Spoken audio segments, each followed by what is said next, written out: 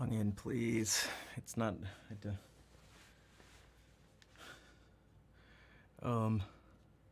Kazi, Vol, April, Hungen, thank you for being here.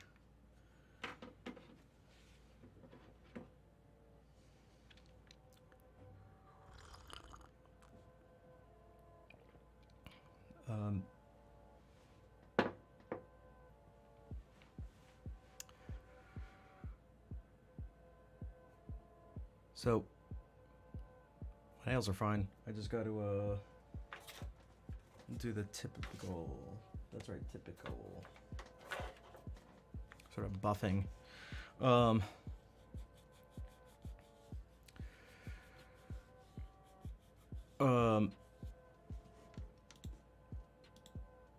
There was something I was gonna show yesterday that maybe we should just do now. I never know what to do, like, in the beginning of the stream. A meteor shower? That's what we use.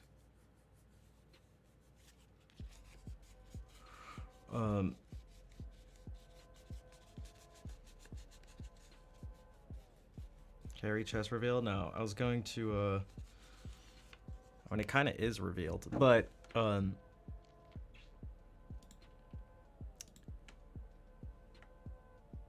for those who were there at the end of the last stream, we watched a bunch of the, not all of them, but a good amount of the Goldberg variations. And we watched Glenn Gould playing them. And what I thought might be interesting is looking at some more stuff from him. Some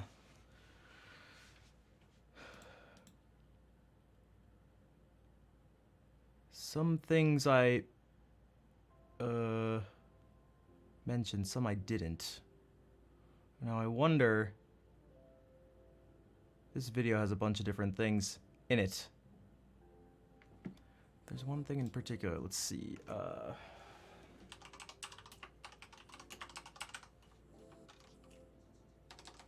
E major, I believe.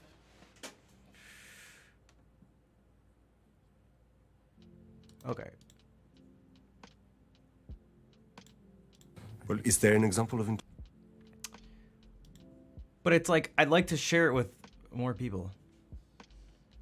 Hello, tacos.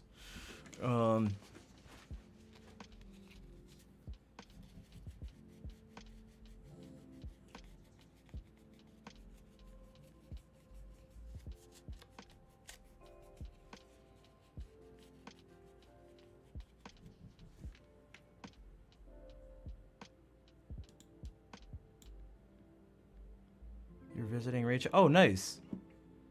Well, enjoy the lurkin'. Tell Rachel I said hi.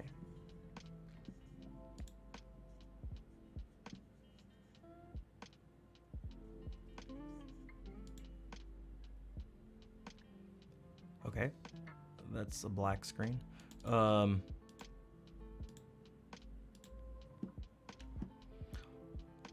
Jonathan. Integration that you could give us now. How about the E major fugue from the second? Oh, it's Rachel. She's there too. Okay, so hello. What's up?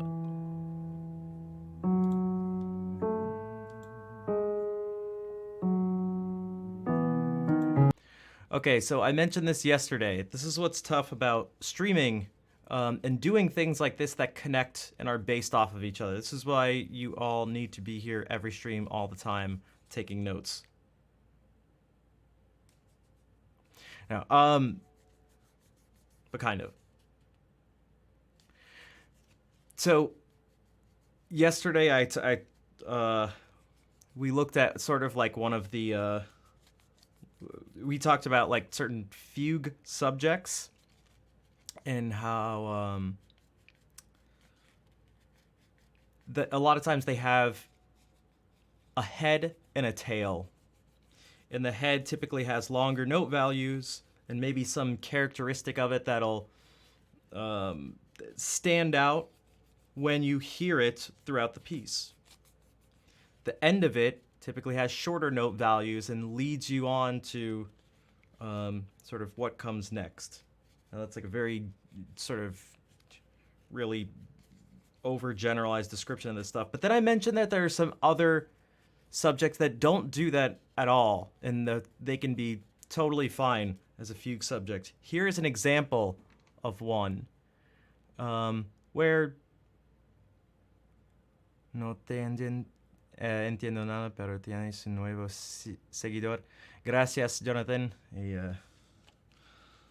lo siento que no entiendes, no me entiendes nada.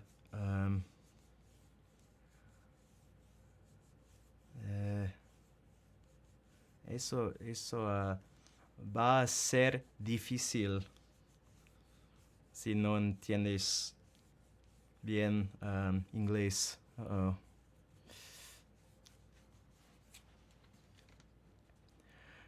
But one of the things that I kind of thought of this yesterday is because I said that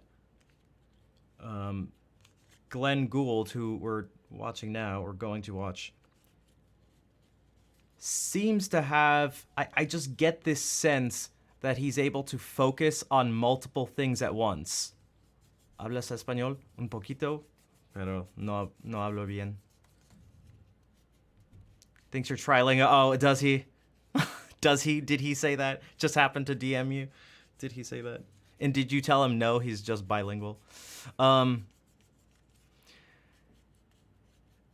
And so I just get this sense from somehow this bizarre ability to separate voices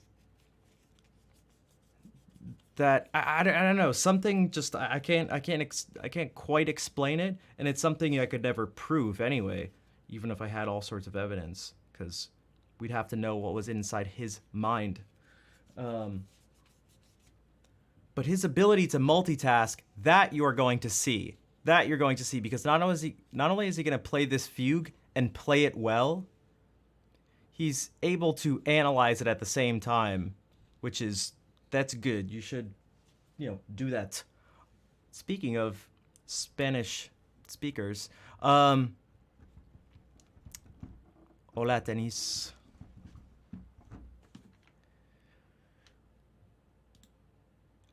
He's going to explain it and speak very naturally and play very naturally at the same time. But listen to this fugue subject. So the fugue subject is...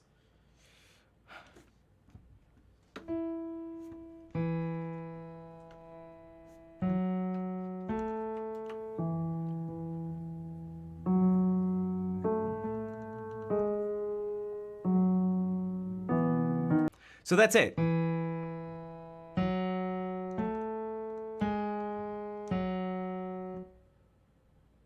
And then it kind of overlaps over.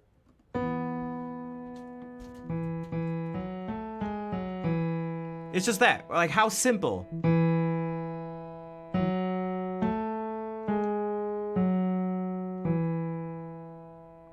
It's just 4 notes. This is like something kind of a children's song.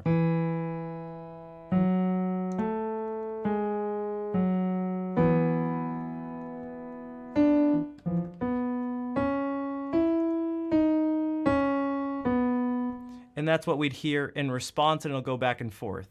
But let's see what happens. We get an insight into the mind of Glenn Gould, the curious and unique mind of this amazingly bizarre man.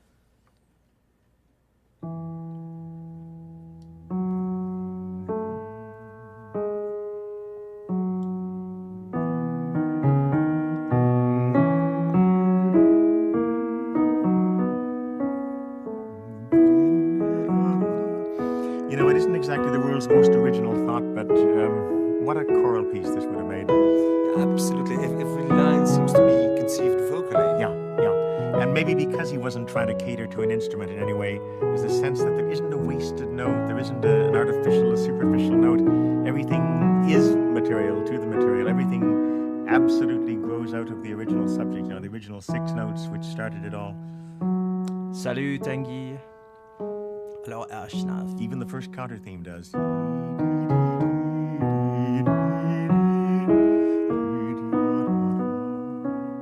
Because that counter theme. You're getting mad at the game. Is just a transposition of the subject to with a little bit of ornamentation. And then after he gets through the exposition, what I just played, the exposition where every voice has its say once, he starts in. Well, that's he. But please, so that's what a lot of people. He's like.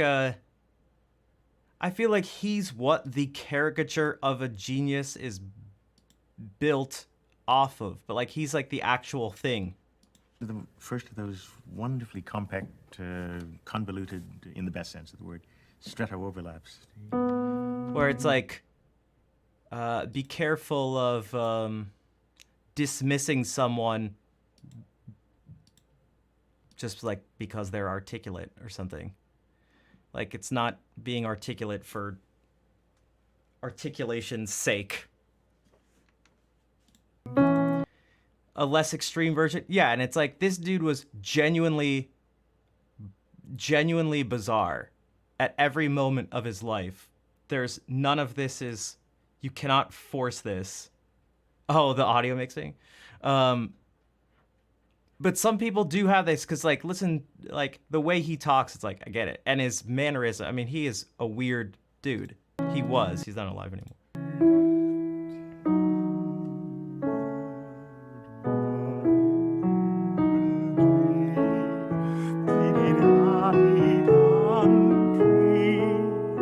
Only in this one, the counter theme gets its own stretto as well. So that the two ideas seem to develop in tandem. Exactly. And in tandem or otherwise, they move, well, one can't say they modulate together. They sort of bump into the submedian key, C sharp minor, thusly. And when he gets there, he does something rather cute. He takes the original subject and the original answer, starting on the notes, which they did start on, E and B, respectively, and transforms And remember, this is not to, as we do with all this, I'm going to keep saying this all the time. This will be the... Don't worry about the specific words. Don't worry about understanding all or even most of what's being said. That's not the point. Finds a way of giving them a sort of tonal visa to pass through C sharp minor.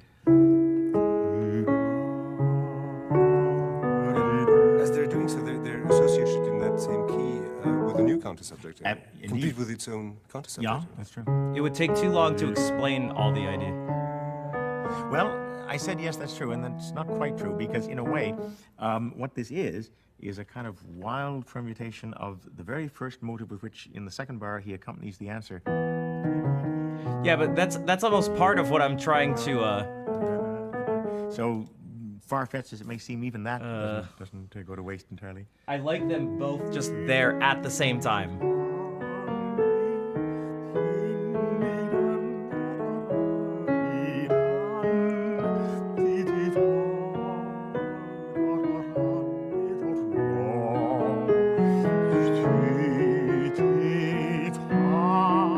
Then they leave the orbit of C sharp minor, if they were ever in fact in it, and move to the same extent that they were in C sharp toward F sharp minor.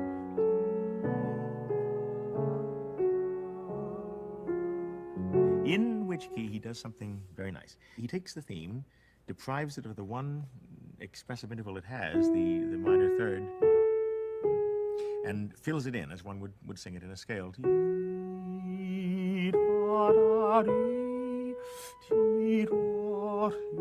Then makes the alto comment on that, also sort of filling in the pattern. I get the sense that the way he sings along with this single line,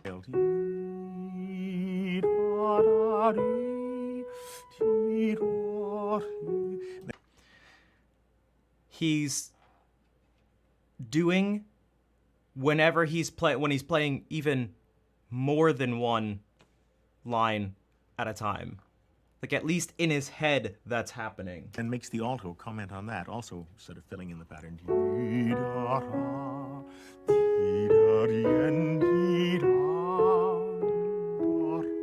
that in the alto, he starts to play around with the modes and goes up one way, dee, da, da, da, and comes back down another, dee, da, da, da. Then he adds a new counter thing. That makes sense, the bass. Tacos. And remember, part of what I, Also part of based on the original idea of why I brought also this up expanding was it to the interval of a fifth. because of the fact that it's like sort of And then puts that there's into so much a, going on. a canon in the tenor, just in case It's anybody's not so disappointed. important. I mean, maybe to people who are like really interested in the specifics of what he's talking about. But even if I put subtitles or the mixing was different or something, most people wouldn't even understand what he's saying anyway.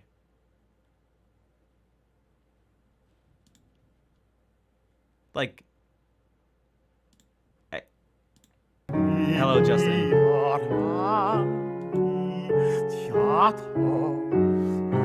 Exactly. Well, I don't know. What kind of specific knowledge do most people on F-sharp Twitch minor have by the about same. fugues? Like, what do you? Submedian root by C sharp minor exit. Minor by the same submedian. Then they leave F sharp minor by the same submedian root by C sharp minor. So if I translate it over, he leaves F sharp minor by the same submedian root of C sharp minor. Does it help? Did that help to point that out? Exit.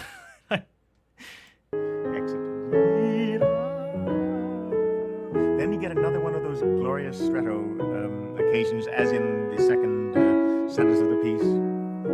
Then he does something very, very interesting. After that stretto, for the first time, he introduces 6 diatonic notes in a row, which doesn't seem like doing anything very special.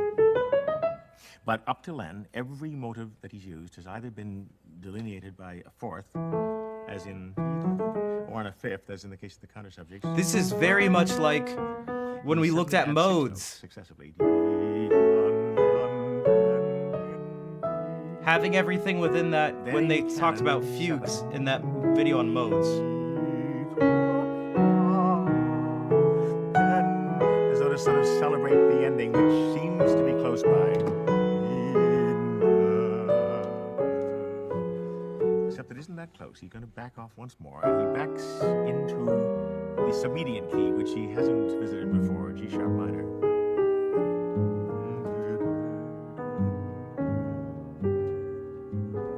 And from that, he goes to a coda, which begins with the only diatonic scale. Also, did you hear? Remember what we were talking about yesterday?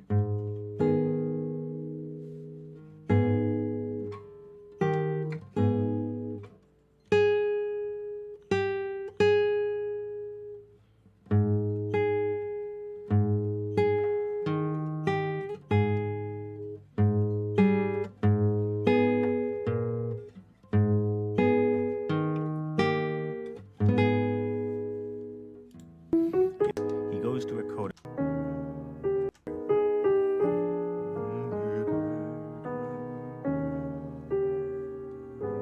And from that, he goes to a coda, which begins with the only diatonic scale in the entire piece, in scale of E major.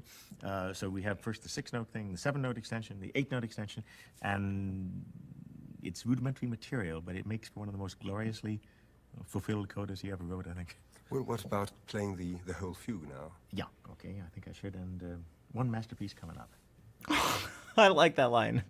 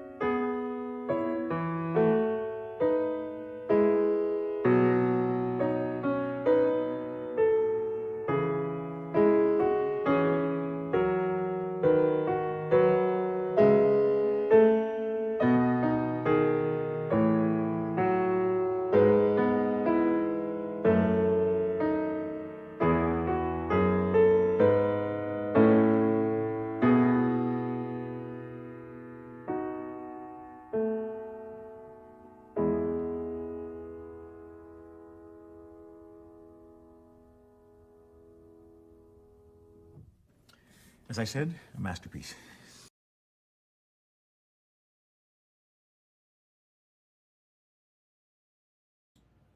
So,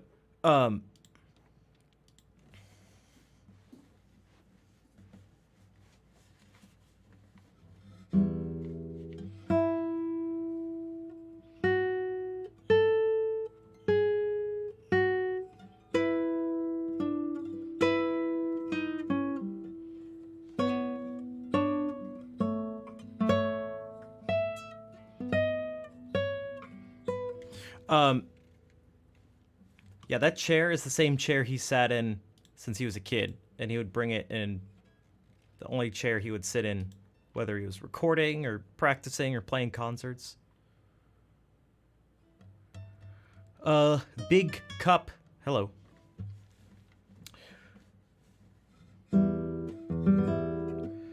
Again, he was very obsessive.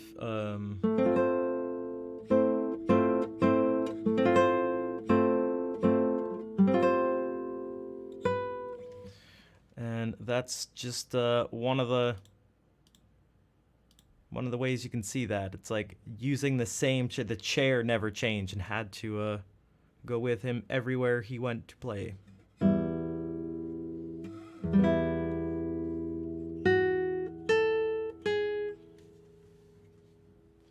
I wonder.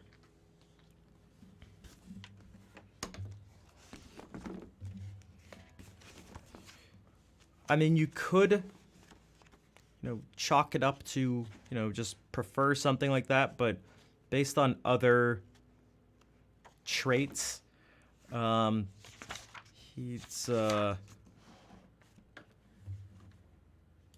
was very strange.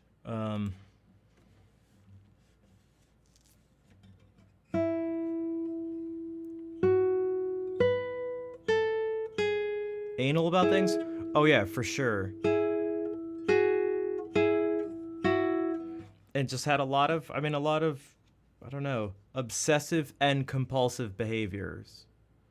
Again, from soaking his hands in hot water all the time to wearing gloves even when it was warm out, to just like have his hands just like always covered. He essentially only wore like gray or darker colors. For such an eccentric person, he never was he wasn't flamboyant in that sense.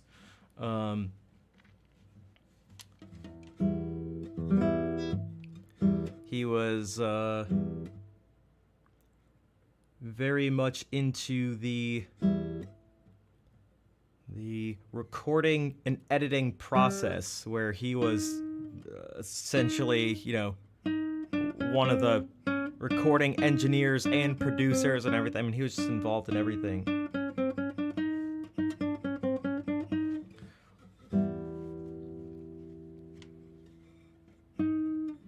So I'm going to play this thing. It's marked Presto.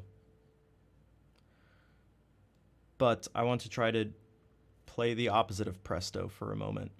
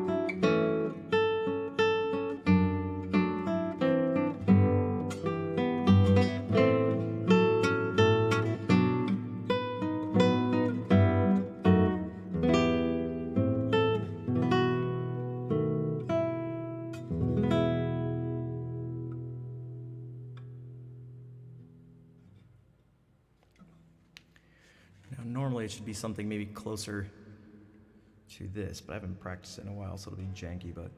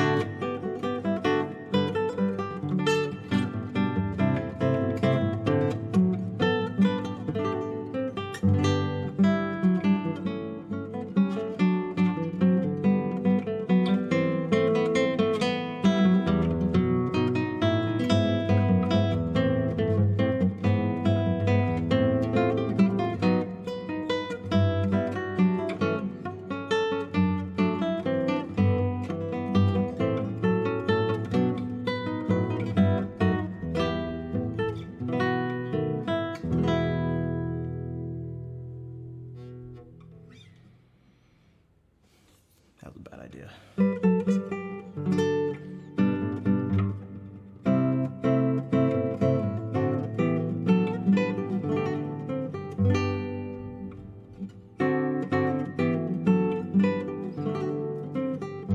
Hello, Bree, and hello, Daedalus. And Cup, thank you for the 100 bits.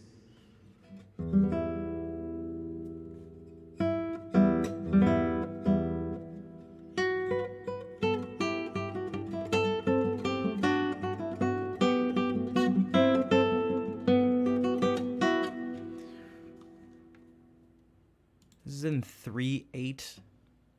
So it's telling us that these eighth notes every 3 should essentially be stressed. So they should be grouped like.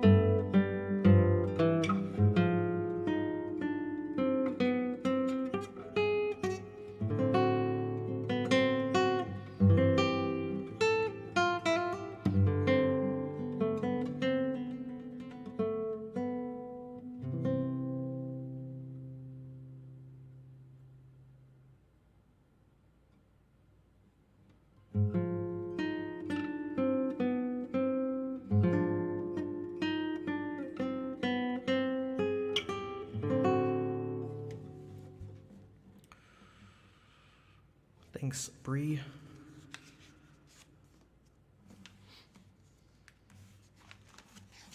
Hello, Asamio.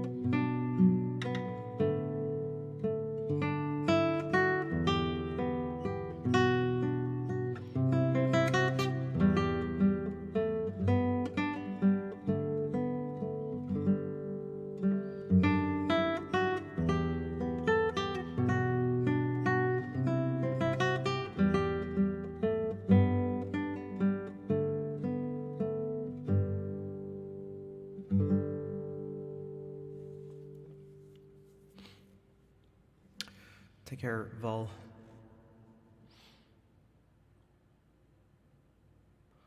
And Bree and Kazi, thank you for the synchronized 100 bits.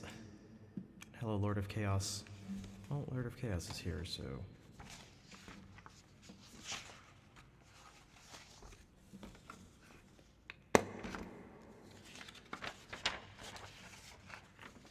Kazi, don't worry about... Trust me, I'll let you know when there's an excess of positive comments. Don't worry.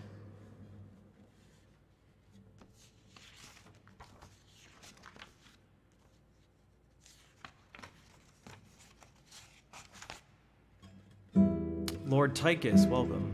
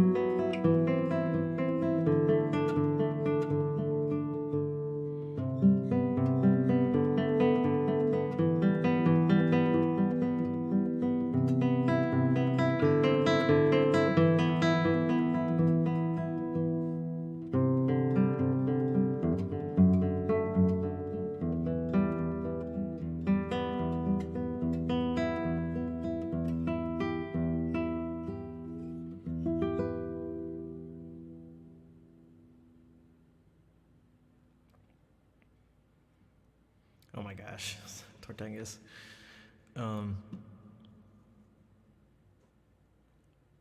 Bree says, I don't know enough about music theory to really know what's going on here, but this is beautiful. Sometimes you can't just like explain the things, but you can try to get at some characteristics. They're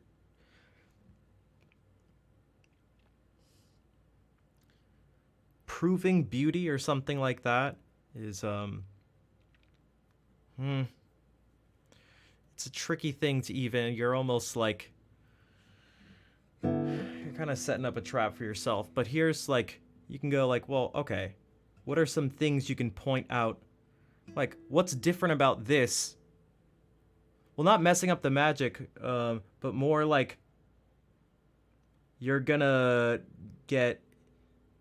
heading into a trap of trying to figure out something that maybe can't be. It's like reducing beauty down to a formula. Like, I don't know if that's going to be possible. So you may find yourself where you don't want to be in the attempt to like find that. But there are some things you can always go like, what's different about this than the last song I played and the one before that? And there's so many things that are different, and everyone can hear it because you know this song is this song and not the other one. Now, whether you can articulate it or not, or describe it using terms that other people use to describe those things is a different story. But here's something we can maybe say. This piece uses, it's almost continuous eighth notes. It just goes da da da da da da da da da da da da da da da.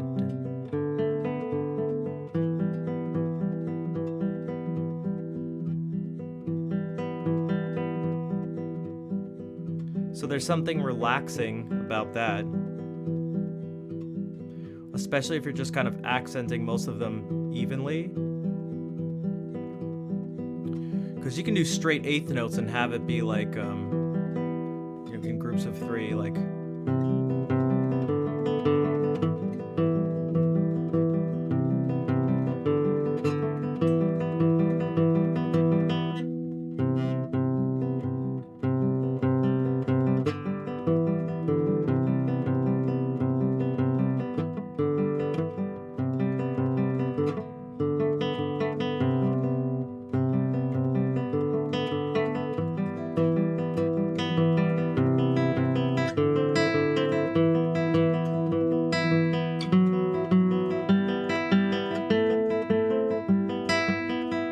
So I was going although the actual pitches themselves don't lend themselves to be accented that way, where even if I do that, you still are going to tend to hear it in groups of three. Peace Os, this song is called Snowflight by Andrew York. Littorial, hello, welcome.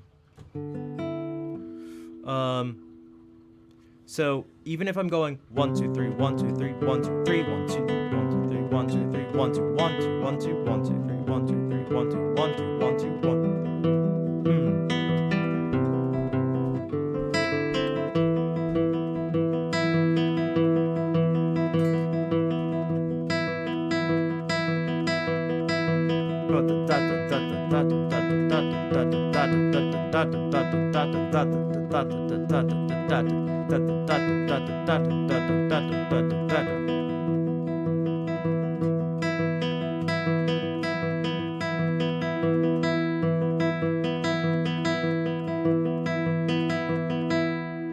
So that's part of it. Another thing that's important is that there aren't very strong harmonic. The harmony doesn't push you very strongly in one way or another. You don't get like, so it's like, what key is this in?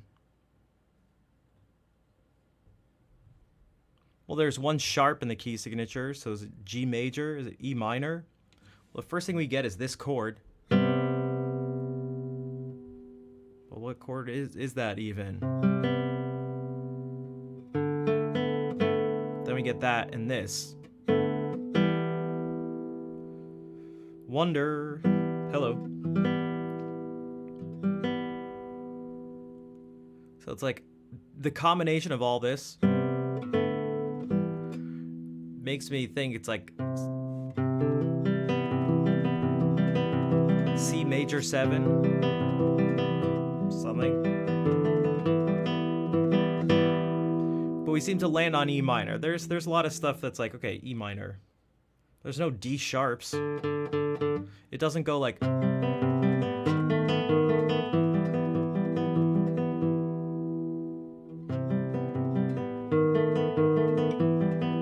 I play tribute? Nope.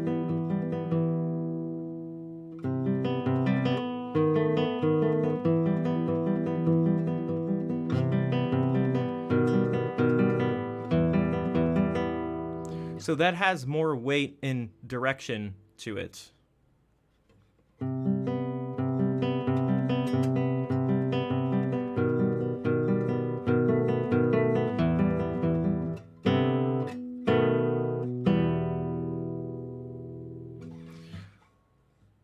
But it doesn't do that.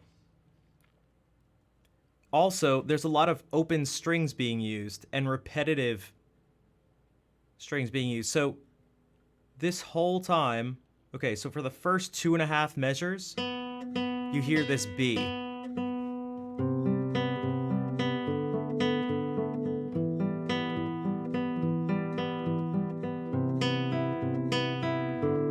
And only here is the first time you don't hear it anymore.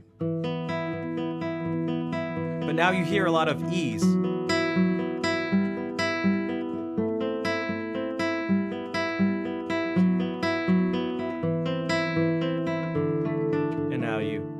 And now you don't. So what's happening is like there's you get a few things. You get a lot of repetition and things kind of feel open. Some things are moving.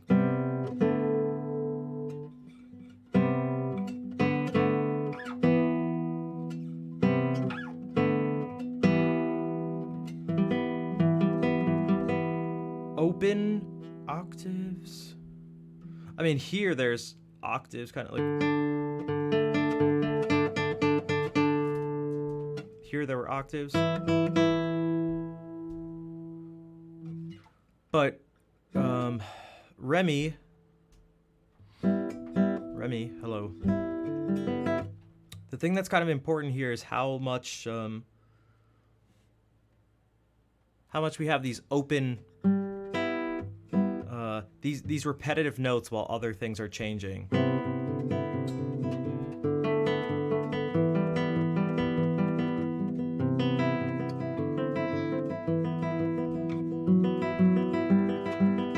Like these two notes.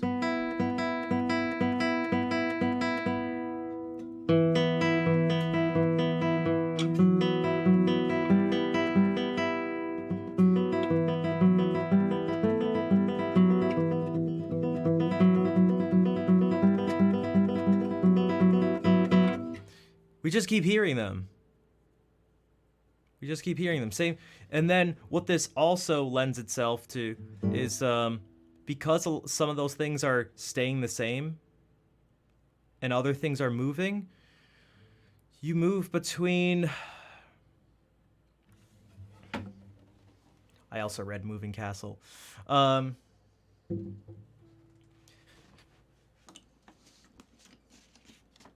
show you.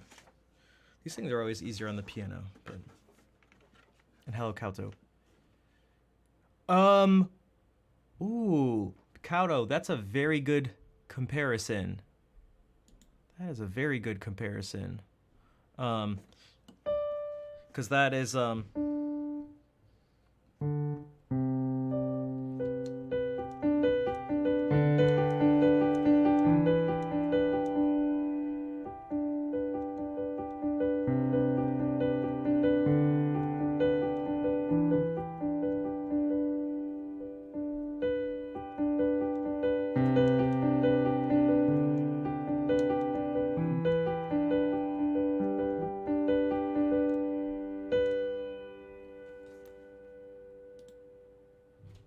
happens when you do this? What happens when you do this? Hello, Kinsley.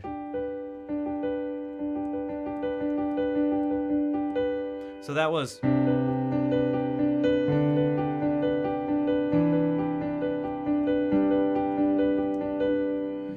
You have this at first. Hola, Gravito.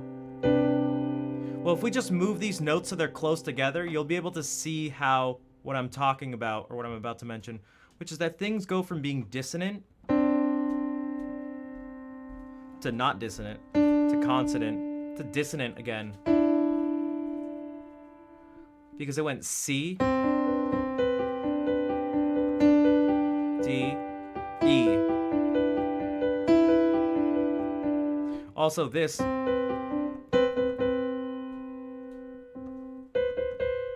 These two notes are right next to each other, and these two notes are right next to each other. So we get... C is right next to both these notes. Kinslayer, thank you for the 4-month re-sub. Am I familiar with Passenger? You know, Deftones, one of the first songs I learned on guitar as a kid was a Deftones song. I appreciate the support, Kinslayer.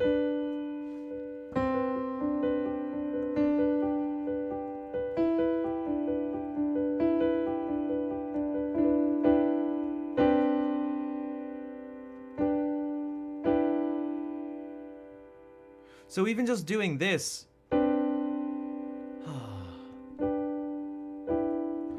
we're using all diatonic notes. So that's just a fancy word for saying they all are in whatever key we're in. So going back to Snowflight, the song we're doing. Sorry, forgot to, it's okay. Thank you for the follow. And Bree, thank you for 100 more bits. We were in kind of E minor. We're at least using these notes.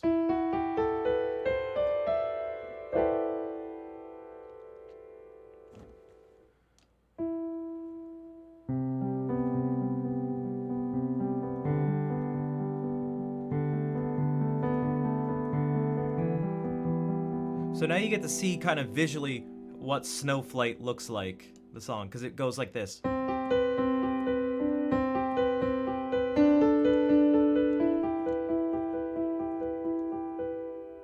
So, right? These two things next to each other again.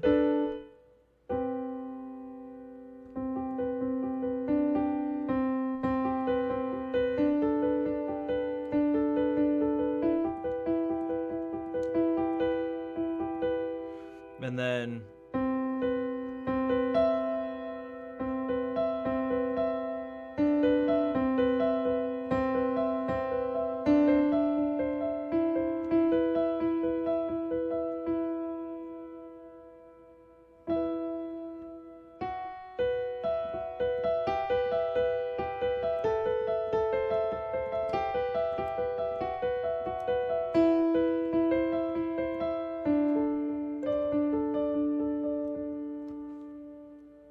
hello, Tanya. So you can hear it.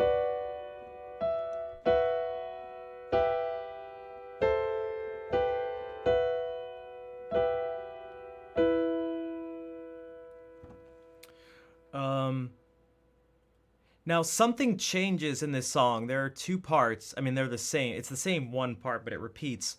This happens, and it should feel different than the other parts of the song. Well, actually, one more thing before we get there. This happens.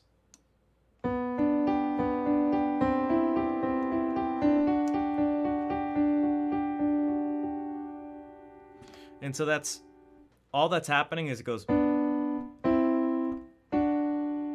and this note just plays the whole time.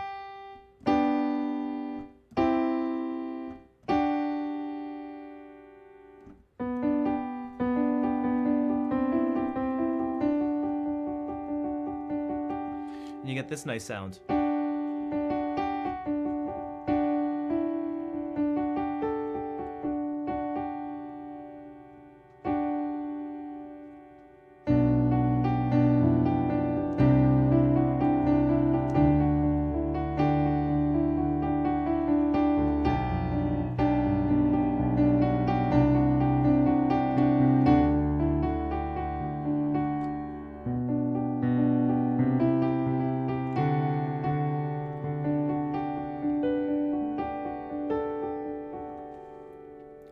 But then this happens at one part. It goes.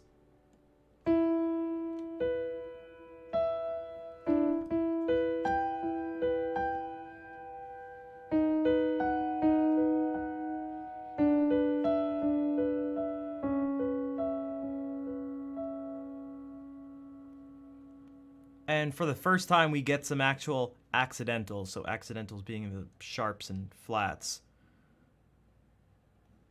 So we finally get like, it feels like we're actually in E minor, and we get some sense of harmonic movement.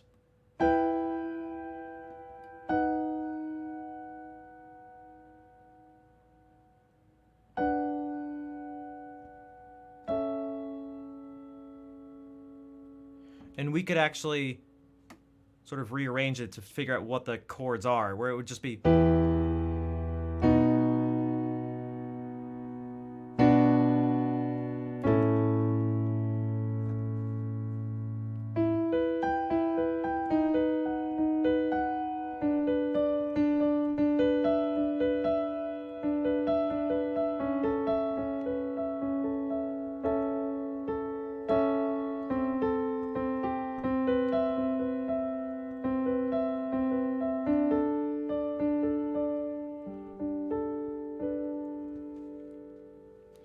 So all these things are adding to this sense of just things sort of floating around. Now I can use these principles that we just talked about and make something up right now, and it'll be like,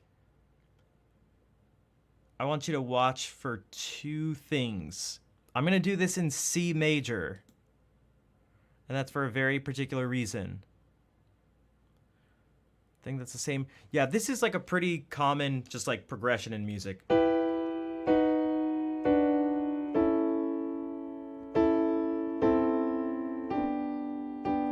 And this just sort of like move in general.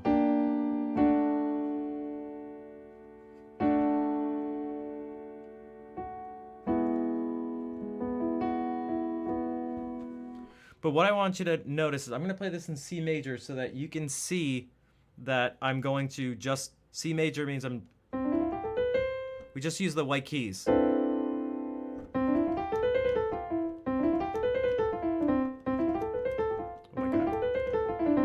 All right. So it's like, notice the lack of using these keys. Notice, that's one thing. Notice the repetition of notes in a row.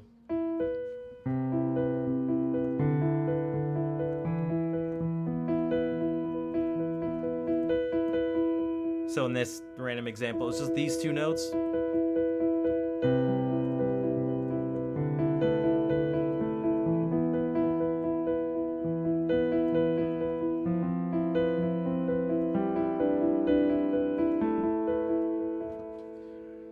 And, oh, that was the other thing. The third one is notice how often, or notice when two notes exist right next to each other.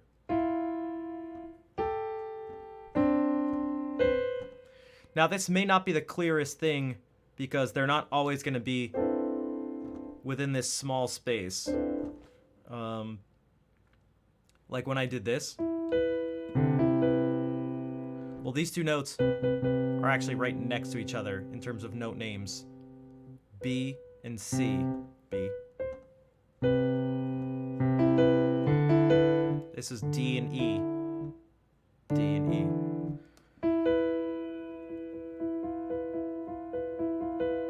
All right, take care, Bree. So those are the three things that we sort of maybe have like extracted out from this. And it's like, let's see if we can then do this process in reverse to create the thing based on this. Now there's, well, okay. Yeah, well, we'll see.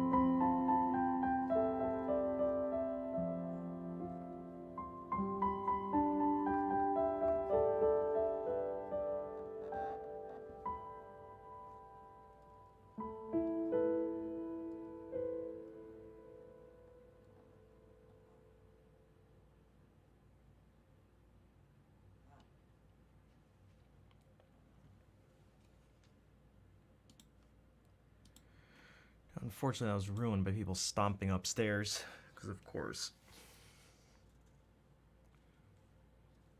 DeCapo, thank you for the $22.22.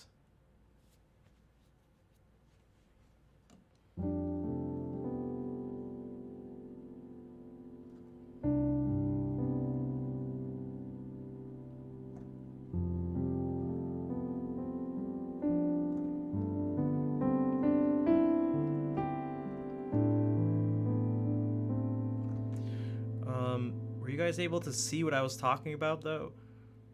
I hesitated to break away from any of those things, but I had to at some point. Like, I did play this note at one point.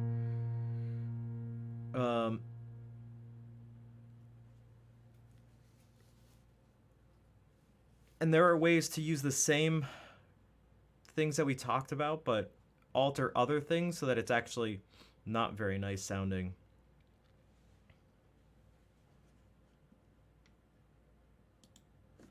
If you were to go like...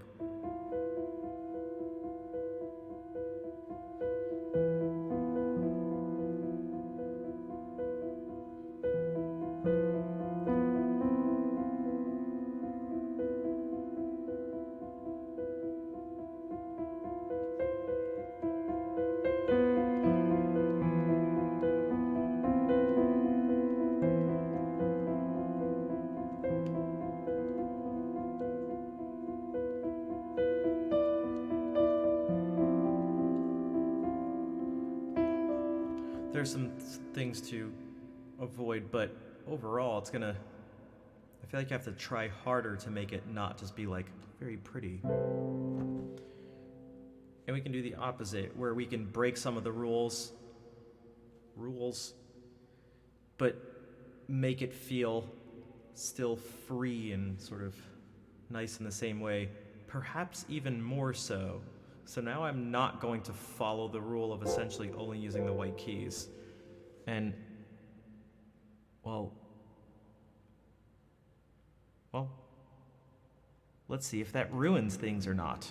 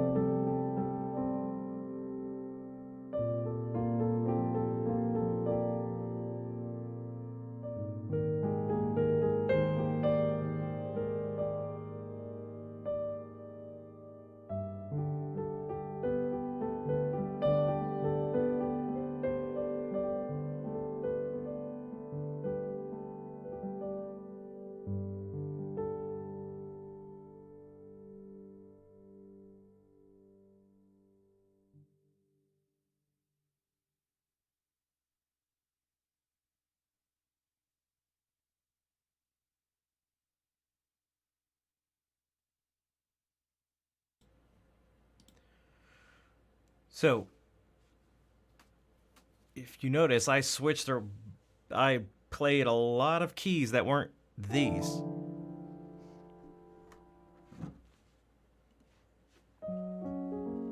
Hey, Jays, welcome back.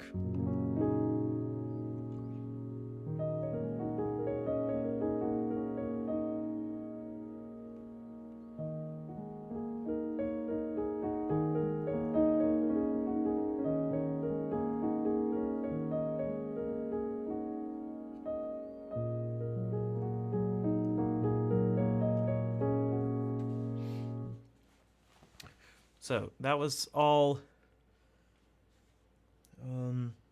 essentially based on Snowflight. You were lurking from the start, nice. Now, I'm going to play Snowflight again. Let's see if perhaps our perspective has changed. Were we able to alter perspective through looking into things to now see something we've seen before but in a different way?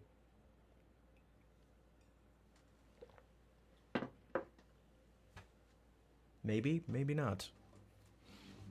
There's only one way to find out.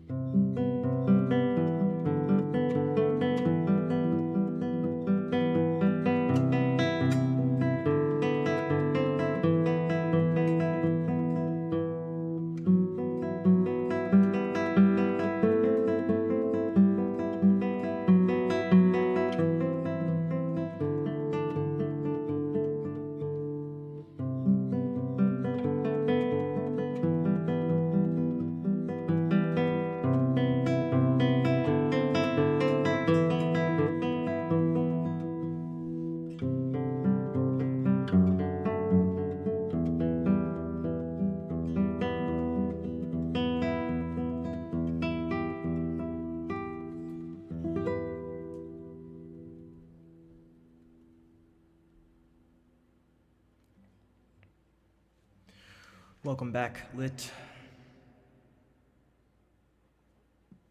Kim, hello. And Icy, yeah, you can smell. I mean, you can tell. You can. It's probably the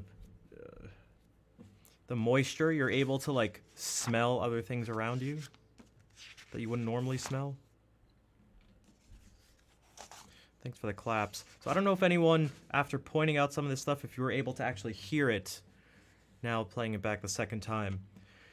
Now, some of these things, so here are two more pieces by Andrew York. The first one is, so that was Snowflight. This next one's going to be called, this next one, not going to be called, this next one's called By Candlelight. and the one after is called Square Suspended. The final chord confirms. Yeah, it kind of confirms the key, but the thing is, a piece doesn't need to be in a key. If it's not in a key, like, and it's not in a key. I mean, there's D naturals, and like some parts of it feel like it's in a key, and some parts don't. Again, when it goes like,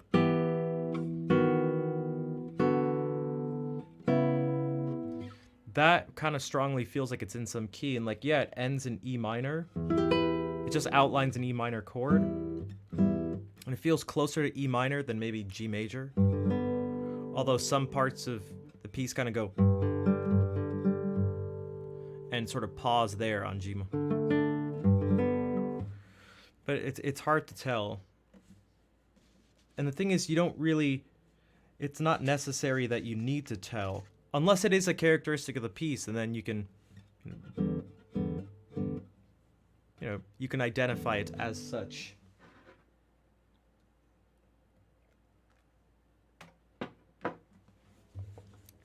So these, we're going to get some more of that. We're like,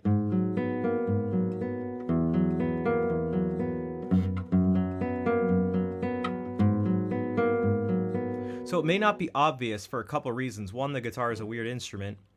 Two, it maybe is hard to see where I'm plucking.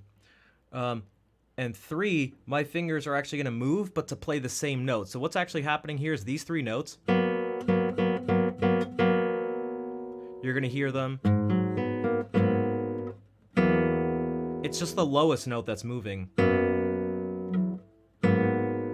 As a resolve. So when you resolve something in music, it's typically you set up some tension and then you resolve that tension. So if you do this,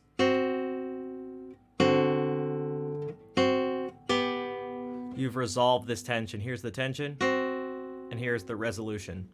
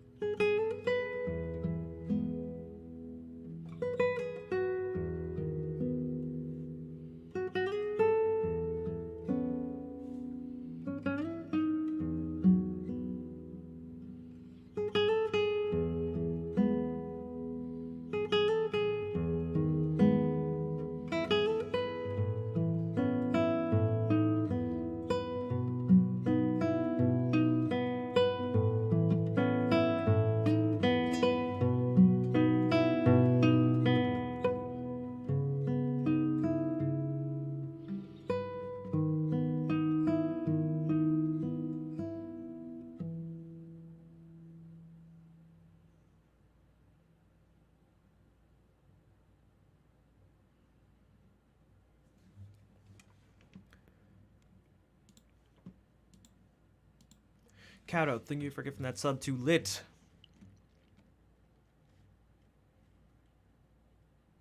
Oh, clap 2 got removed because the emote that we used got removed. I never like replaced the command.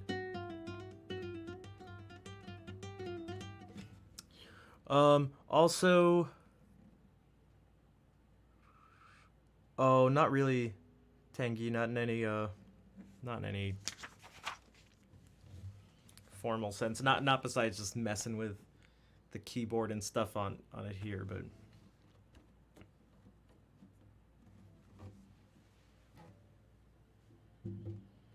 I haven't gotten into that world of stuff yet, at least.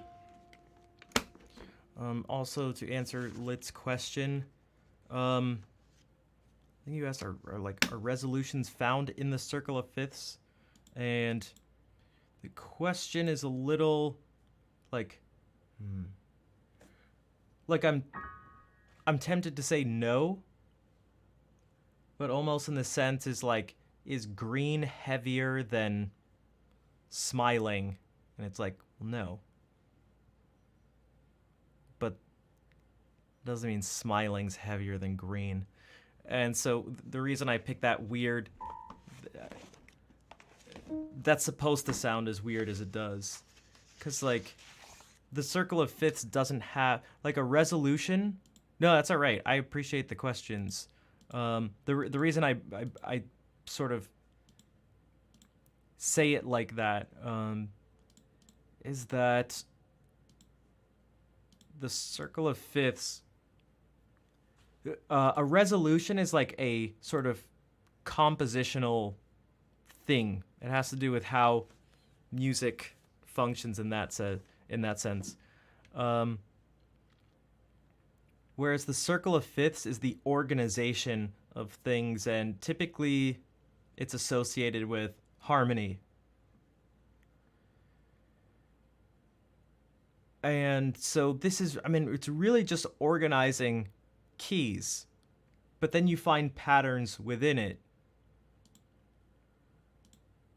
So it's again, another question that wouldn't really kind of fit is are there eighth notes or something like that in the circle of fifths? Well, it's well, no, because it just doesn't deal with that sort of thing. So I didn't.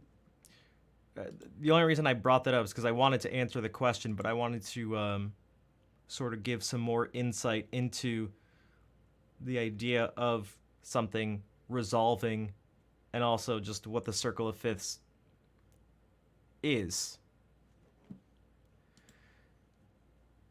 So it's a way for keys to be organized, and you just so happen to are able to find patterns,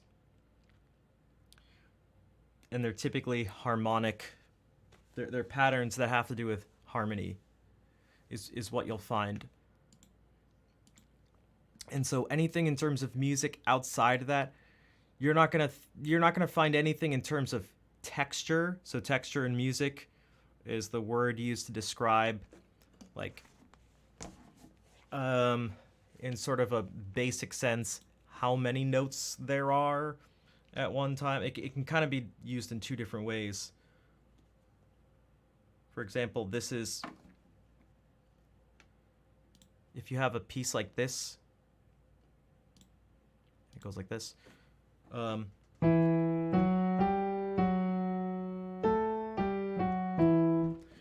That's monophonic. It's all the same note, and they're all moving at the same time. You can have stuff that goes like,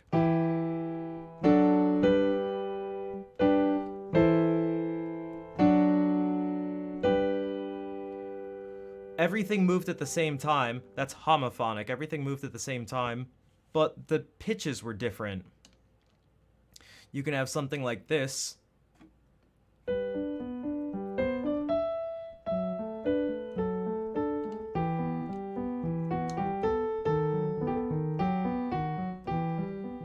And that is a melody with an accompaniment behind it.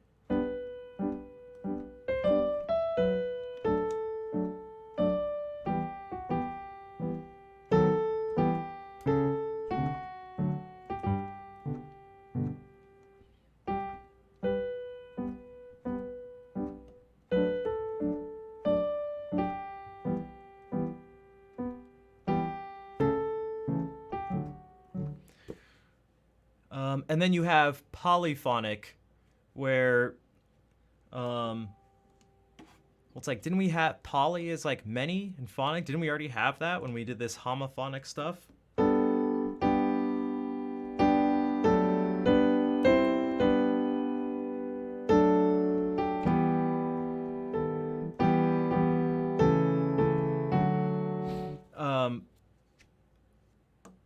Polyphony is a very specific, it's sort of like a more specific type of texture where you have two things that move at different times, but they each, well, it could two or more things that move at different times.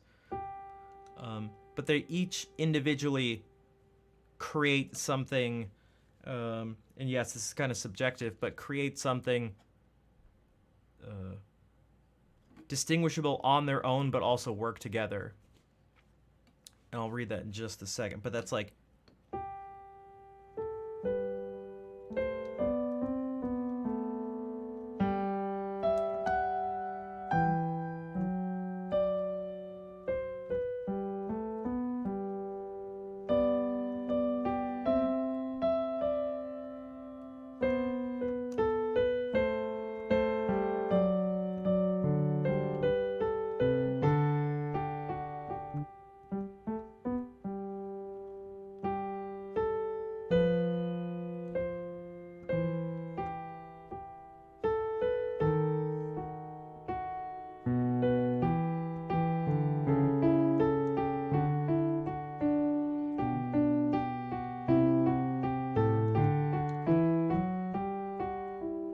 except I shouldn't have done that at the very end, but right, quite so way too dank. You like that? The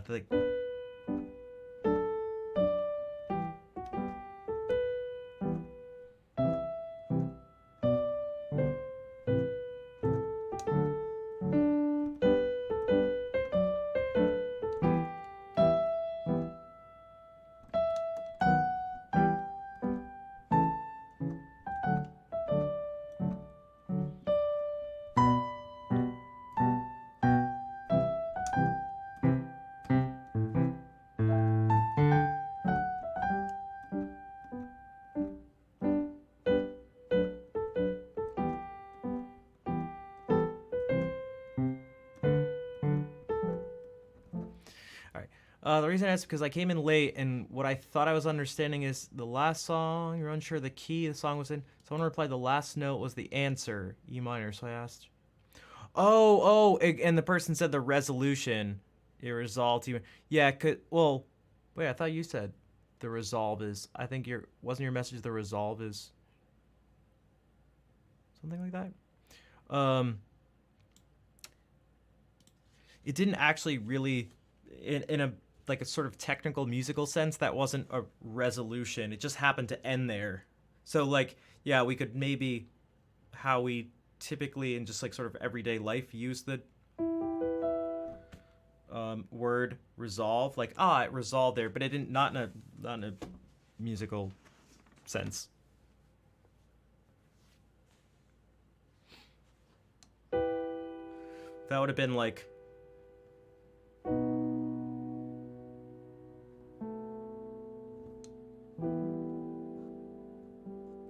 this chord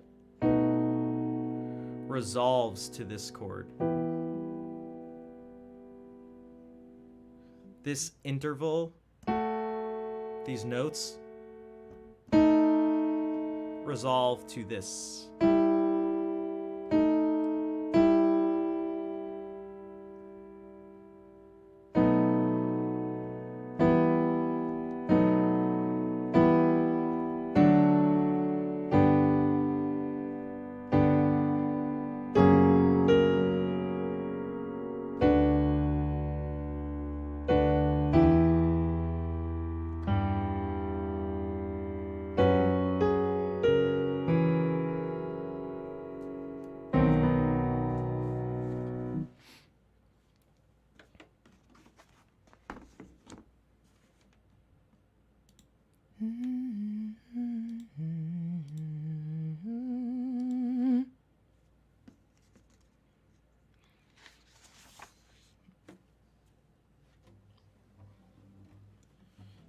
Thanks. You are very welcome, Lit. Thank you for asking that question. Don't hesitate if you ever have a question to ask.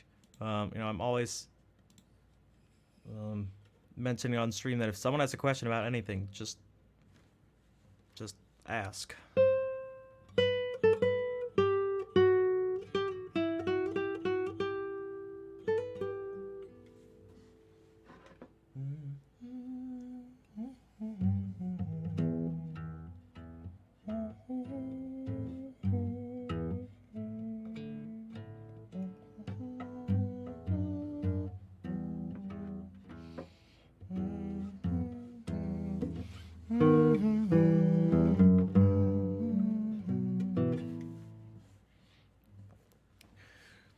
See, here's the thing. It's like I understand why this is, but it's almost like most of the time people say they like don't ask questions because they don't know a lot about music, but it's like you would almost think that those are the people who should ask the most questions. Because if you understand what's going on, what questions are you gonna ask? But I get it. You're so lost sometimes. Maybe you don't even know what questions to ask, or maybe you feel like your question is dumb or something like that. I would like I feel like my question is dumb thing to really not stop someone. The one where it's like, oh, I'm not even sure what to ask. That is reasonable isn't maybe the best word, but sort of. It's like that's more of a reasonable thing. It's like I don't even know what to tell you. If that's the case, and it's totally understandable. Whereas the other one, it's like, oh, I feel dumb asking the question. It's like, well, I can at least say something to you, which is just ask it anyway.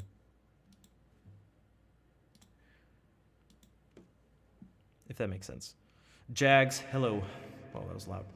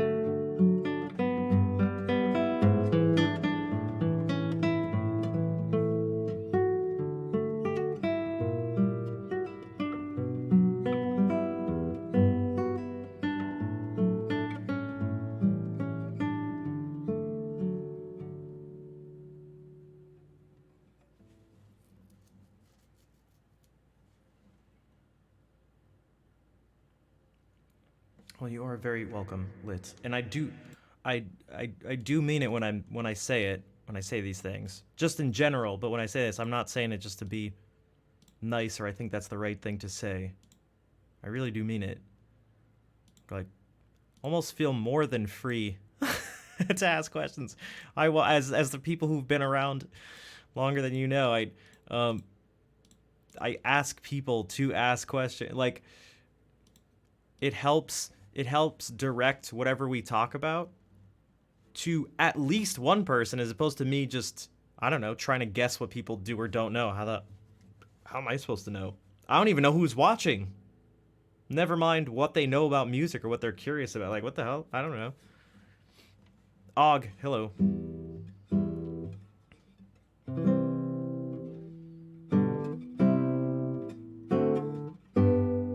And Kaz, you said something. You said, I don't feel the need to ask. I just enjoy when we look into things. Yeah. So you are, and there are other people who are like you, where you are able to, for whatever reason, stay engaged and participate and stuff like that without the need to ask questions. The reason I talk about asking questions is because I get the sense that people are sort of turned off by stuff from a lack of understanding. Some people aren't turned off by it. It seems like you are not. You're just like, oh, whatever, we'll watch whatever, maybe I'll pick up some stuff, whatever. I just enjoy looking into it. Some people, again, I get the feeling, aren't that way. So they're like, I don't understand this, and they just, I don't know, they just end up not caring. Instead of going, I don't understand this, maybe how can I try to understand it?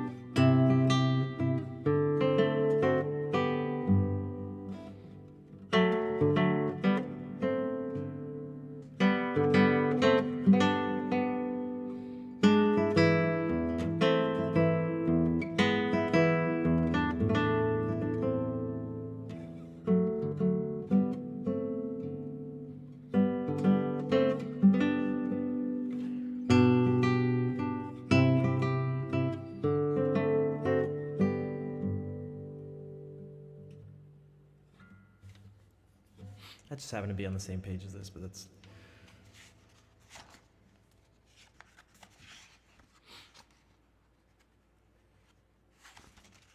Thanks, Hog. I tried to just almost kind of be silly with it. It's just a study piece by a Spanish classical guitarist, Dionisio Aguado,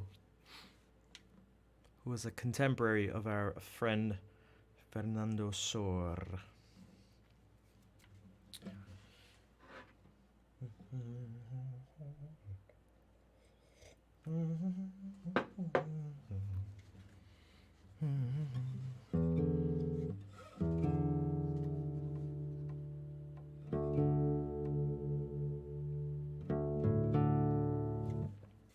Is your hand resting over the lower bridge, center hole, and neck for different tones?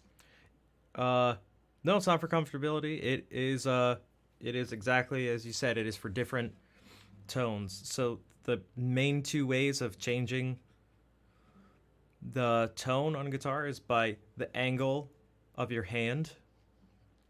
And you can describe it as like there's two different axes, maybe you could say, in terms of tone.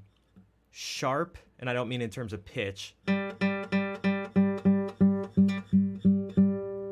and rounder sound. So the more perpendicular you move to the string, the sharper the attack is. And the more you move parallel to the string, the softer the attack is. But then you can actually change the tone in a different way by making it sweeter and brighter. And you can change those independent of each other. So you can have sharp and bright, which people tend to link together, but it doesn't need to be that way. You can actually have a soft attack, but a really bright sound. Or a sharp attack and a soft sound. Or a round attack and a rounds and a soft sound. And then anywhere in between those things.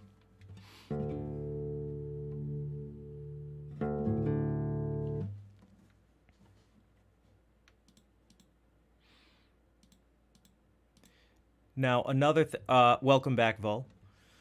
How was yoga? It's something sometimes people ask whenever that gets brought up is like, you know, how much do you think about that stuff when you play? And for me, I don't plan out any of that stuff. I may do something the exact same way every time, maybe, but it's not because it was planned out. It's just kind of whatever happens. Whatever I'm sort of feeling or hearing at the time.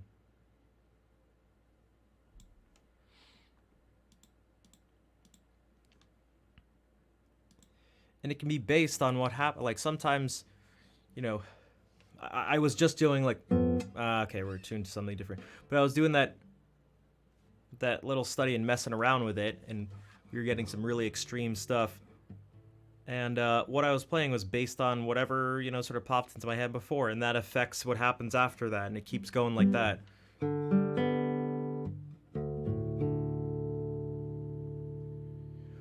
Oh, okay, so then there's... so now Og is getting into just volume, which is another thing that's part of sound, but just not really not in the realm of tone. But yeah, essentially the more you press into the string, press the string down into the guitar, when you release your finger, the louder it's going to be.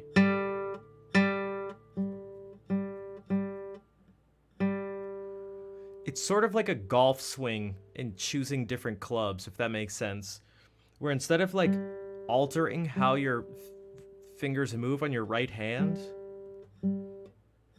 you almost can't. You can't. Like at the end of the day, the string releases from your finger, and once it does, that's just what it does.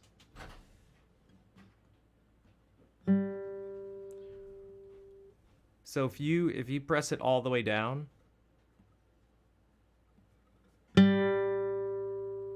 like Like I move super slowly. It's gonna release at some point.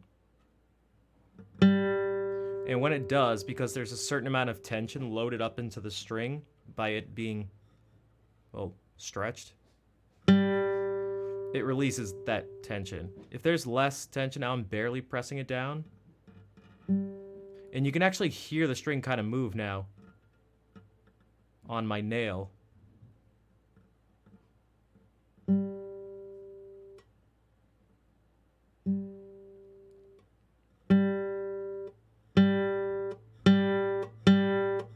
I'm not moving any faster or slower.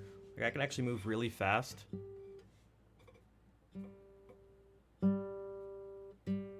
But because I'm just lightly touching the string, it doesn't make a loud sound.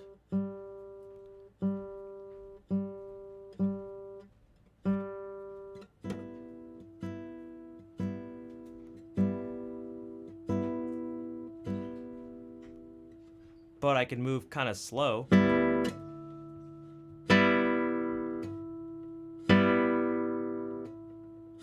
But because I'm pressing in a bunch, it becomes loud, so... Get some garden work done? Go for it. Go for it. We may still be here. Sakul, good evening. Good evening.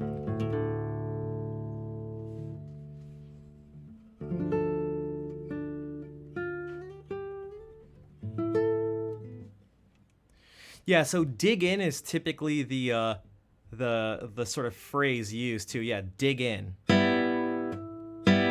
So these are free strokes. Let's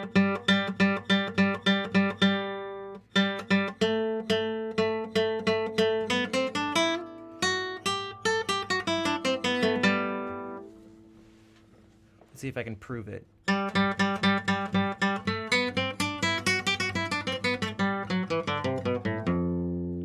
Okay, well, we're tuned down to D. So...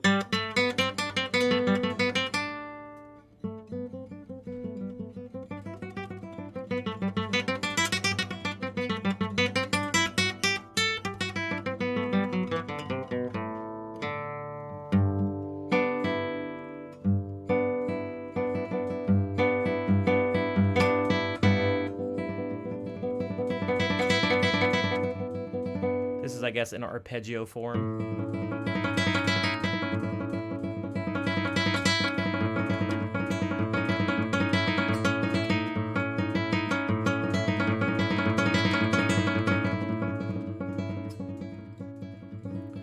So it shouldn't really look different.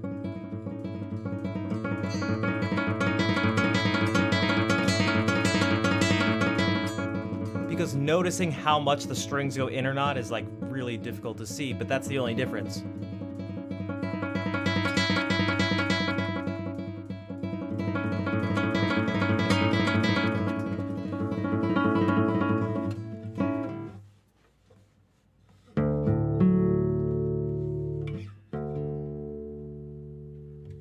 So yeah, dig in. Dig in more. At least to practice, because it's not, you know, you don't want to be playing all the time and just be like... And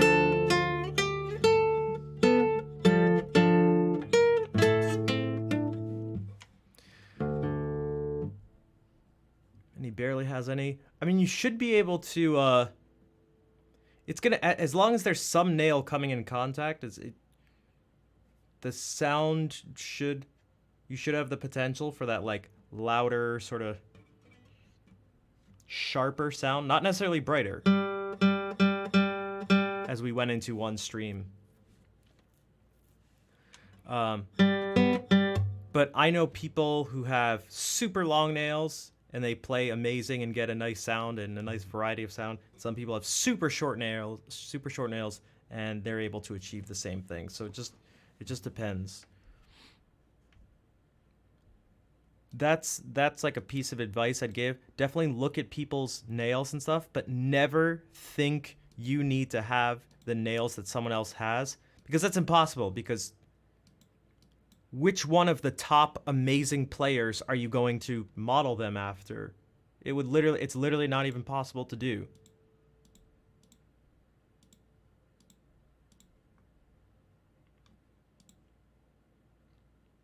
You have to find what works for you.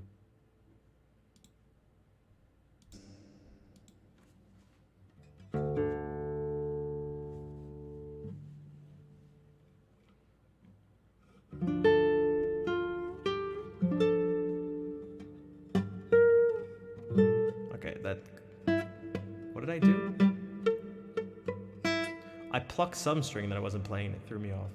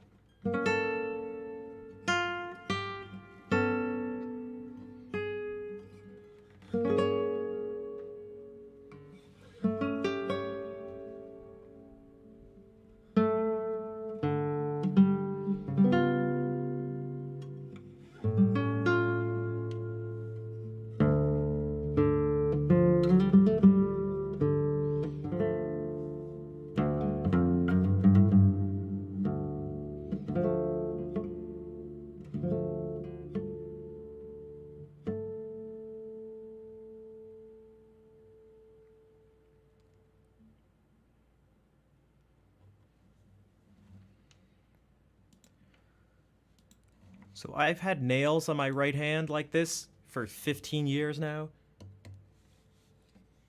I've only had one person ever actually, only one stranger has ever said anything about it.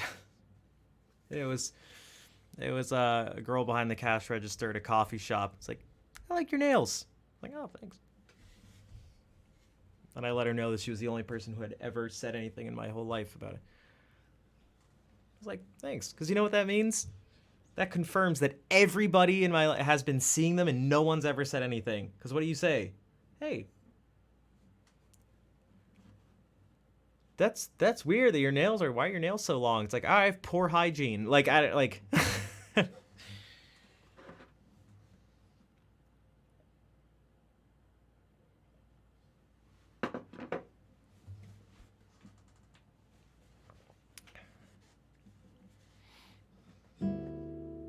Post on you. Yeah, I saw his. I am. Yeah.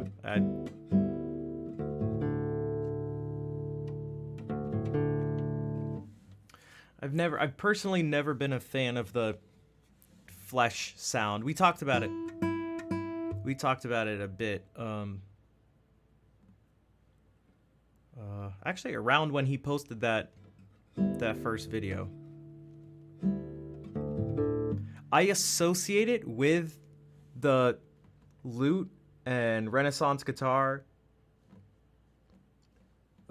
So it kind of fits that sound, but as I demonstrated, however many months back that was, the brightness you get, and that's right, brightness you get from using your flesh,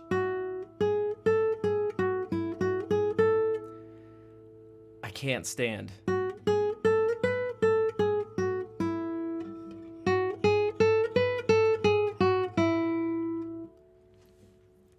It's like really tinny and thin.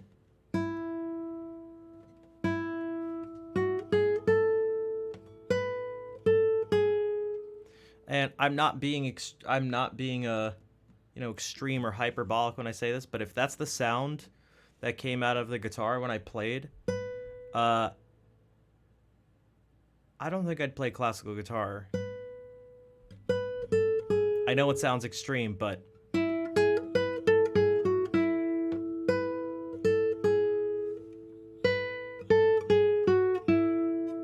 I'm an obsessive freak when it comes to tone.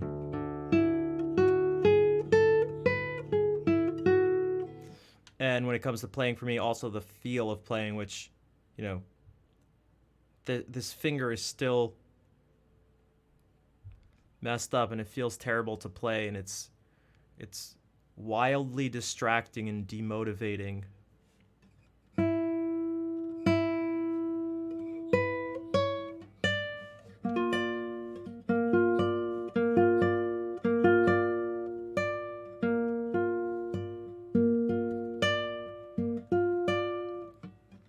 Well, Tanya, it's a double-edged sword. I don't know if you were here when we were at the beginning of the stream when we were still talking about Glenn Gould. And a couple people brought up the idea of people who are good at stuff at the top of, whatever they do. There's got to be some arguably, potentially unhealthy aspects of obsession involved in order to reach such a high level, a level that's above, every other human on the planet. Right? It's like, what happened to the finger? I'm not sure exactly when it first happened, but it's been about, maybe, 4 months now. I think what I was doing was, being obsessive, compulsive about stuff, and filing away the very edges of my fingers on my right hand, because it actually gets tiny bit like callus there, the skin. And although it had no effect on my playing, of course I couldn't stop thinking about it and just went like, oh, what happens if I just use some sandpaper or something and file it away? And I did that, and I think on this finger it ended up making it feel really weird. And so I thought it felt weird because there was still skin there. So then I used a nail clipper and clipped away some skin, and then kept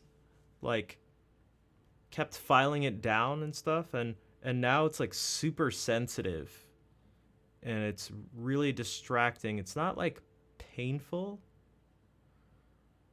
but if I were to sort of push up from here, push that skin into my nail, it kind of hurts.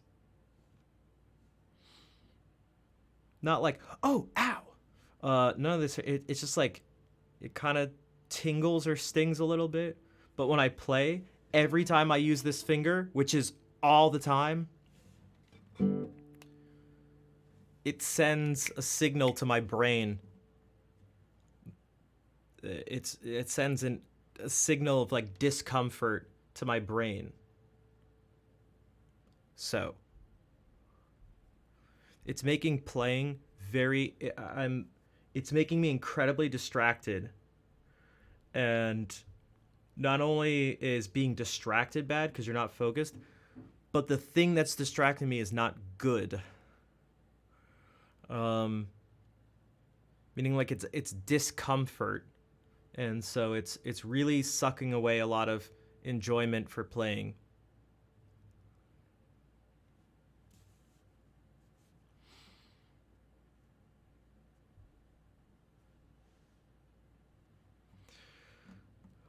Is the nail sound mainly a modern fashion?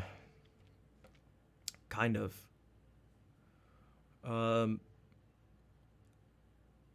For the most part, like I mentioned, Baroque guitar and lute and, vihuela and stuff like that, these older pluck string instruments, from what we can tell, they were not using nails, and they were using a different way of playing, a different technique in a few different ways.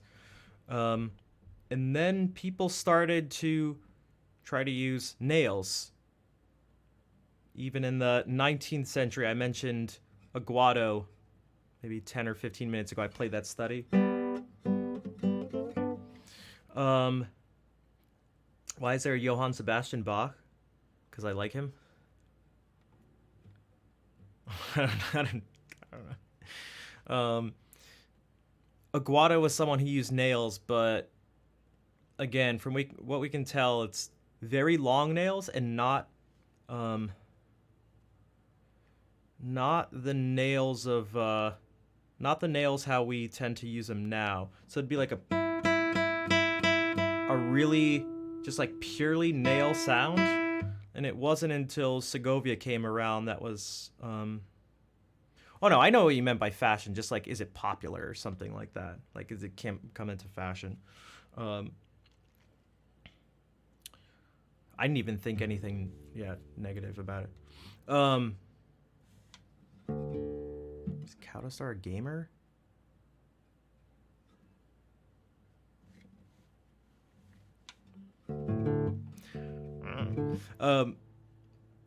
Segovia had a different approach, which was not super long nails and not just like your nail comes in contact.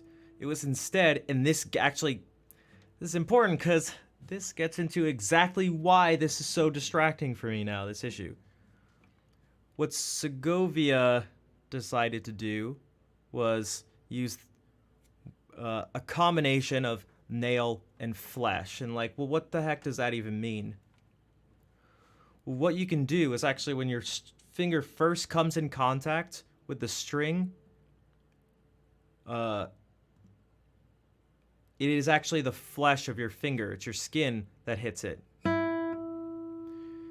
If you do that, I don't know if this is why he did it, but this is something you get from it.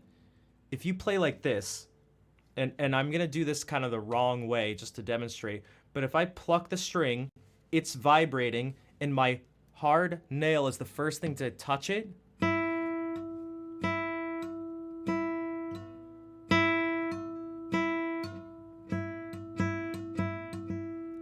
I can actually use the back of my nail to sort of simulate what it would be like if the skin wasn't.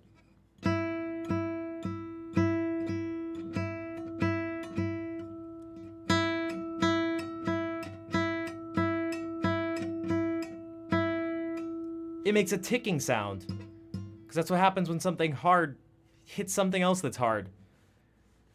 So you can actually mute the string. Now this is my skin hitting it.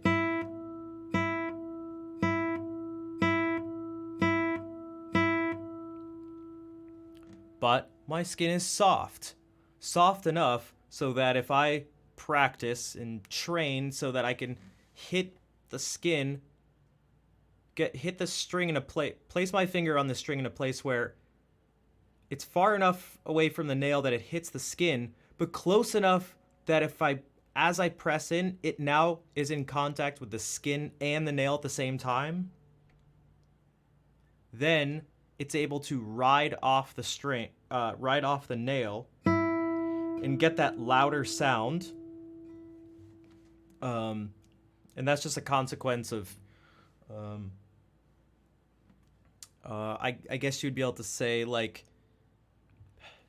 keeping more of the energy, like, stored in the string, as opposed to, which is some of the issue you get with plucking with just the flesh. You just literally can't play as loud.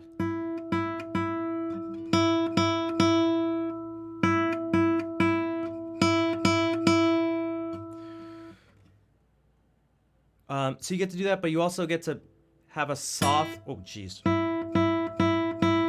You get to do this. So every time I'm doing this, I'm actually coming in contact with my skin first, but it's close enough to the nail that it doesn't do this.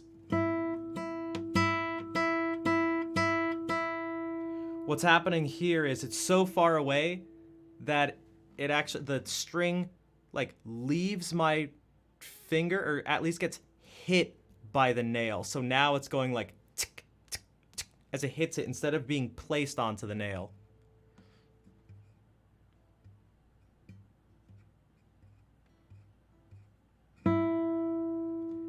So, what does that mean for this finger? Well, this part of my finger is really sensitive right now, but that's where I'm supposed to land and come in contact with the string. And every time I do that, my brain goes like,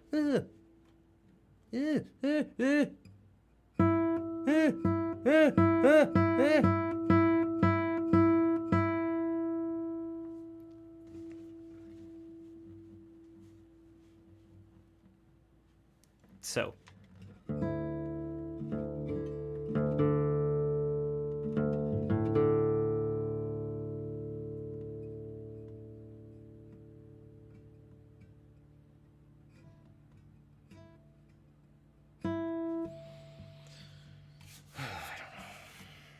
I've been trying to leave it alone, but it hasn't felt any different now in like weeks.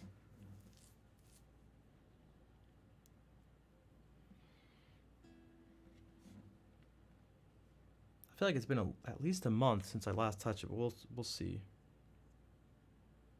In a couple weeks, I have an appointment with a nerve specialist. Now, that's mainly for my left hand, but I'm going to ask them about this, but I don't know really what we can do. Hugo's thing is a, it should be a goose, but that looks like a duck. Like, Julian Bream's technique is derived, yeah. It's essentially everyone's after that. There are some people who are like, Barrios, I'm almost positive, didn't use nails.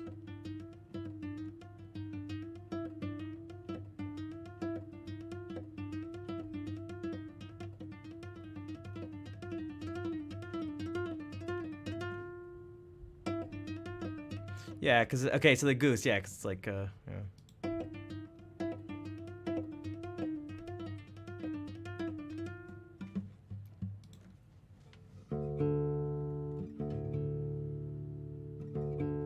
Well, I don't know about that, Late. I don't know. I'm not gonna... I'm going to wait to get my advice from a nerve specialist as opposed to Twitch chat. Hopefully you understand. I've heard medical advice from Twitch is not the best.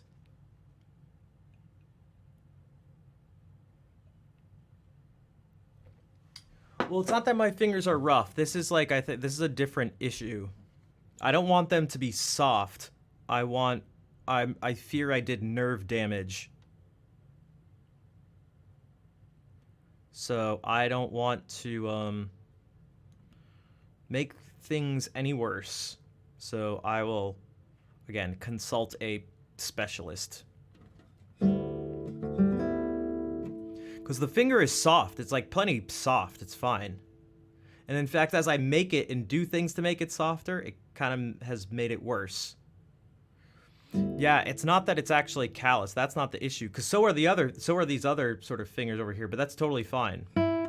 This one's sensitive because I tried to remove the callus part of it, and I think I did some nerve damage, which I thought was crazy, because, like, I didn't take off that much skin, and it didn't hurt when I did it.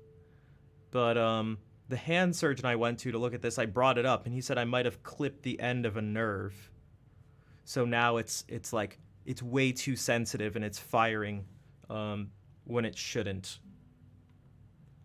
But, like, how long is this supposed to take? I know Vol said, like, maybe a couple months, but, like, I was hoping it'd get better. At least as it happened. It doesn't really feel any different.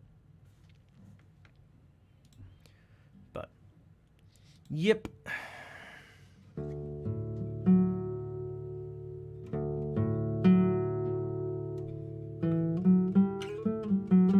Yeah, I would have thought there'd be some pain. If I had done something like that, it didn't hurt. I was like, okay.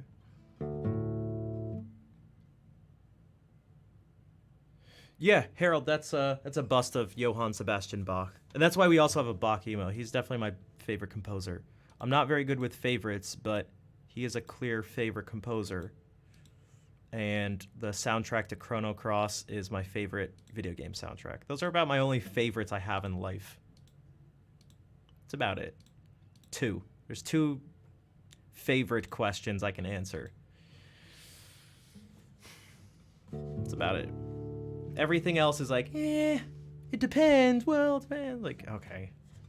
All right. Rafi, they're over analytical, over complicated answers to stupid, dumb, simple questions. What's your favorite food?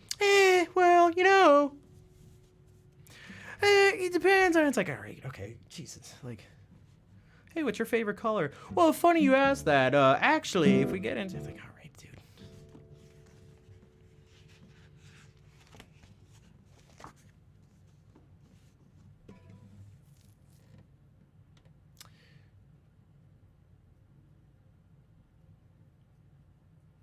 You're from the same country as him.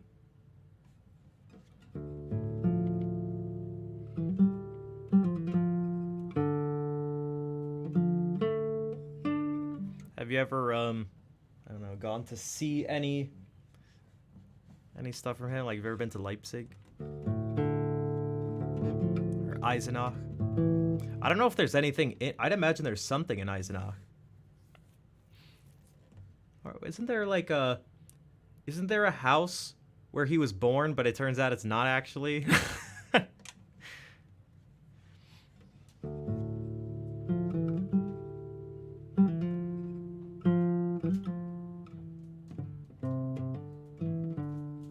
And I absolutely do not have giant hands, by the way.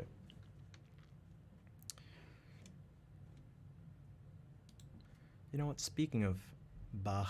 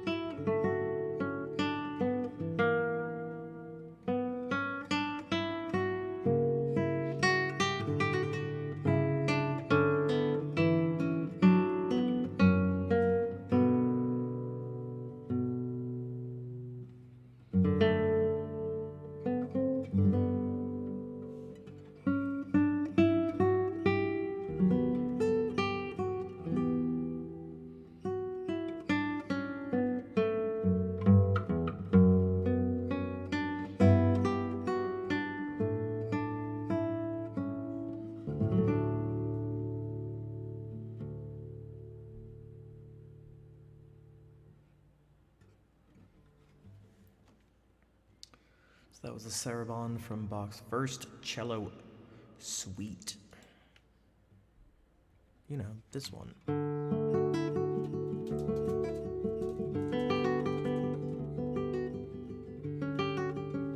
Debbie Doo, thanks for the hearts. Also, thank you for the follow. And thanks for the claps. Now, something that has nothing to do with Bach.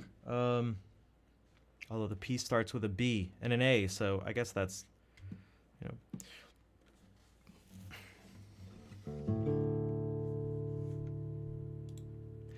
Tengi, I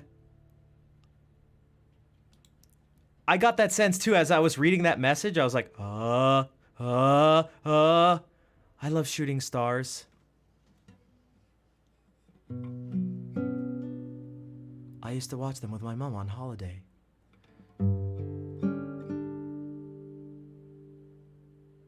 She's probably looking at them right now. I was like, oh my gosh, that's so poetic.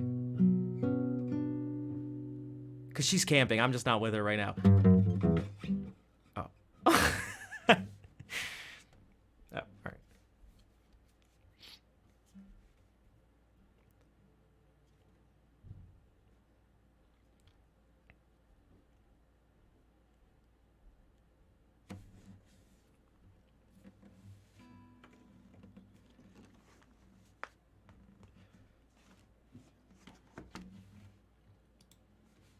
We would sit underneath the stars.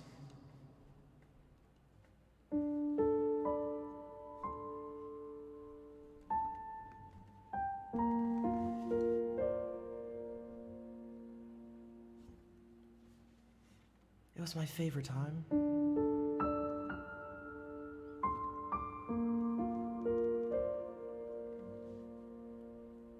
But now she can't be with me.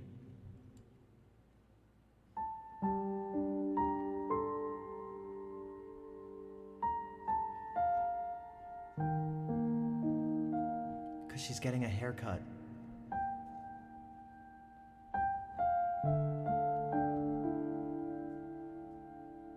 But I know I'll see her again.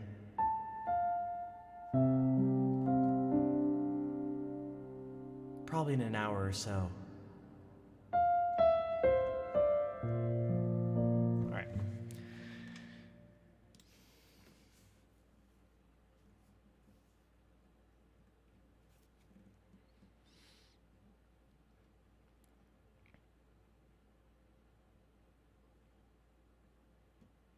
I am dumb. Hello, Fapquake. Kind of jealous. Don't be jealous. I'll break the illusion right now. It's all camera tricks. It's all Hollywood magic. It's all tricks. It's all smoke and mirrors.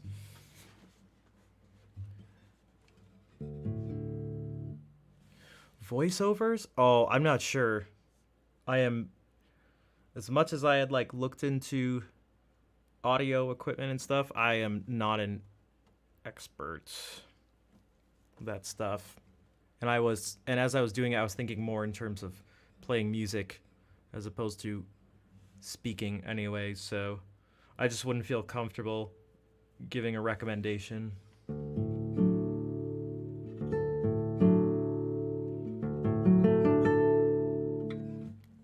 But you can probably, I don't know. I was going to say find some stuff online, but most of the stuff probably... What's going on, guys? Okay, so if you're looking to do voiceovers,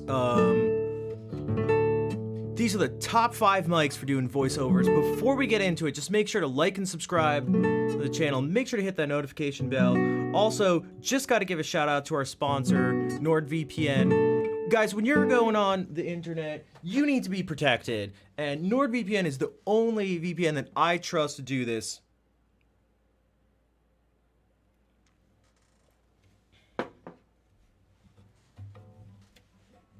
Also, give a shout out to Skillshare. If you're looking to learn some skills, maybe you wanna learn how to paint, maybe you wanna learn how to play an instrument. Skillshare is where I go to learn. All right. See, I say this, but if I achieve my goals, that one day I'll be doing that exact same message, but it won't be a joke. What's going on, guys? Except I won't say what's going on, guys. But I may have to give a shout out to Skillshare. Or Raid Shadow Legends? Yeah, exactly. Or if we're talking about Twitch, maybe I'll give a shout out to G Fuel or Cash App. Just kidding, Cash App doesn't like me.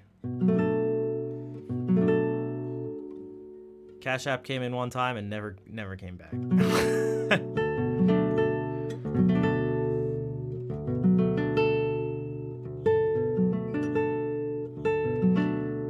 Hola, Fer.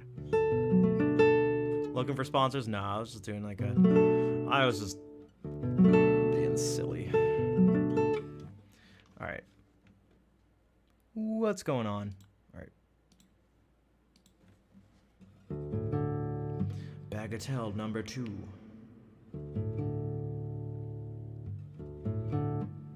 That's right. Are you famous? I only trust famous people because everything a famous person says is more true than someone not famous.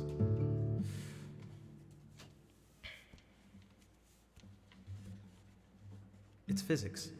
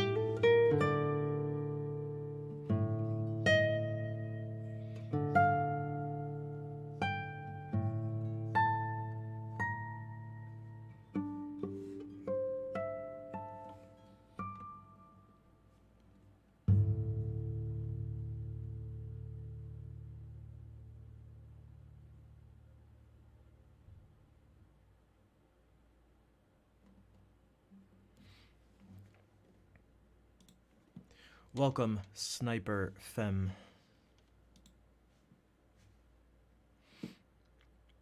Yeah, see, Harold, that's what happens. Anyone who's new, you think you're new, maybe you are. Well, you have to be at some point, but before you know it, you'll be woke in no time. Also, if you enjoy, speaking of music to study to, or perhaps relax, or for sleep or meditation, beautiful, relaxing music. Hello, Solid Kush. This is a perfect time to give a shout out to our sponsor, Skillshare. Skillshare VPN fuel. Yeah, I wasn't sure if the person was actually like French. Sniper, femme, like femme. But then like femme is like j'ai faim. No, j'ai faim. If you're hungry, I feel like the two are. J'ai faim. Une femme. J'ai faim. J'ai faim.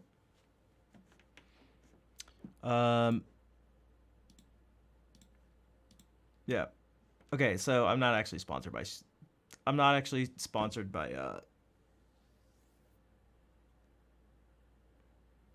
And femme and free. Sniper femme. Sniper femme. Femme.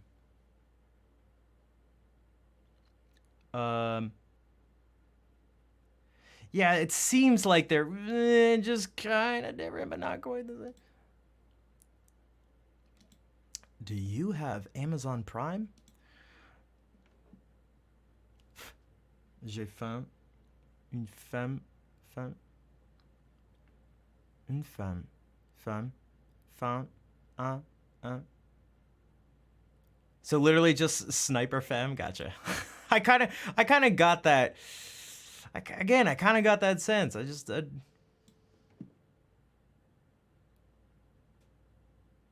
Allez, le petit prime qui dorme là. That's right. Let's go, little primes that are sleeping here. But all right. So that sounds. I mean, that's. Does that track? It doesn't.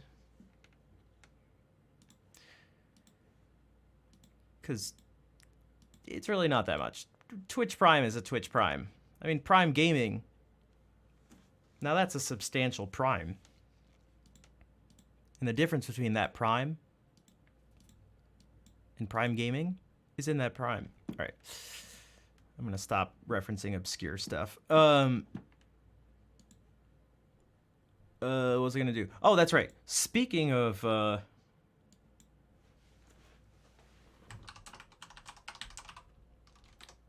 No, not staff music. Schnaff, get out of here.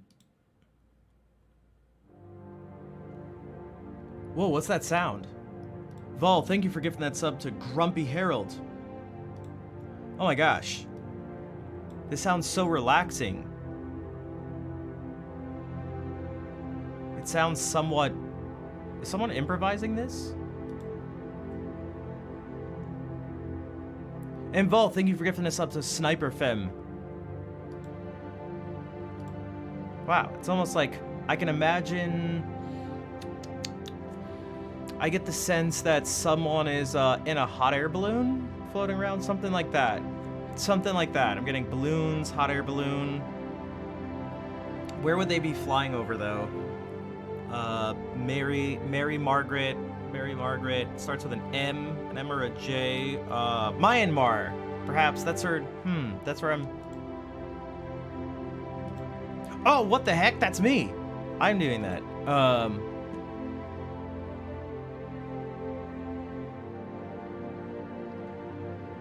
Thanks, Fair.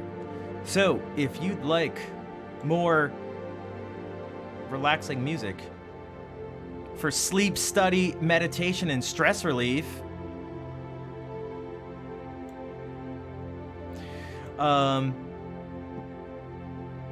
see, I can be generic too. All right. This is 53 minutes of uninterrupted.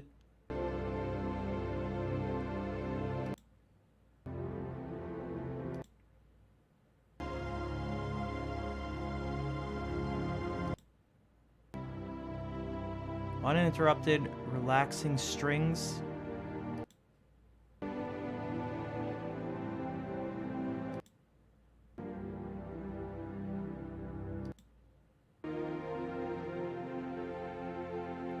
It is footage from Claire. Everything done with her permission. Did I just say permission? Permission.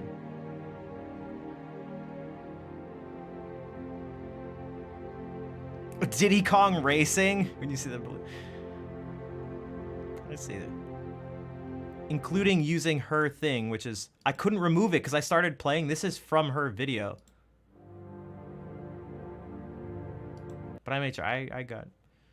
She, like, saw every part of this video going on, including all my description stuff here, so she's...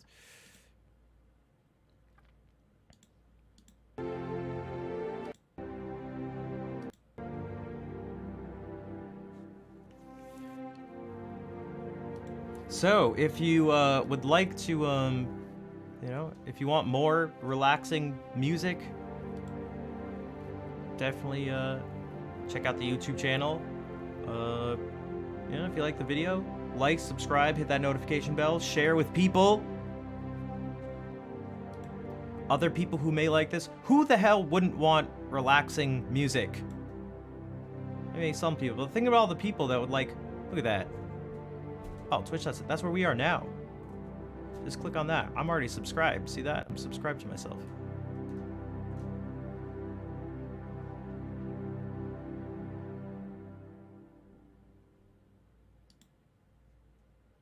See that? All sorts of improvs. That's also where all the streams are. All the VODs go there. And we get all sorts of stuff. Some of the, you know, all sorts of improvisations. You know? Over it.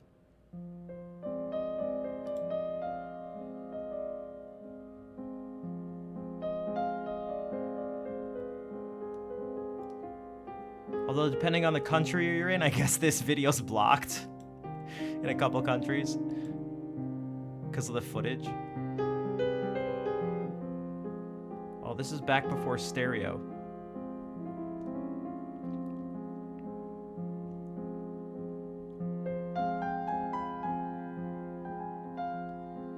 More like impogovations. That's right.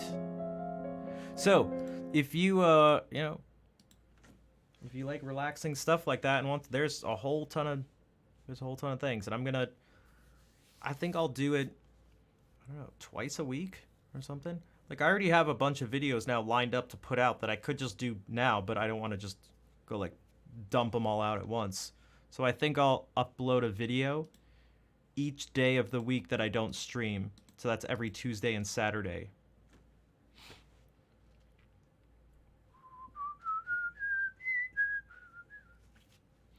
So, what was that based on? I guess that links right into this.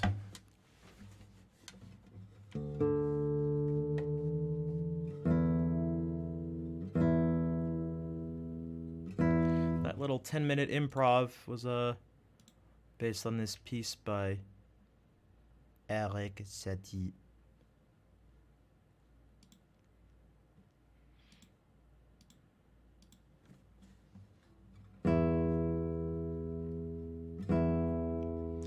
That's right. If you use headphones, you will hear the stream in stereo. Keyboard, the guitar, my voice. I guess you hear it in stereo too if you have speakers, but like speaker. You could see him becoming unsettled. This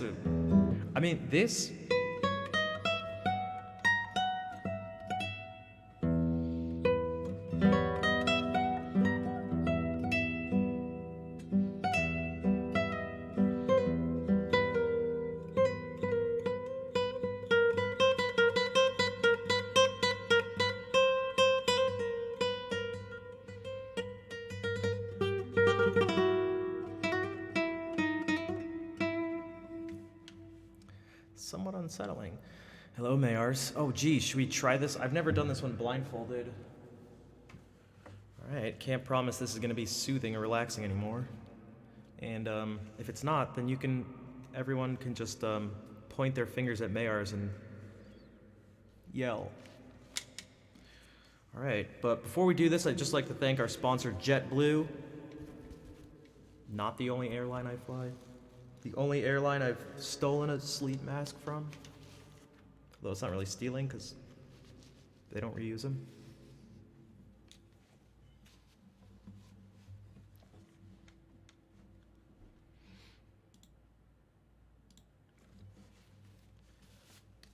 All right.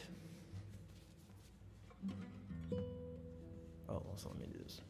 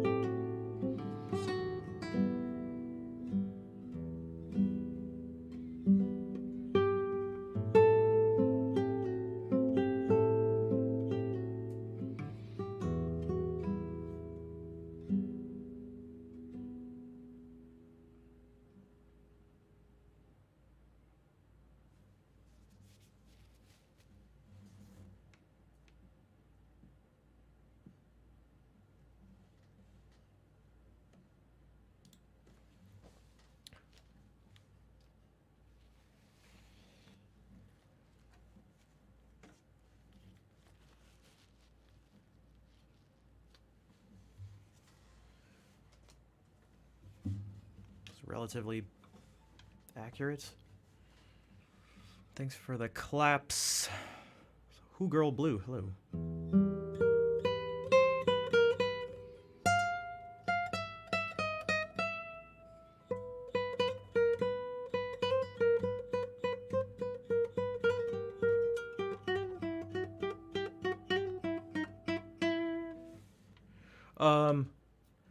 Watched your stream one day. The next day I had that melody in mind and played parts of it that I could remember, but never found the name again. Thought it was from Zelda. Well, part of it sounds like some music from Zelda.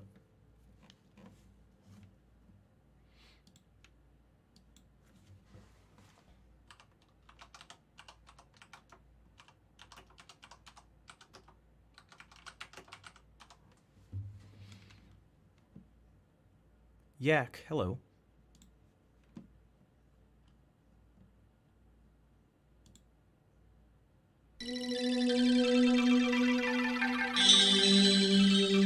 Let's see if you can hear it.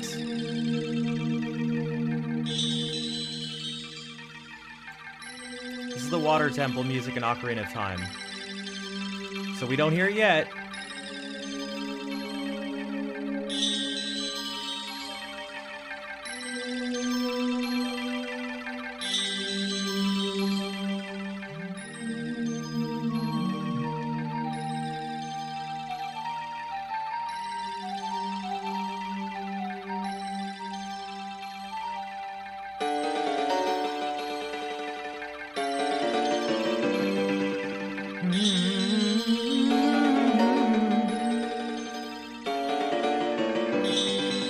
So they're using the same mode, actually.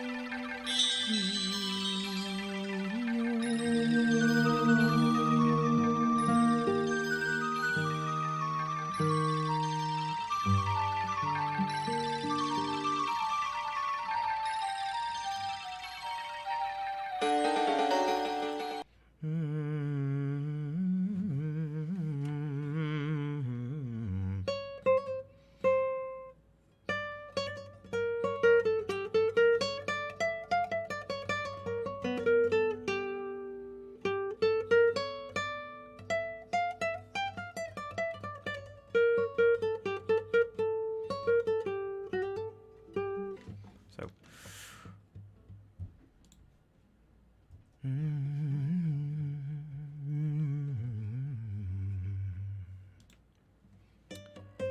Take care, Tanya. Thank you for hanging out.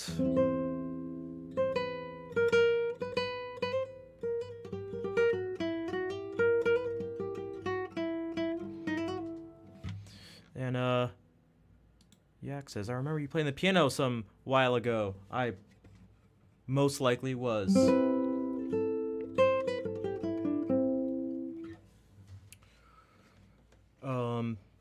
There's a good chance that you did hear me play the piano in some form. Also, Sakul says, just these few notes sound very Egyptian to me. I don't know why.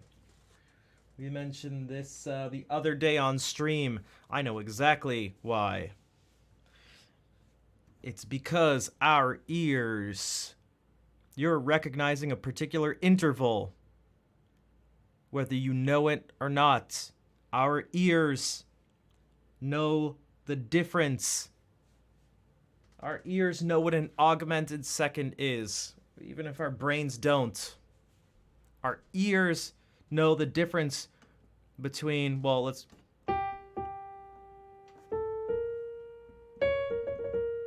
Our ears know the difference between a C sharp and a D flat. What? What? What? Is this a C sharp or a D flat? Well, it depends on the context. Your ear knows that this is a C sharp.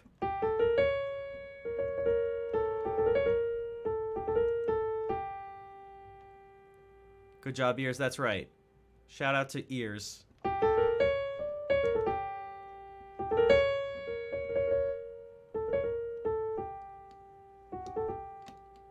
And I can prove it to you. So when I do this, right, it sounds Egyptian, perhaps? Middle Eastern, something like that is what people say. It's these two notes. These two keys, I should say, actually, not no.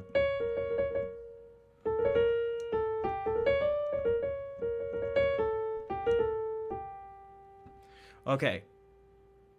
Now, this is a D flat.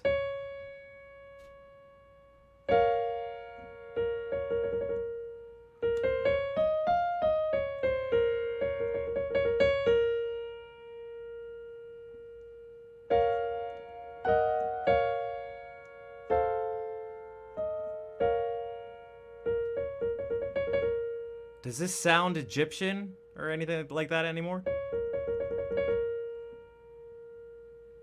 I didn't do anything different. I'm not even playing it while you're hearing any other notes. Now I am. But we don't even need to do that. The illusion, like your ears are smart enough.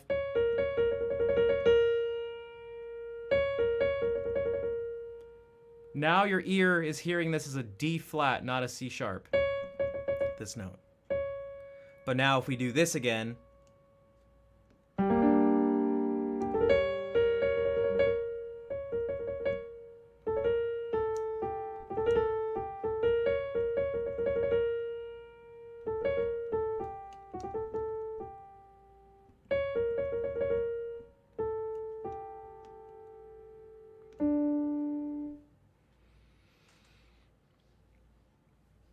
There's nothing on my sleeves. You saw it. This thing doesn't lie. What the heck? What the heck? Damn magician, that's right. And I do more than music magic. I do uncle magic. Huh?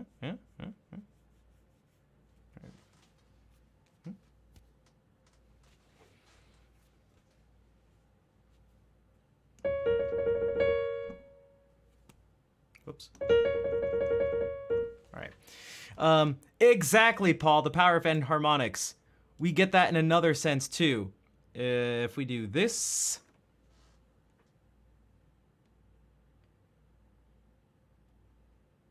Let's do this.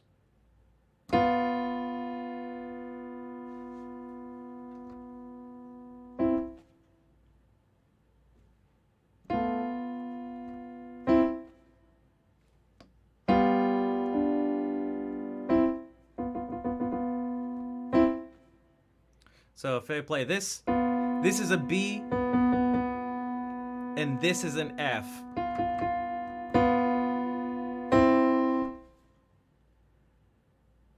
Okay, that makes sense, right?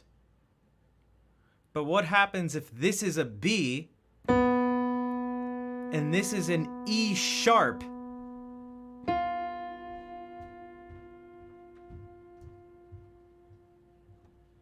This happens.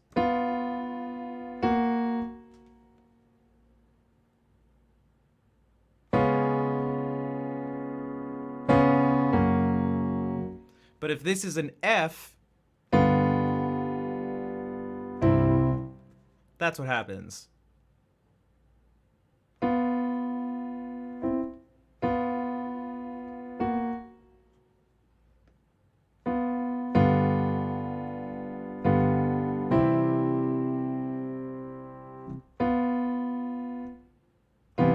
Whoops.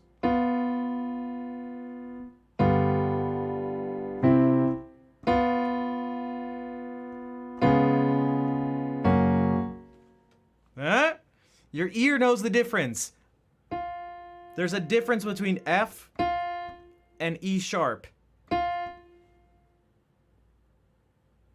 There's a difference between C sharp and B flat. Or D flat. Oh, geez, there's a difference between C sharp and B flat for sure. And D flat.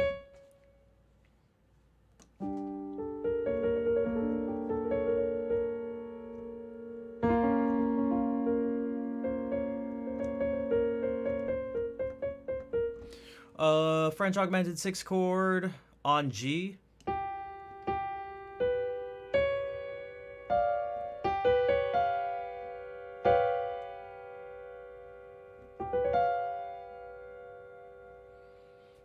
The two are you asking me, or do you want people to do you want to let people see where the tritones are?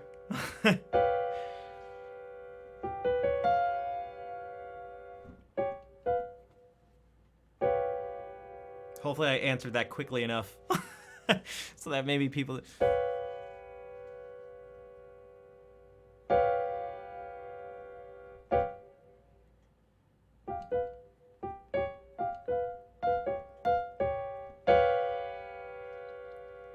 It's interesting. I never thought about a French augmented 6 chord in that way.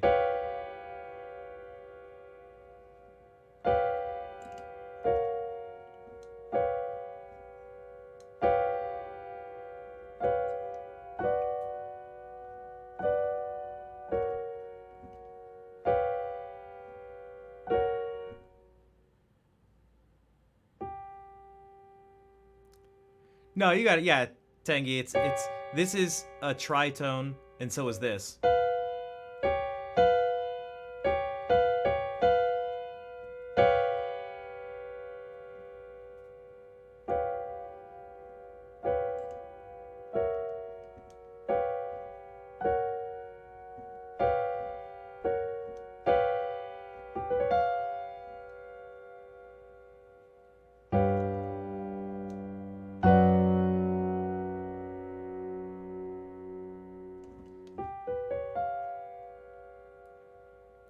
So now what Paul's saying is that they can resolve. You know, we were using the word resolve earlier. This is what we're talking. These are the types of things we're talking about. He says they can resolve inward or outward. So they can resolve like that.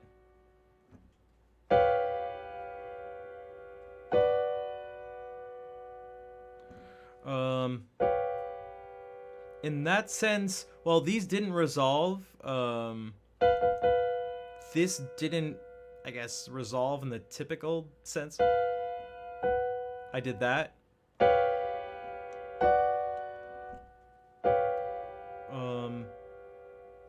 We could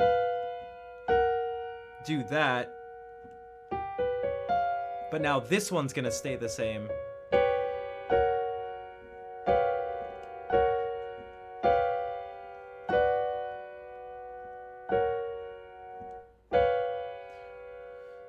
Can you resolve? Now these, I guess, you're saying could resolve inward. I'm not sure what's about to happen here, but that is, I mean, I guess.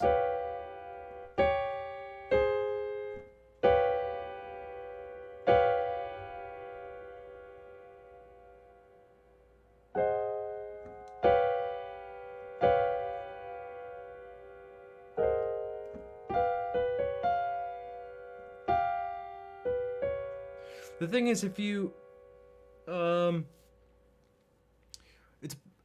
curious what you mean by independent of each other. Because let's say I go, okay, these resolve outward, and these resolve inward. Like, I guess that, like, works in some way.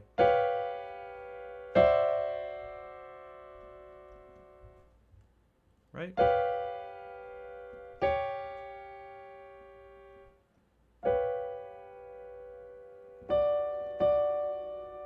And these resolve inward.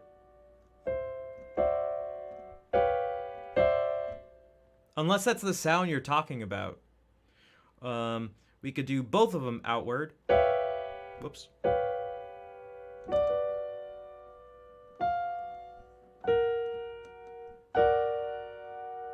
So that gives us that.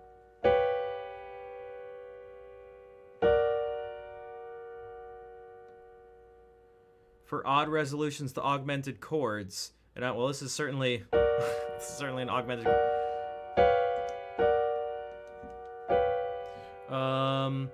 What else? We did. Okay, we could do That was this one resolving outward both times. Now this one inward.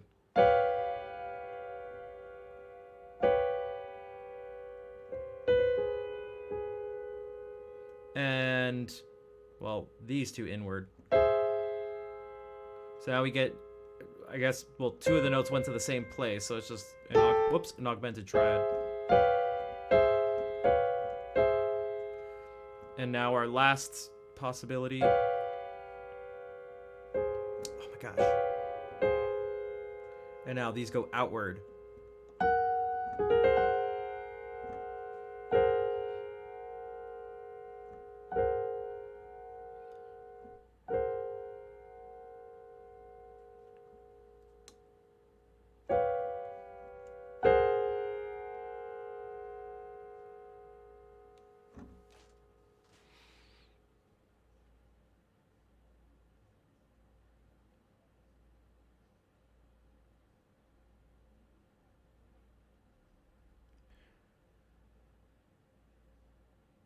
Goes to some weird places. Yeah, I can.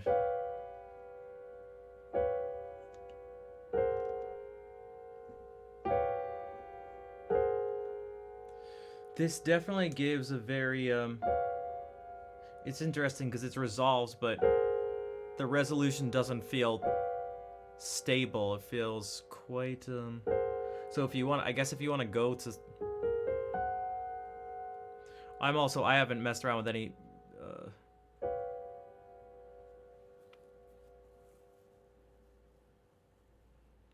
Nice, Kato, yeah.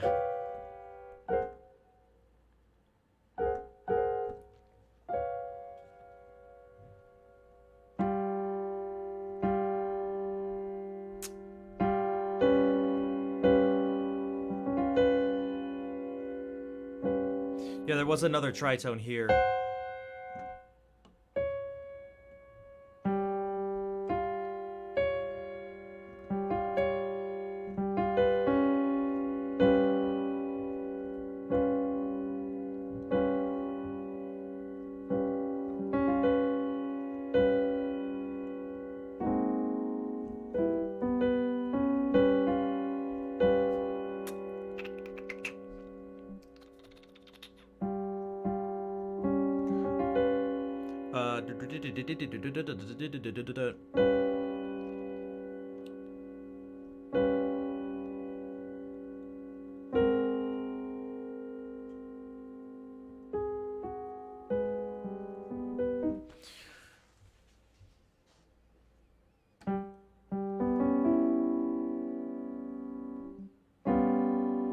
Not that satisfying? Well, I don't know if it should be sort of... I don't know if it's supposed to be satisfying, at least in the typical sense of, like, feeling resolved. You know, as opposed to maybe, like... this is typically more the feeling of resolution.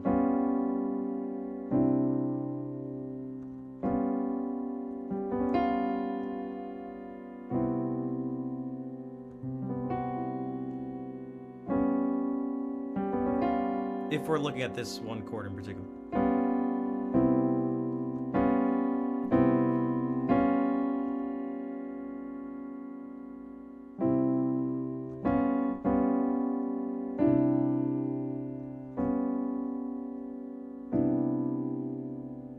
That's better.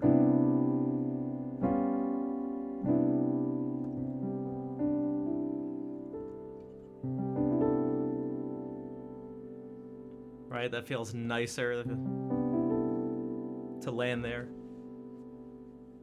Or even... That's specifically how this would be used in like a classical sense, and I mean that it covers multiple eras of classical music. So you'd get...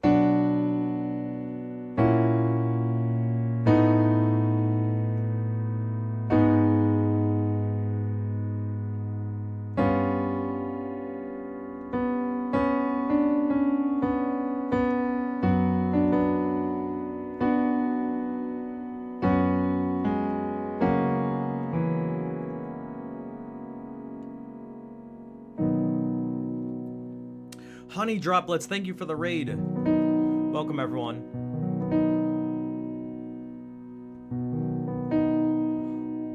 We were just nerding out a tiny bit based on a piece I had just played, a concept from a piece I just played.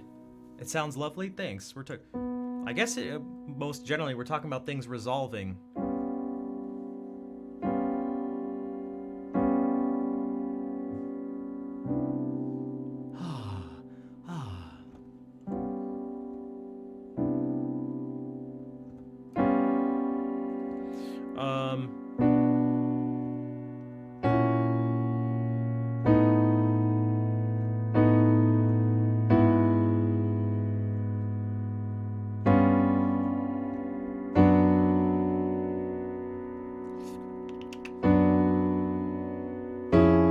Whoops, wait, what?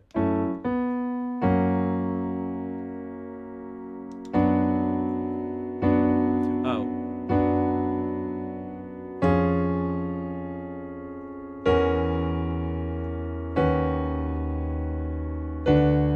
Oh, I could have actually done it again.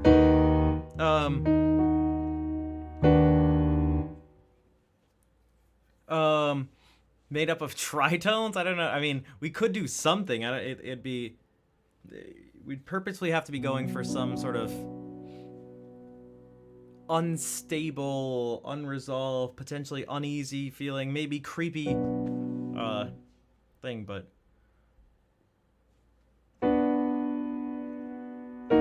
Whoops.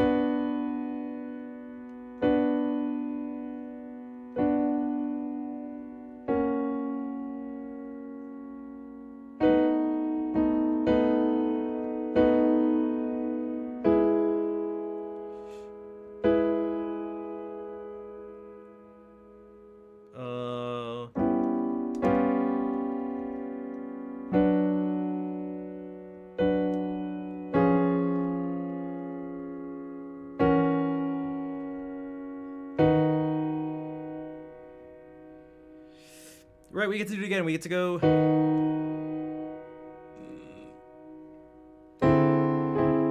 No, what are... Oops.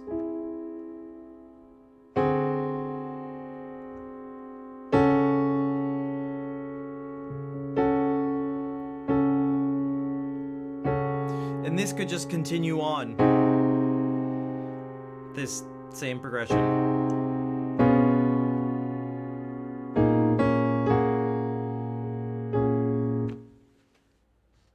Although I didn't like this. Maybe I shouldn't have made it so crazy. 1 second. I'm gonna worry less about voice leading this time.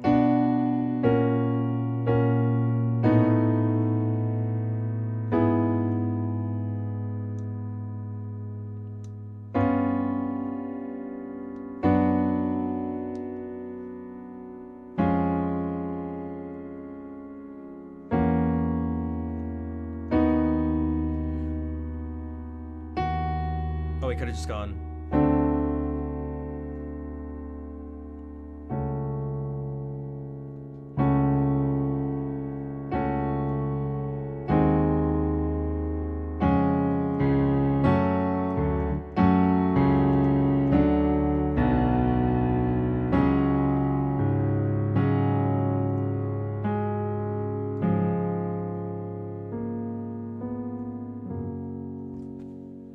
Hello, Vera.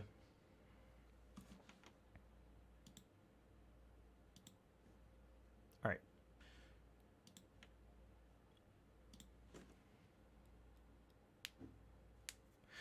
I was never a fan of like what I describe as, I don't like the term atonal for a lot of music. Some music is atonal, but it gets lumped in with music that I call antitonal, where people are like, damn it, we can't have anything that sounds close to pleasing in the typical sense. No, I'm playing something. Ah! Ah! No, we can't, Ah, okay, much better. Like, so there's like that type of music. Did you just play a major triad?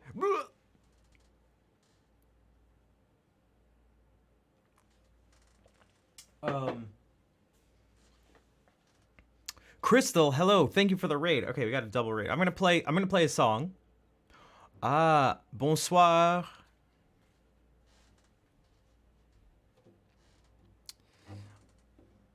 Everybody raise your baguettes. Raise your baguettes. Raise your people baguettes. Vous êtes français? Bonsoir et bienvenue. Je m'appelle Rafi.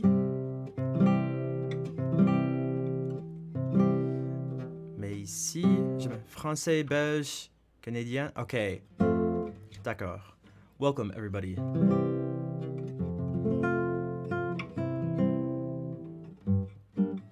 Should we do our trick? Should I do it? No one raised their no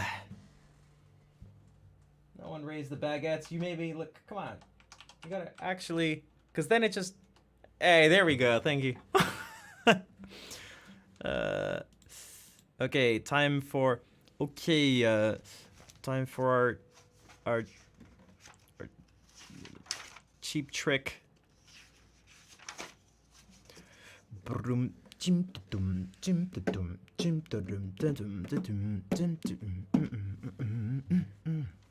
Vous allez voir, il est génial. Merci, Crystal. Now let's see if I can live up to those words.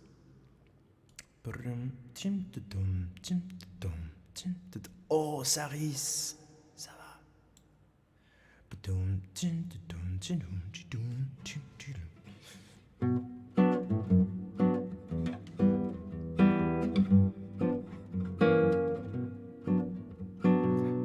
Oh, we could do that because it is just past midnight.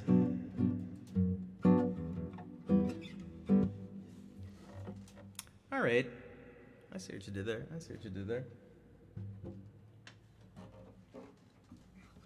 Attends.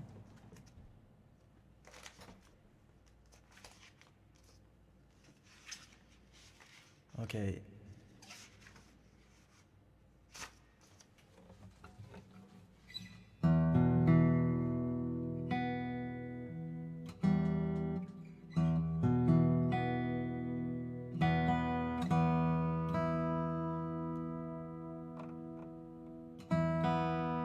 I know it's not actually in tune, but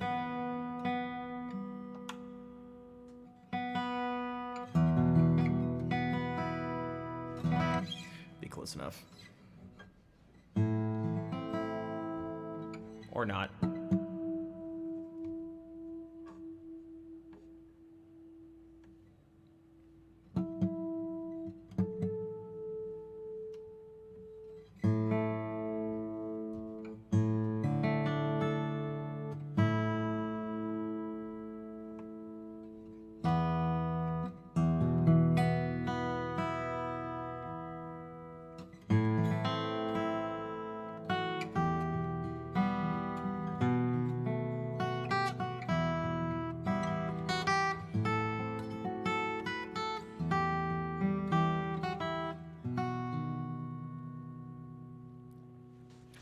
Mes nuits blanches ne sont pas blanches, à peine claires, semées d'étoiles, petits trous dans le toile, étanche, triste stress sur le voile.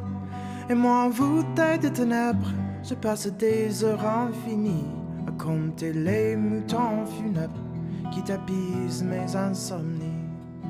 Ah, minuit est là.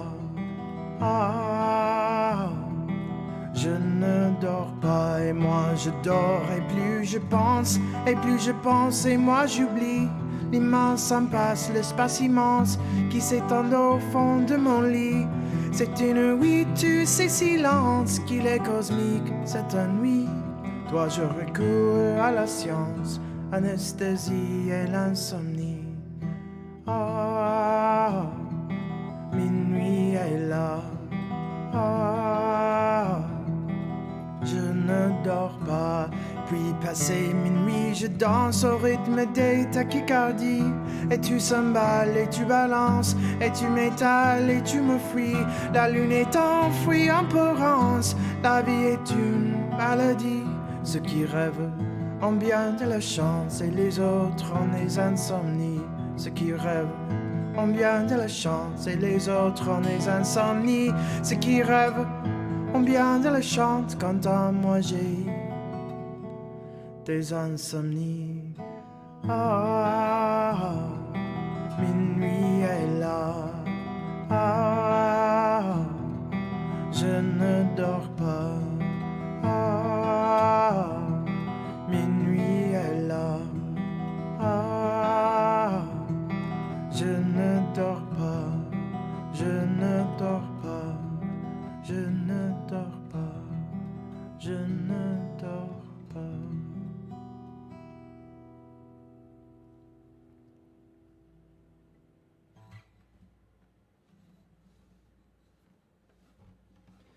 Hey, thanks, Crystal. 3M Crystal. I'm a fan of 3M products. Damn, this doesn't have a 3M on it. You just have to trust me.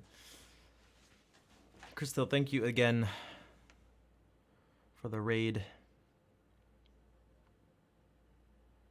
Wait a second. Oh, I looked at that emote and I was like, okay, Joueur du Grenier. I was like, wait a second, is that Mr. MV with a wig? Thank you for the claps. Thank you for the kind words. And Crystal, thank you for the tier 1 sub. I do appreciate it. Much appreciated. I don't know if you speak French, but your pronunciation is really good. Thank you. I speak a little bit.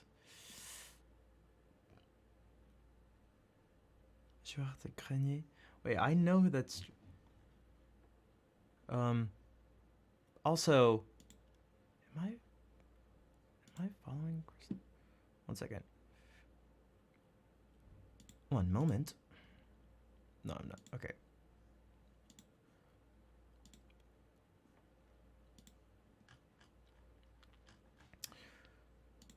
Thank you for the music. You are very welcome.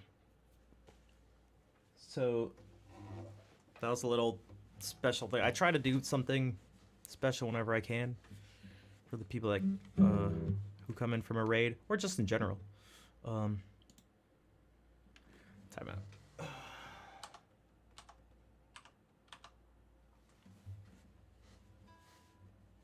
One second.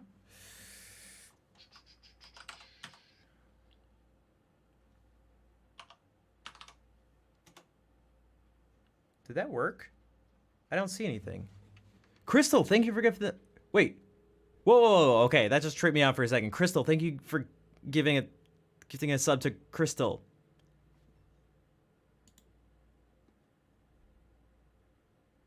Okay, it did work. All right, fair. You can do that shout out again. You had to go be right. Welcome back. Welcome back, Denise. You have been granted the power.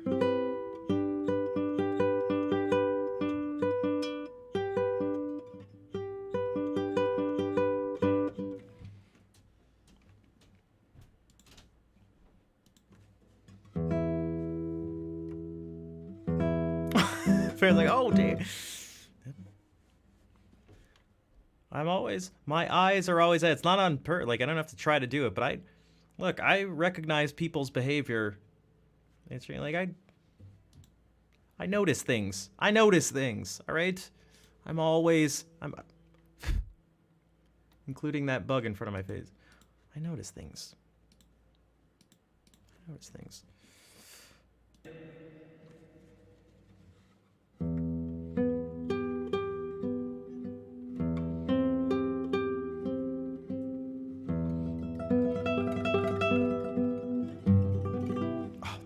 Sorry, one second. I forgot to go back to guitar reverb. All right.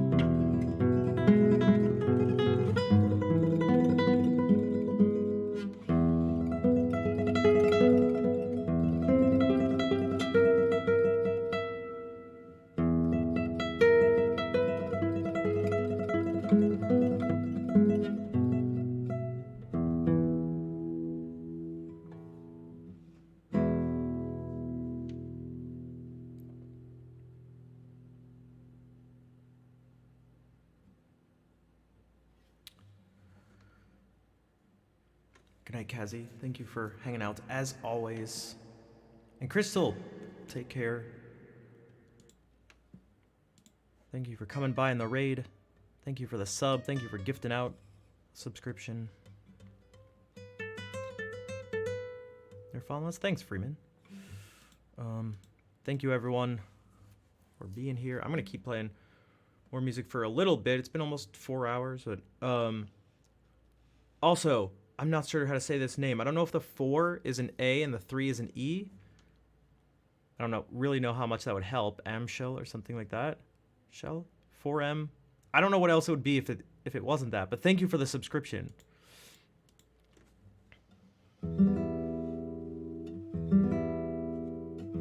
Bonne nuit.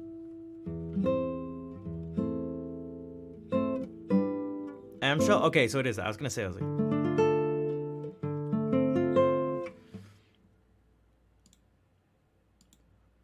You love me. Oh. Oh, okay. You may have some competition.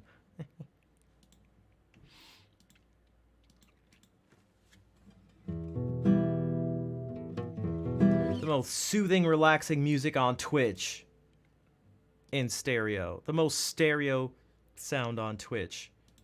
Also, if you want more relaxing stuff, make sure to check out my YouTube channel. King David. Speaking of relaxing stuff, that reminds me of a song we haven't done in a while. I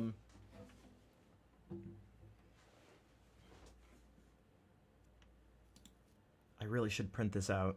There's a few songs I should print out. Go to sleep. See you soon. Have a good. Thank you, Ben. Take care. Thank you for being here. I'm glad you enjoyed the music. GTA with a buddy. Nice. Nice. Nice.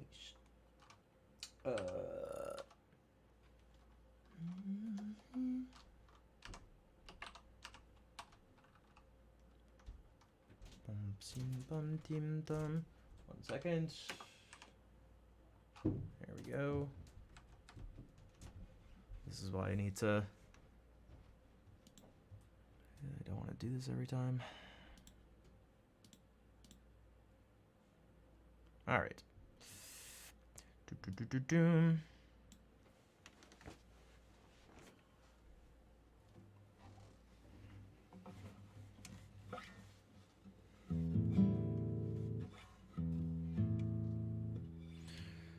How does this go?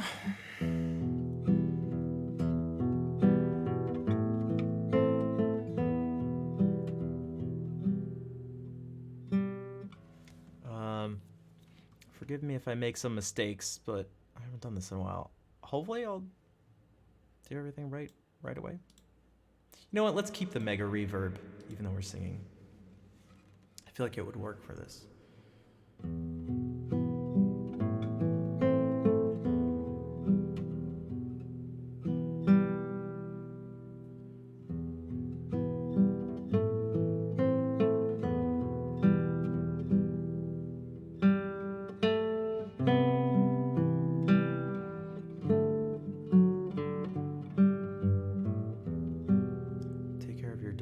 Oh, at 8 a.m. Okay.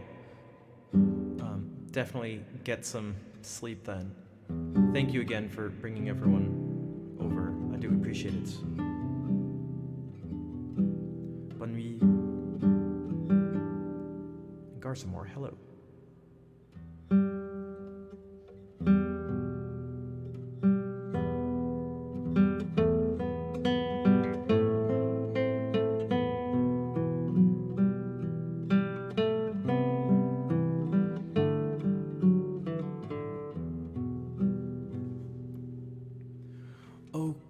Oh come Emmanuel, and ransom captive Israel that mourns in lonely exiled here, until the Son of God appears. Rejoice, rejoice, Emmanuel shall come to thee, O Israel. O come thou wisdom from on high, and order all things far and nigh. To us the path of knowledge show, and teach us in her ways to go. Rejoice, rejoice, Emmanuel shall come to thee, O Israel. O come thou King of David, come, and open wide our heavenly home. Make safe the way that leads on high, that we no more have cause to sigh. Rejoice, rejoice, Emmanuel shall come to thee, O Israel.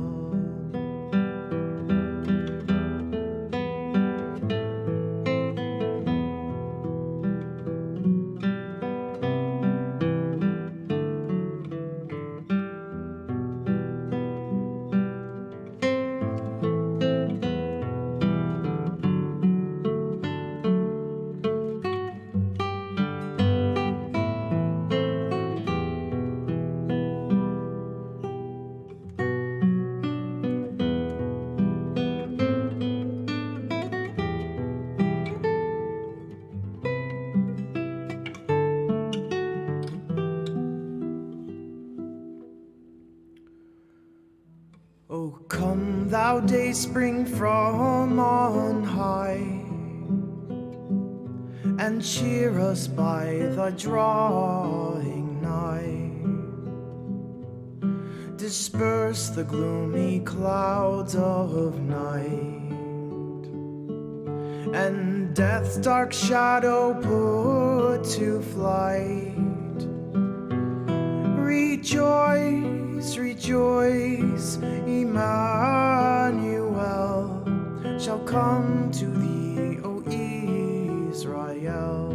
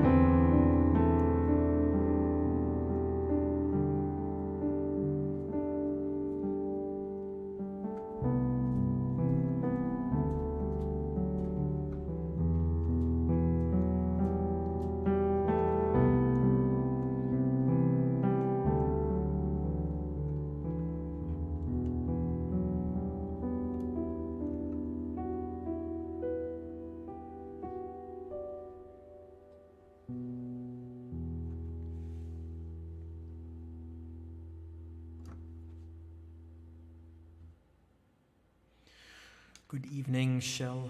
Nice to see you, as always.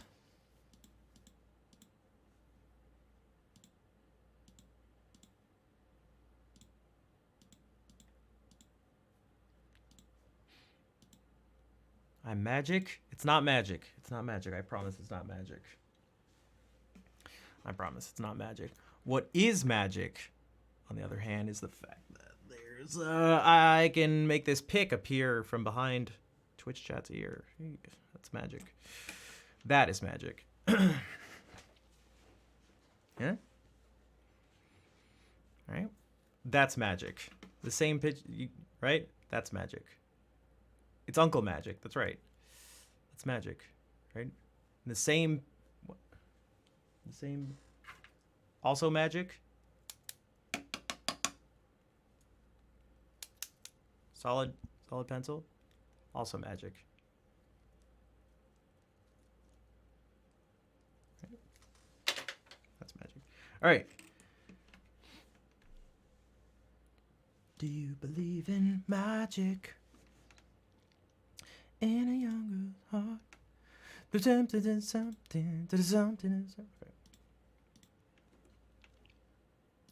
Alright, I'll play. Yo, my guy's a magician, dude. That's right, Bobby. Bro, are you even a magician? Yo, dude. Are you even a magician, dude? Bro. Sorry. That's how people talk where I live.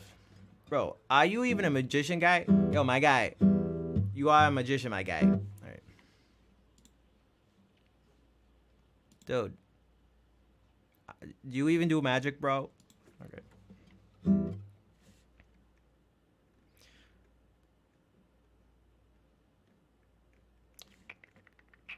Alright.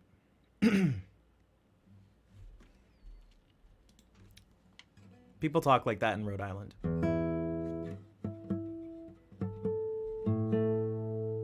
If you're curious.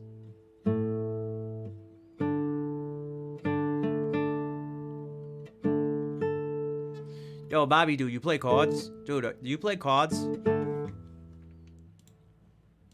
play guitar? Alright. Let's see.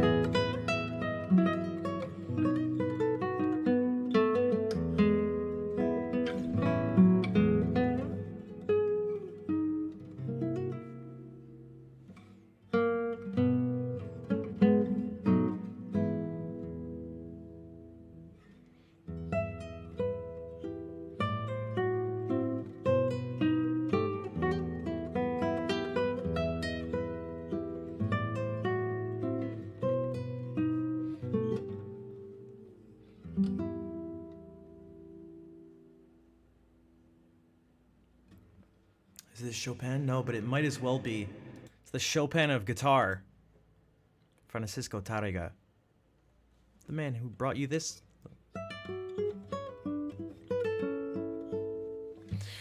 Cactus, thank you for the raid. What's up? Welcome, everyone. Hey, Nick. For those who don't know, Cactus is one of the 4 horsemen, named so because one of the first 4 original classical guitar streamers on Twitch, along with another one of the horsemen, Guitar Shredder. The only member not present at the moment is Deadbeard, but how do you do? I don't know. I'm okay. What? Wait, what? What? Outernet, that's quite the raid message. Thank you for the bits. But does he chop in broccoli? That's Dana Carvey reference. Okay.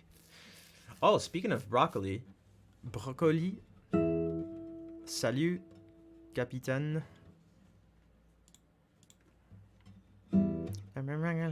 Welcome, everybody.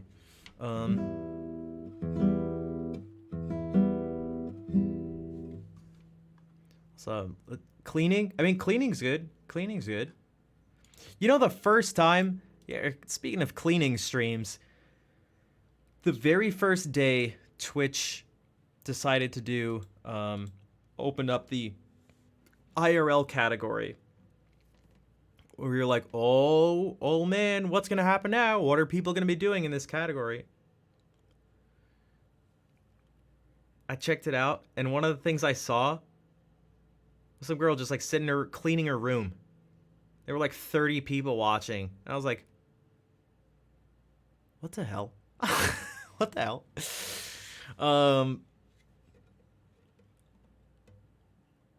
What the hell?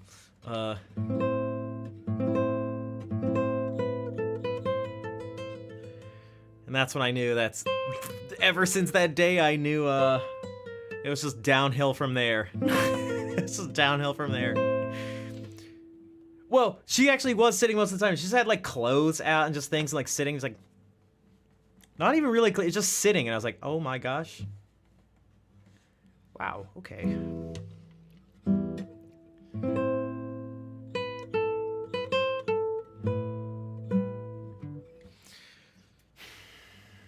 Now, don't get the idea. Don't get the idea that you can just do that too and have it work. Trust me. I don't want you to get your hopes up just to have them crushed.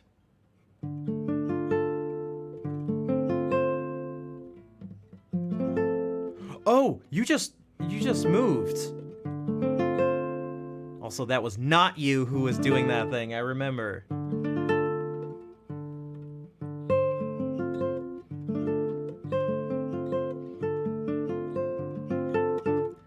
Oh, okay. I mean, maybe you could, Tenny. It could have been the. I mean, I guess it could have been, but not.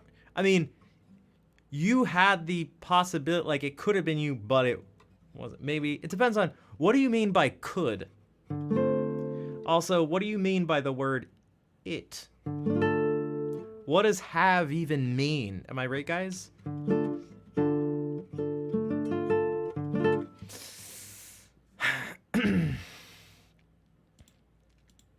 Am I right? Am I right? House sitting needs to check garden. Go for it. Check that garden. Check it. As I play more Spanish Chopin music. Spanish guitar Chopin. Depends on what your definition of is. You give me a good rate if it worked? Well, I would appreciate that. I would appreciate it if that happened and it worked and then you rated me. I would go, oh, esto es tenis. Thank you for the raid. Gracias. How was the stream? That's what I would have done. That's what I would do. You can always try it. You have the tools. You have the ability to do it. You could even do music too. Or you could just stream cleaning your room.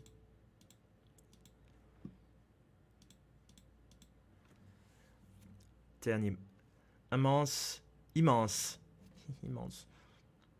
T'es un immense brocoli, c'est vrai, sorry. Okay. Sorry. I'm very sorry. I'm very sorry.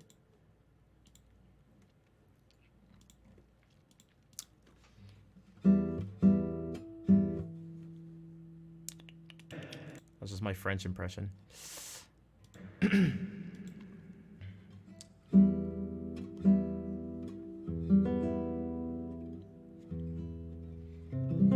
Wait, what is this emote? What the heck? Okay. Wait. Okay. What was I doing? Oh, that's right.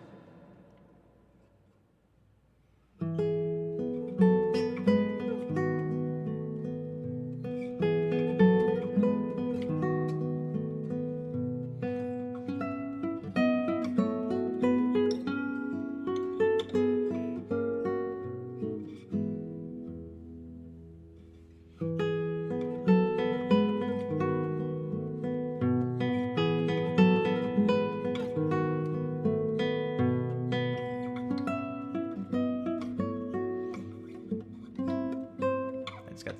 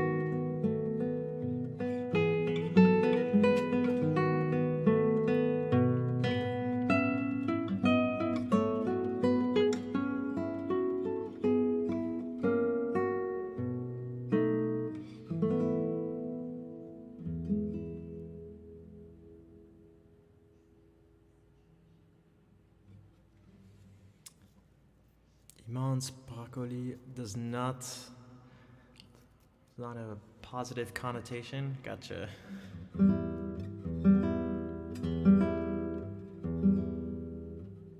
And I guess another one from our Spanish Chopin guitarist, Francisco Tárrega.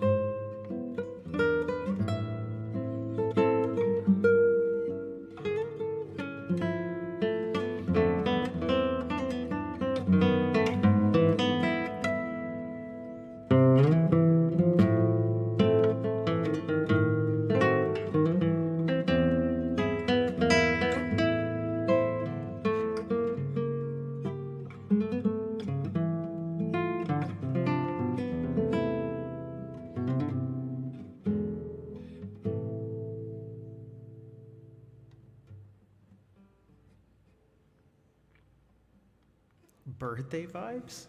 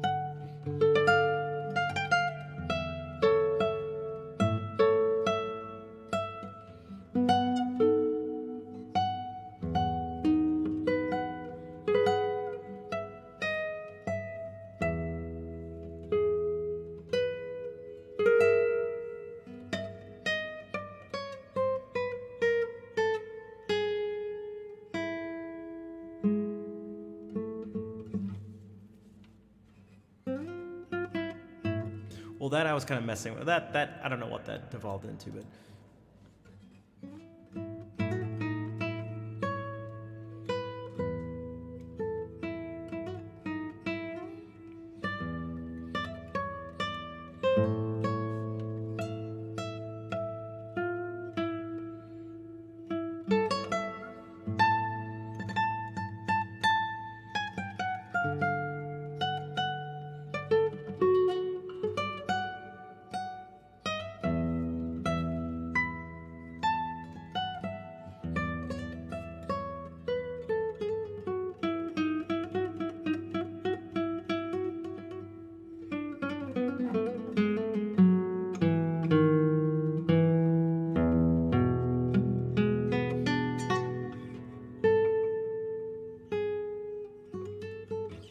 But that was. Now it's probably the fact that you heard the 6th scale degree here. So if it was in a major key, it would have been that.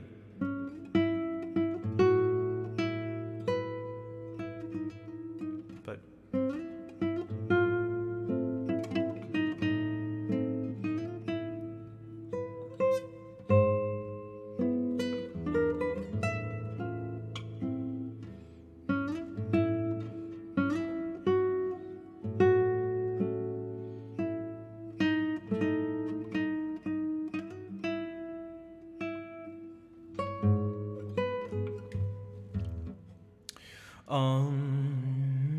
What else haven't we done?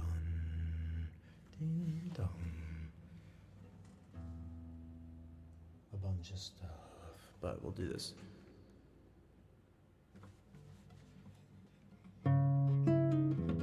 Okay.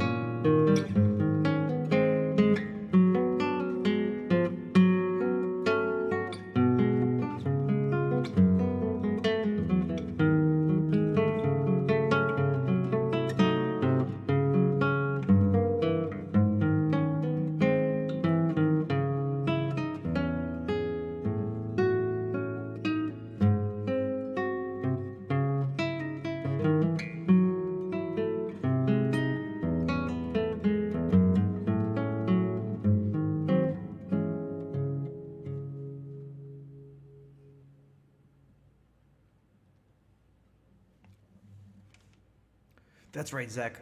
Musik. Wonder if there's a musical term for when a certain piece of music has lyrics and, for example, at a 4x4 bar, the lyrics are so long and some performers sing it, so on the first beat and long in the last three, they sing so for 3 beats and long in the last one. Am I making any sense? Perhaps.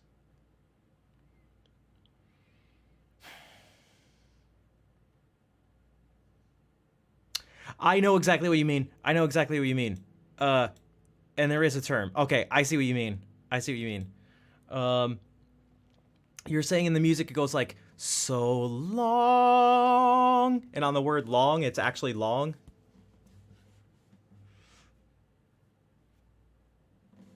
Brucos, thank you for that 27-month resub. What's up, dude? Also, hi and bad. That's all right. Hello. I think music, period, is a great greeting. One of the terms for it, at least in like classical music sense, they're called madrigalisms. Now I know that sounds fake. I know that may sound fake, but I promise you it's a real thing. So, in the Renaissance, people were writing these madrigals. And one of the things you'd see a lot are this clever act of having the lyrics match up with the music. For example, let's just maybe something like that.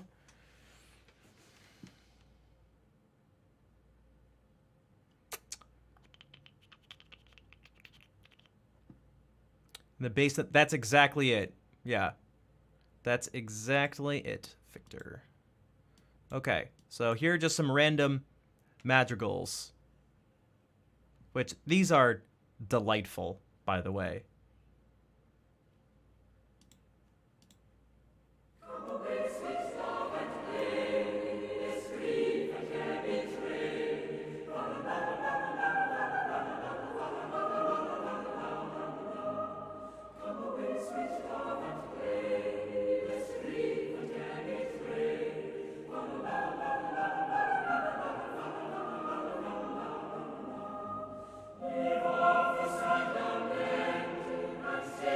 So when they said sad lamenting, it went to a minor key for like the first part.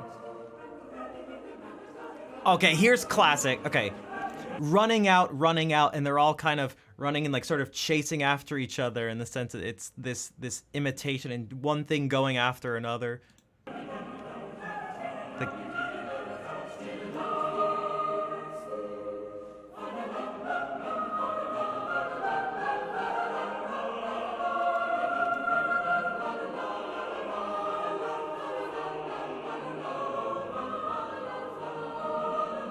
Ready? Leave off this sad lament.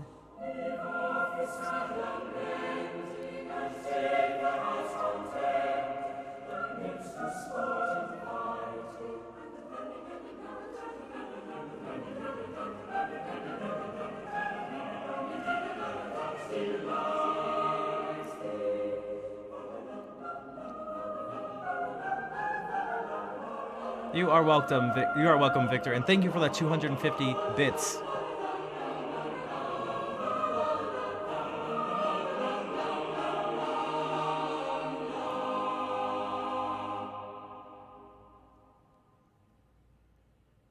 So delightful.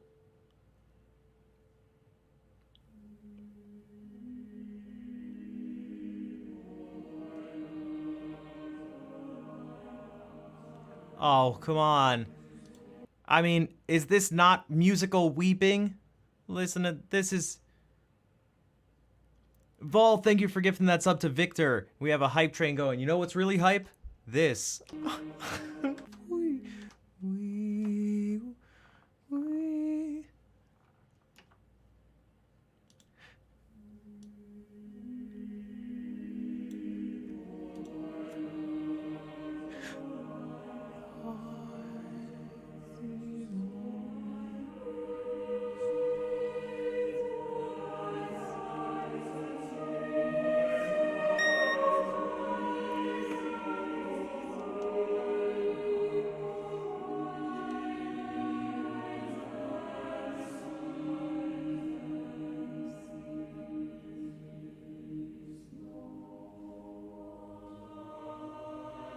my god, Tengi.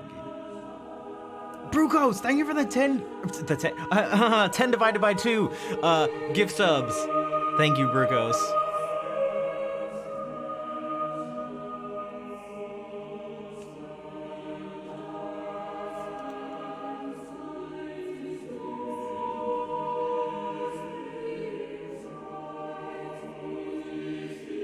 May Finks and Quees. May Finks. Gacy, thank you for the 1,000 bits.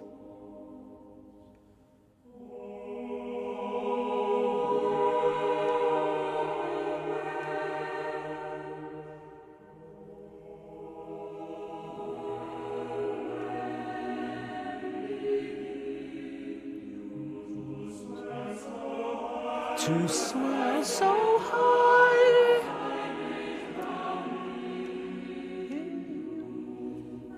There you go.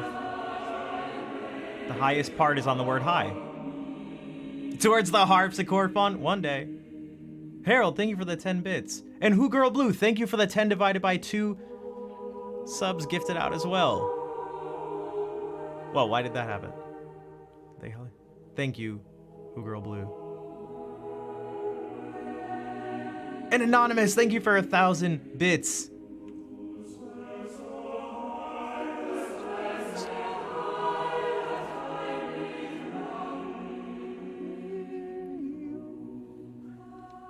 Ball, thank you also for gifting out 5 times 2 divided by 2 subs. Oh, and what's a Joey Donuts? It's anonymous. Perhaps it was Amaranth. She may be, I don't know. She may like English madrigals. Or she may just like the Cambridge Singers. Oh, this is a classic. So we actually studied this in school. You're going to get another running down the words running down the hill. Is it running down the hill? Running down. We're going to get that same thing. Also, there's a lot of fa-la-las in English madrigals. Fair Phyllis I saw sitting all alone. Fair Phyllis and it's a lone voice singing this, right? So it could be Marco. And then feeding her flock, it all comes together, the flock. So like, Vol, thank you for gifting 2 more subs. Oh, do we get to level 3? Is Grumpy possibly gonna get the Schnauzer?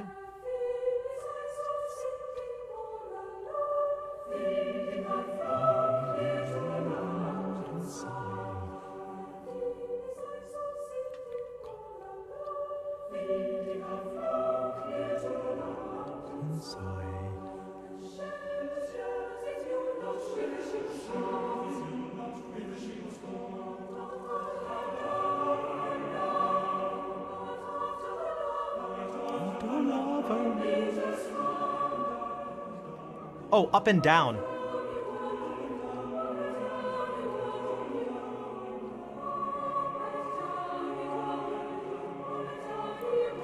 Up and down, up and down.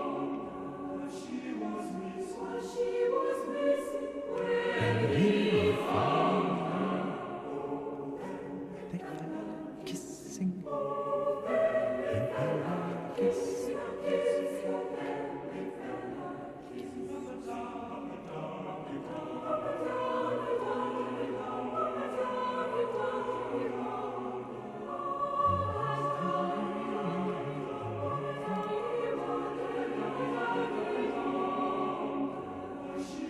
Oh, did we? Is it that we passed by it? The reward?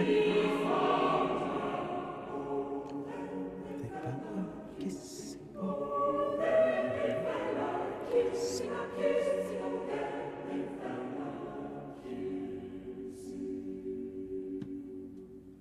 scandalous. Scandalous.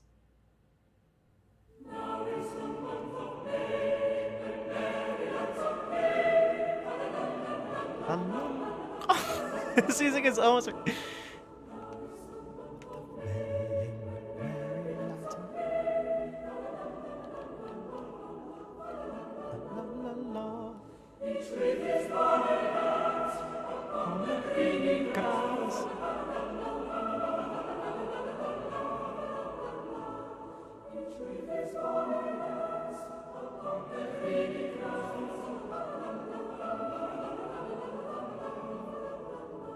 Oh, he does kind of do that, Chibi. Yeah.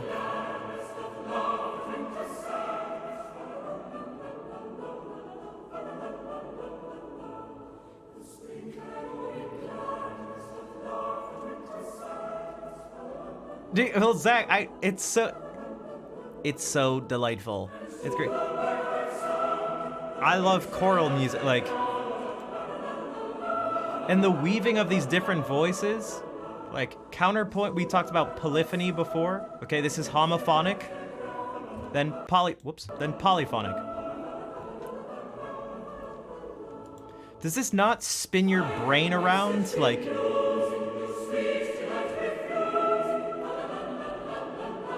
Oh, Anonymous! Thank you for the 5 times 2 number of gift subs. Thank you, Anonymous. And if you're the same one who cheered 1,000 bits, then thank you as well.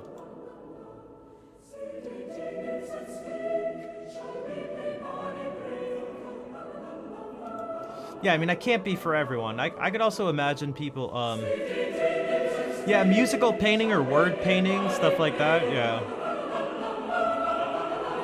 Kauto, thank you for the 14-month resub.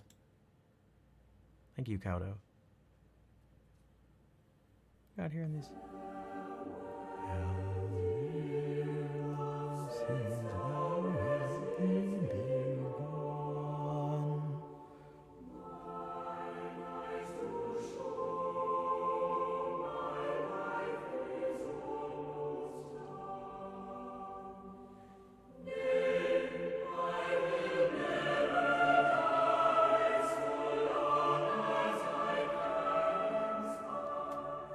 What? Oh, that definitely makes sense, Zach. I'm that way with some music.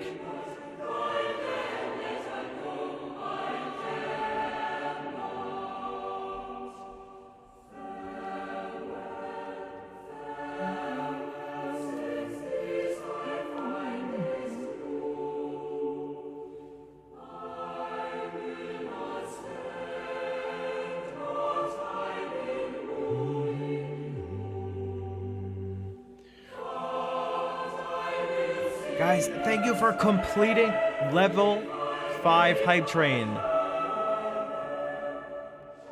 I appreciate the support.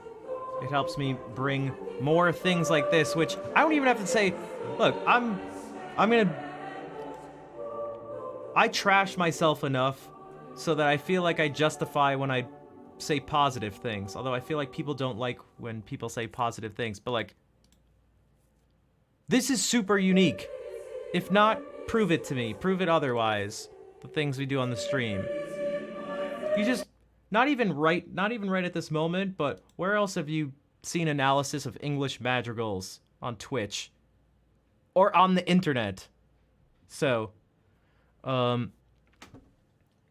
again, that isn't necessarily a good thing or a bad thing, but if you'd like to, these type trains and just subscribing, donating, all that stuff helps me continue to do this. So if it's something you like, I appreciate the support for it. So it is certainly unique.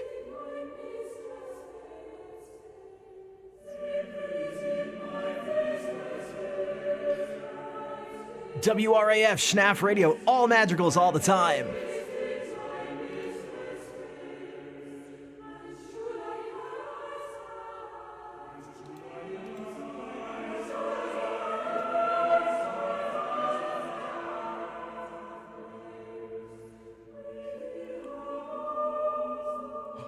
TOS? Thank you, Fair.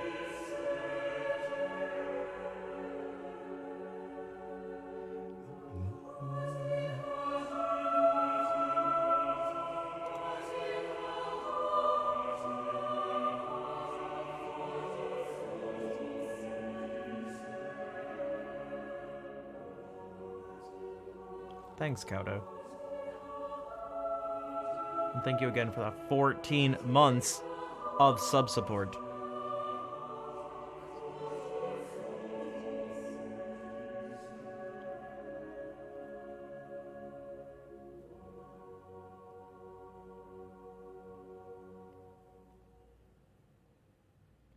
Stuff is so nice. There's so much weird. The counterpoint is just. It's so nice.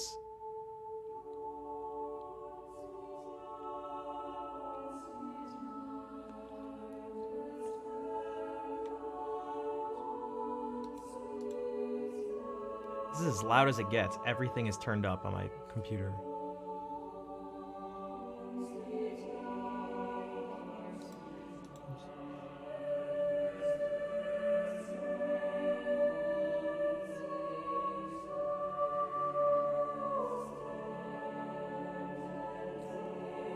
A wonderful, soft, cozy feel. Yeah, the cadences are so satisfying.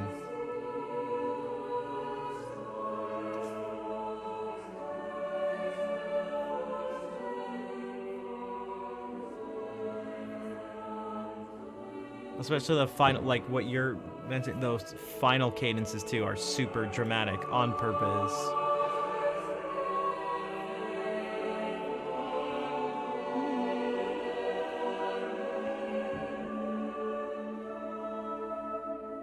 So when I used to do a lot of looping stuff and things like that, this is where I'd take a lot of that from.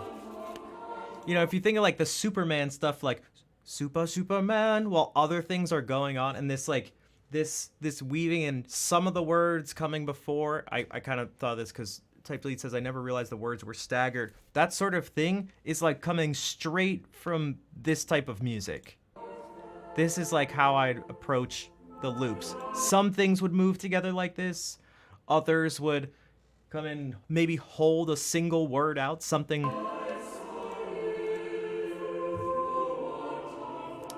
Superman.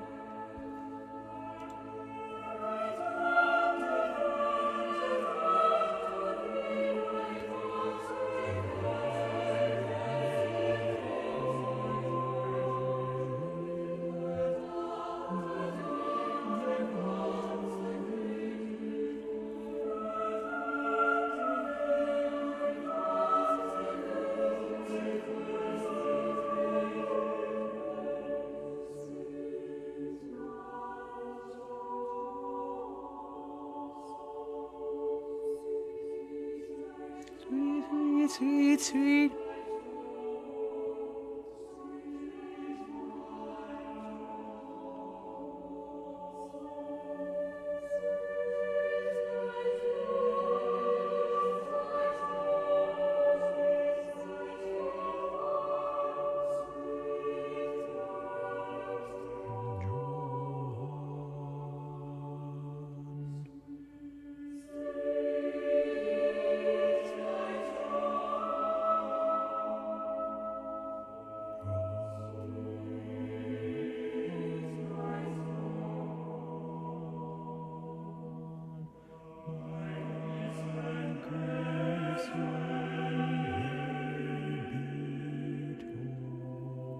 No, I don't know what that quote was in reference to, but it's obviously me being ridiculous because, of course.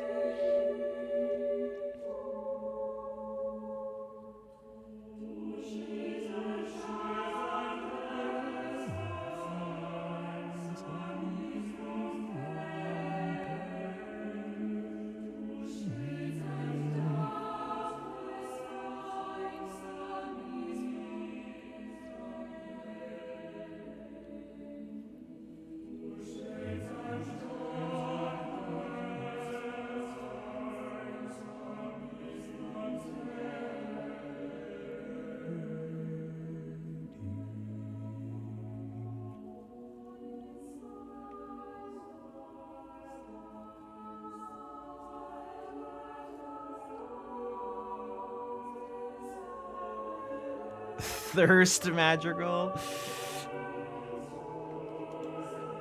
Look, people think it's like, you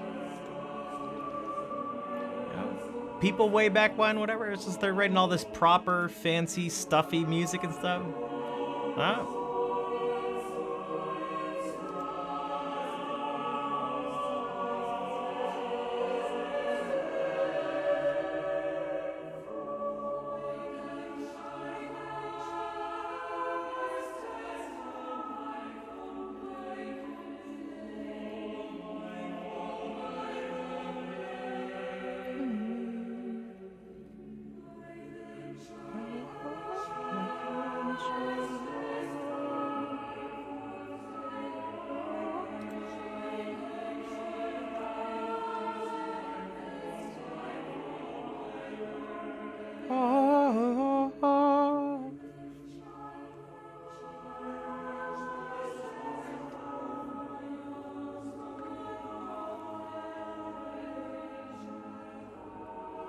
Ooh.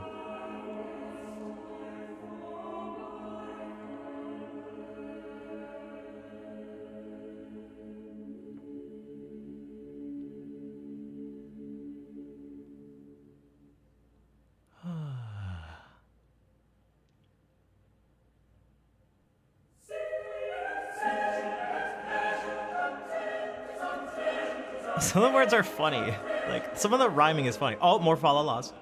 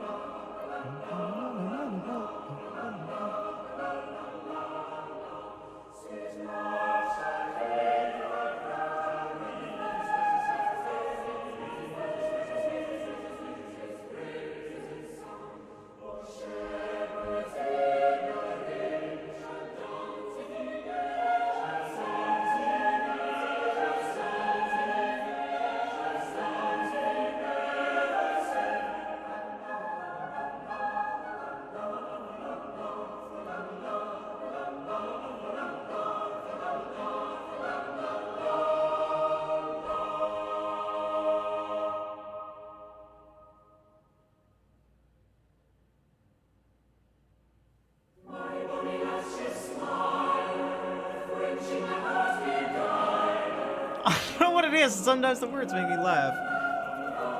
Oh, when she beguiled.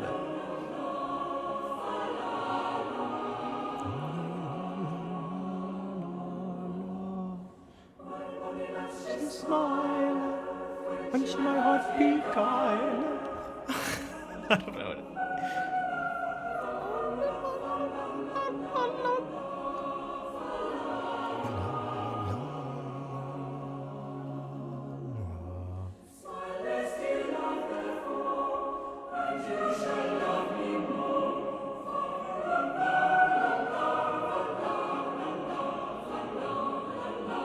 They do this thing. This isn't the first time we've had that thing where they switch the meters, and you can see it up here.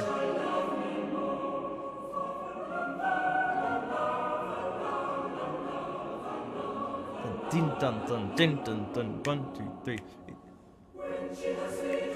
1 2 3 4 1 2 3 4 1 2 3 4 1 2 3 4 1 2 3 4 1 2 3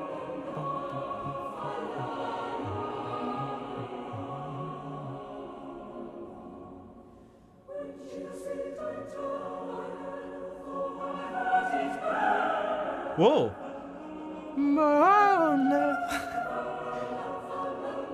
I wonder if that was on purpose on the word burn. Burn. Then 3 4 1 2 3 4 1 2 3 4 1 2 3 1 2 1 2 3 1 2 3 1 2 3 1 2 3 1 2 3 1 2 3 1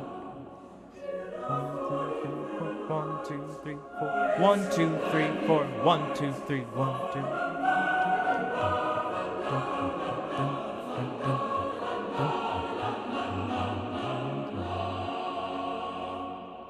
Man, if you can ever sing in one of these, whether you're in the actual choir or if you can follow along with the notes, if you know how to read this notation or can figure it out, it's super satisfying. Orlando Gibbons, all these people, these are famous Renaissance composers.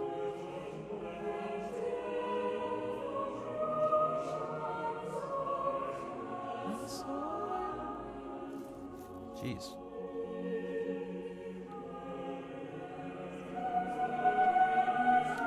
Well, here's the well, Kauto, this isn't even. These are actually secular songs. This is not what you'd hear in church, but they're. The church stuff is actually more. It's actually more. I don't know how you describe it. Divine in some way.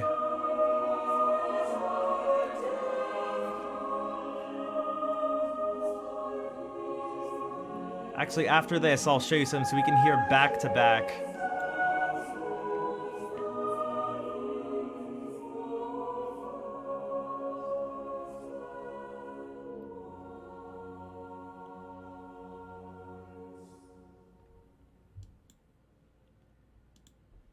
You should be able to notice a difference, even if it's like, even if you can't articulate why. So,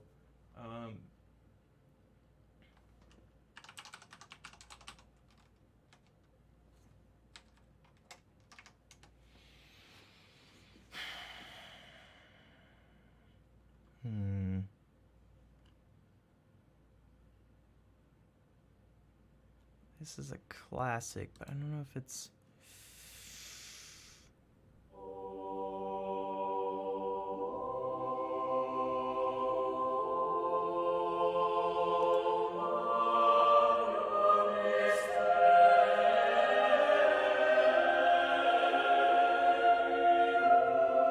This is also Italian, no?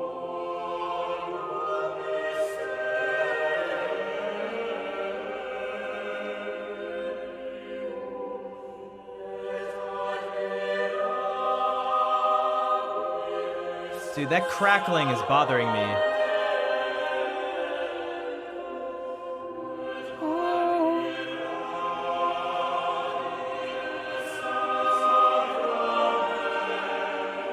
I don't know. This is the music of the angels, like.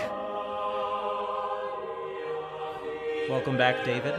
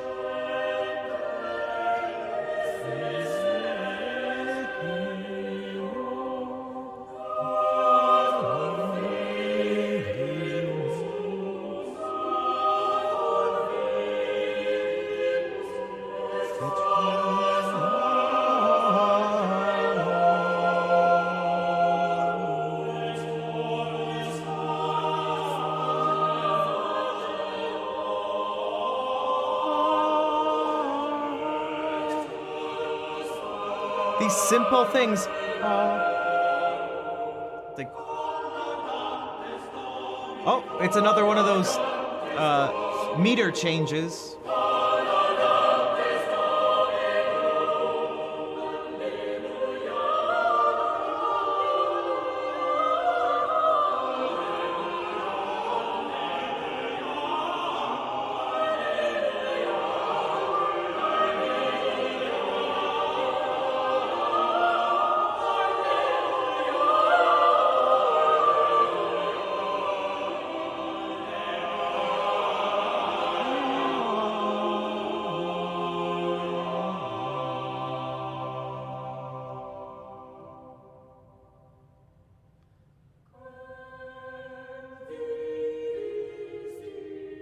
No, you want to go to church?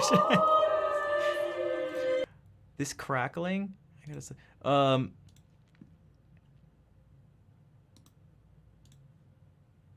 Here's more from Palestrina. The Songery, hello! Welcome to the music of Palestrina.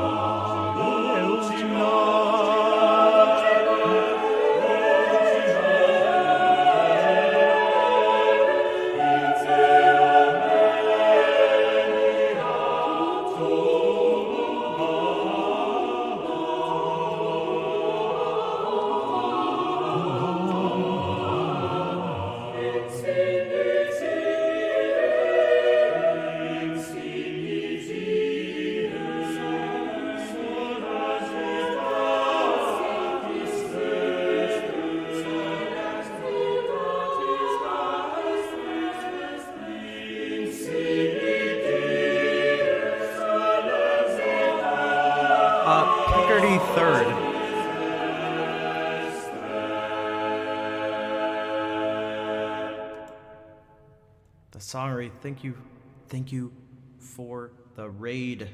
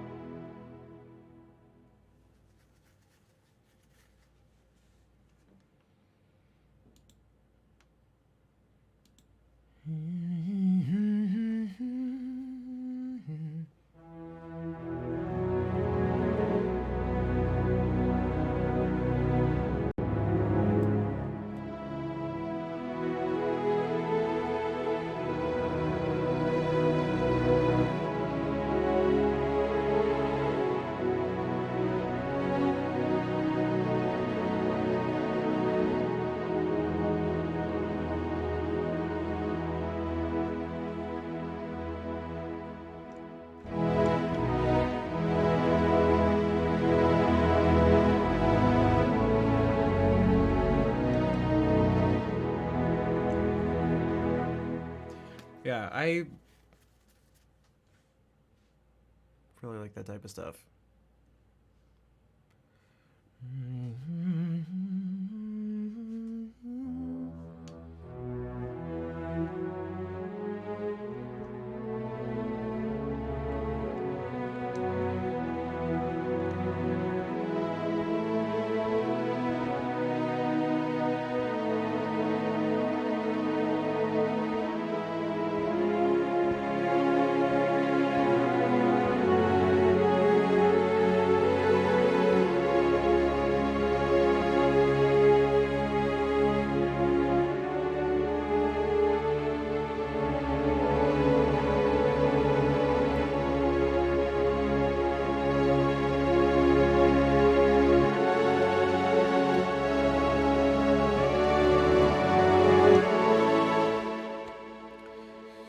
Whether it's like the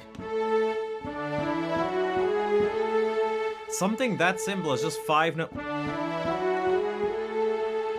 could be so nice.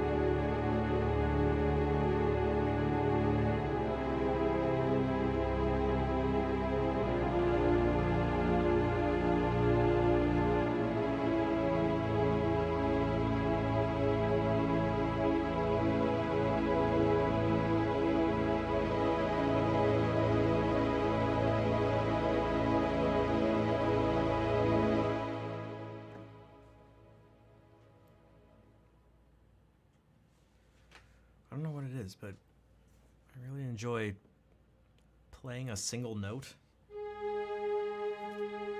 setting up some expectation,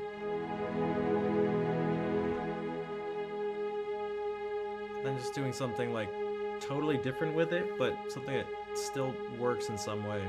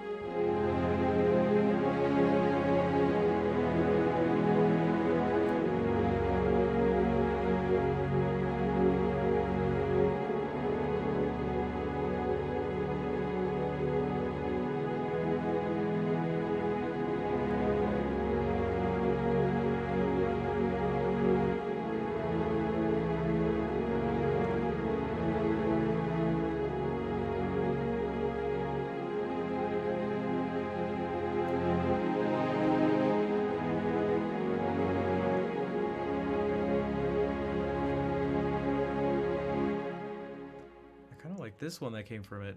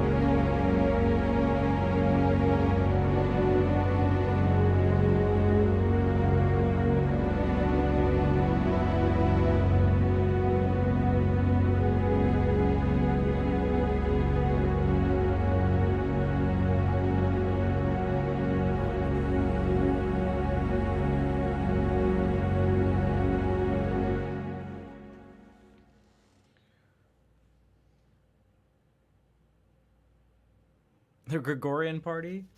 The Gregorian party? We end by looking at modes. And then I can't remember where it like went.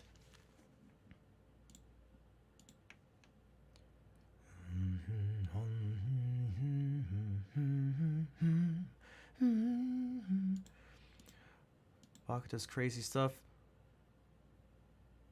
That he does.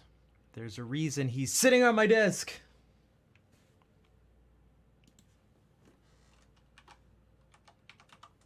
There's a There's a reason he exists in emote form on this channel.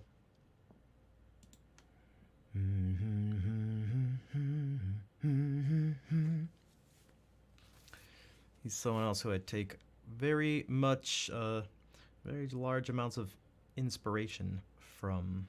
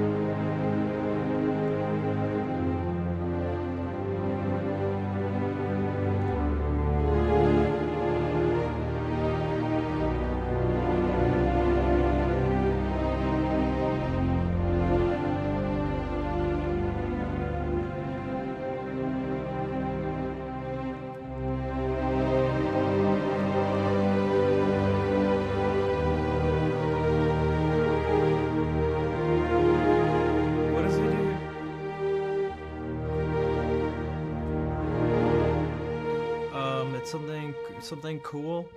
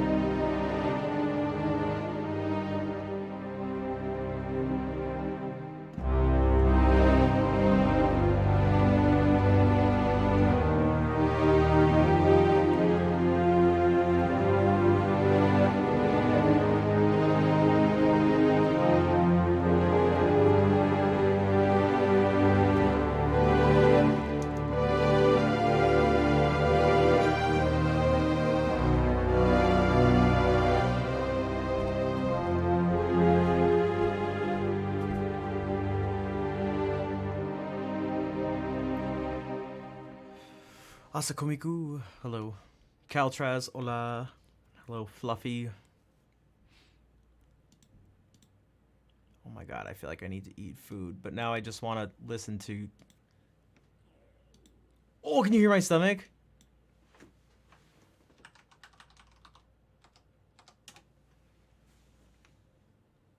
But now I just want to listen to that crazy piece. Damn it! And it's so long. It's so long. It's so intense. Again, someone asked the question, what do you listen to when you're like upset or stressed or something like that?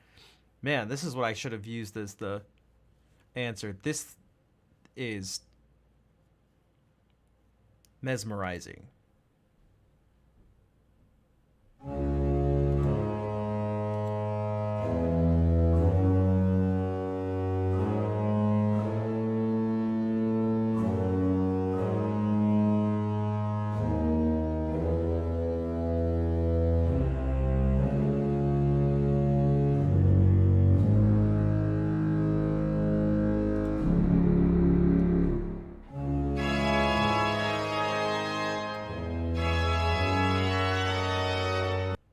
This whole thing has this in common. This happens the whole time. Well, these notes, it's transposed down a whole step, but those notes he started with.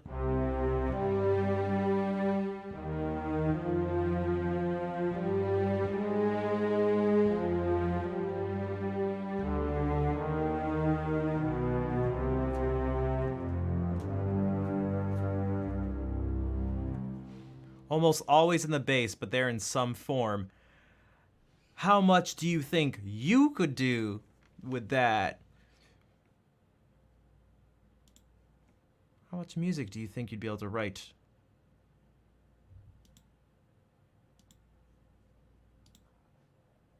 Let's see what happens here.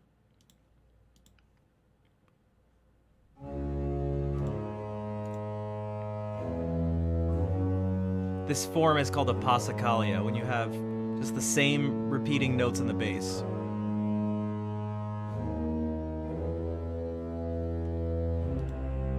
You won't believe what this composer decided to do.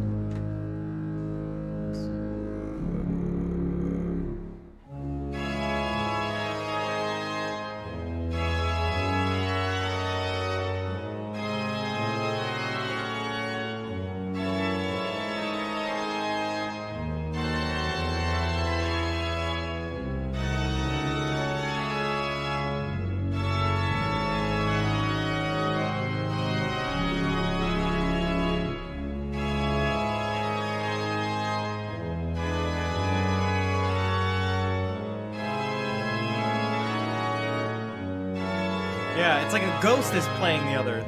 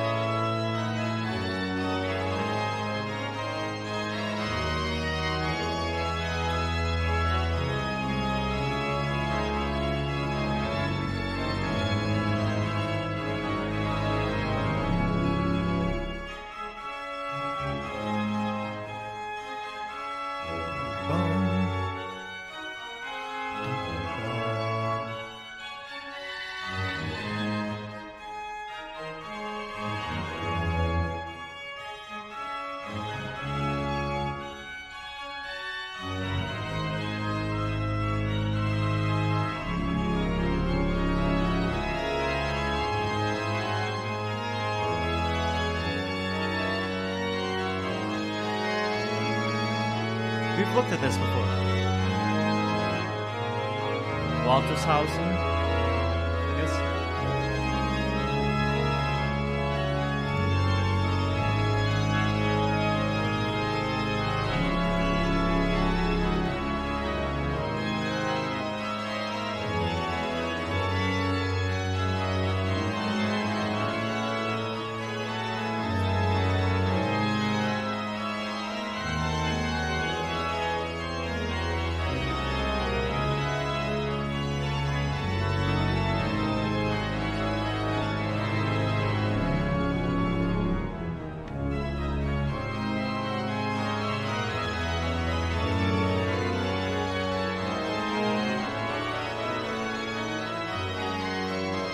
Such a whimsical toy.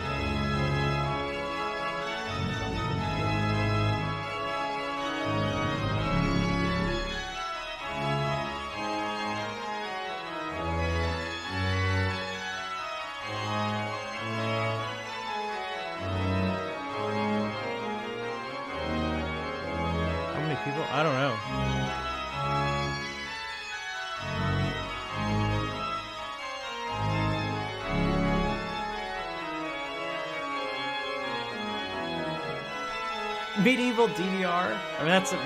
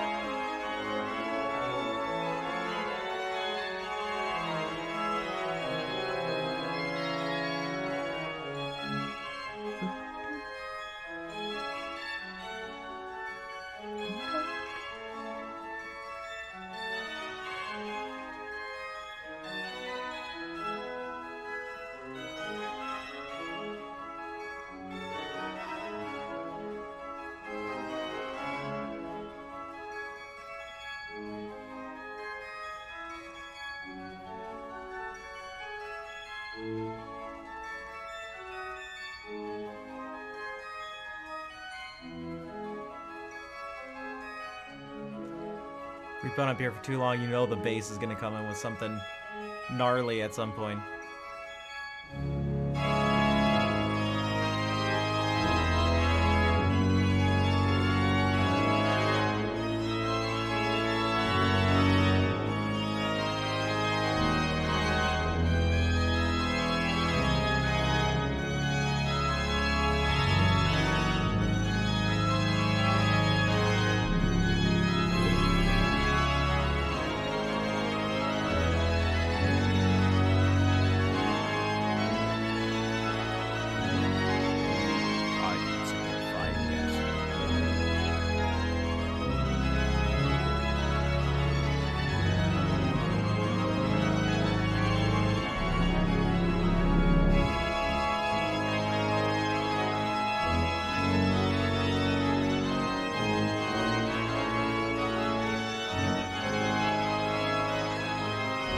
Exactly fair. Exactly.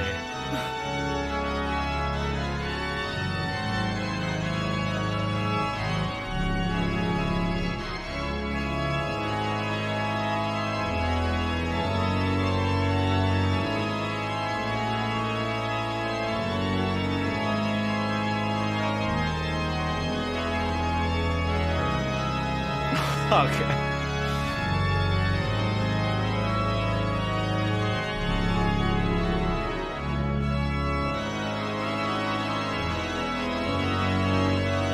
This is crunchy.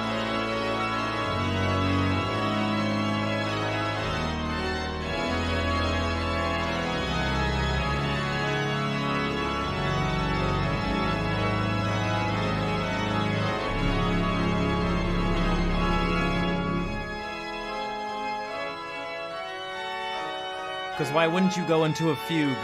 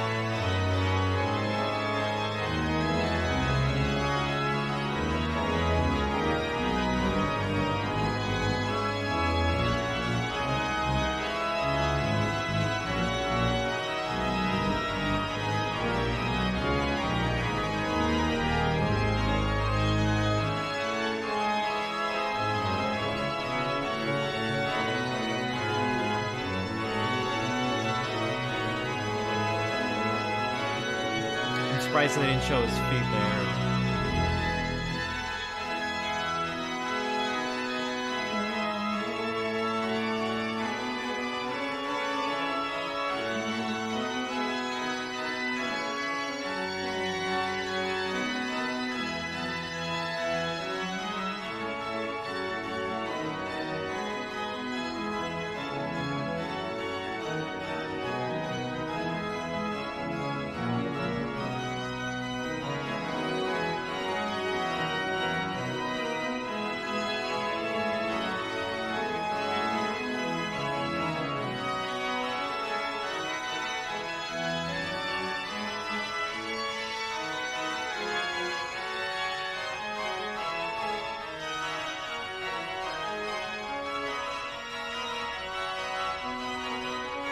It depends, Stangy. This thing probably at this point, a huge machine that pumps an insane amount of air into it.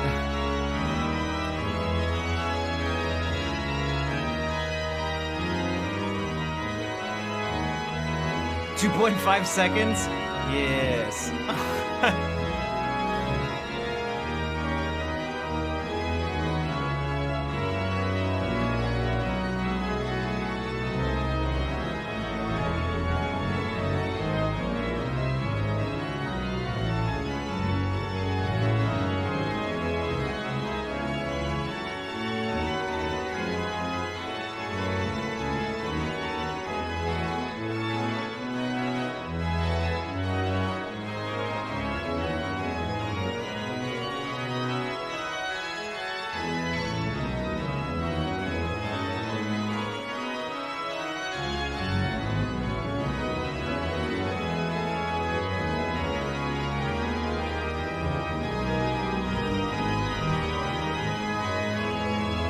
Hey, Captain.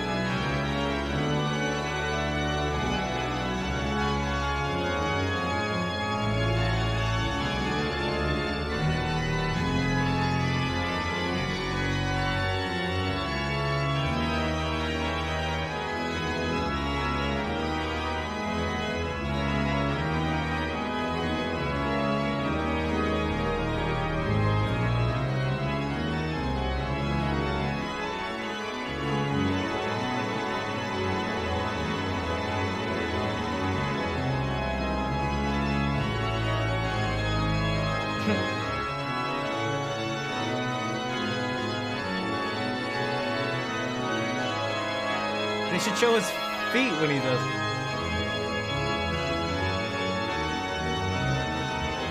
He's not just jamming.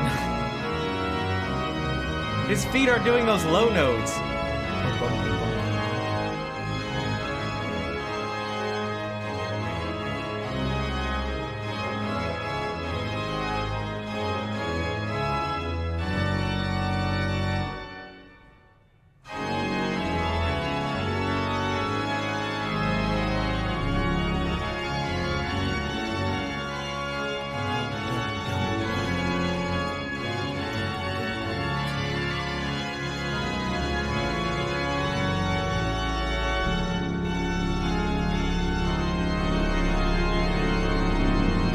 Oh my god.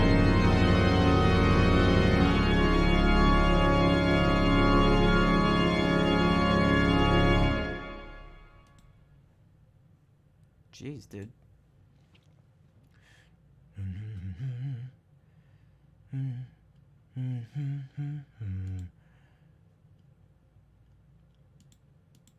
But how do I play this thing? If you have to figure out how it works, yeah, how do I play this thing?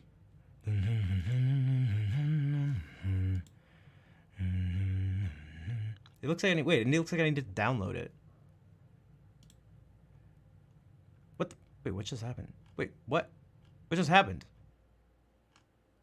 What just happened? Wait.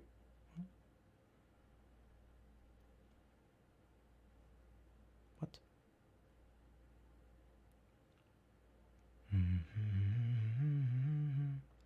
Right, they're just showing a window, but like, how do you...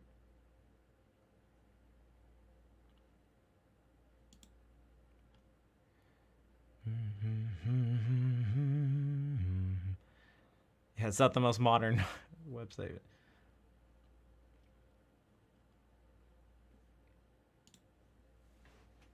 Don't you have to buy? I guess so. But yeah, I don't even. I guess downloads.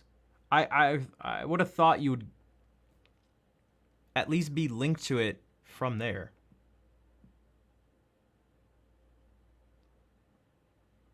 Special articles. I'm gonna downloads, add-ons, organ extensions. I don't know. Maybe I'm on downloads right now. Is it in the soft / hardware?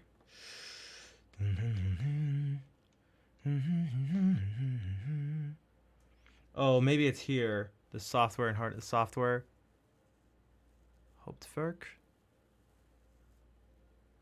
Oh, it's probably this. Yeah, I'll have to do. I mean, I'm not gonna do it right now. Also, yeah. In the meantime.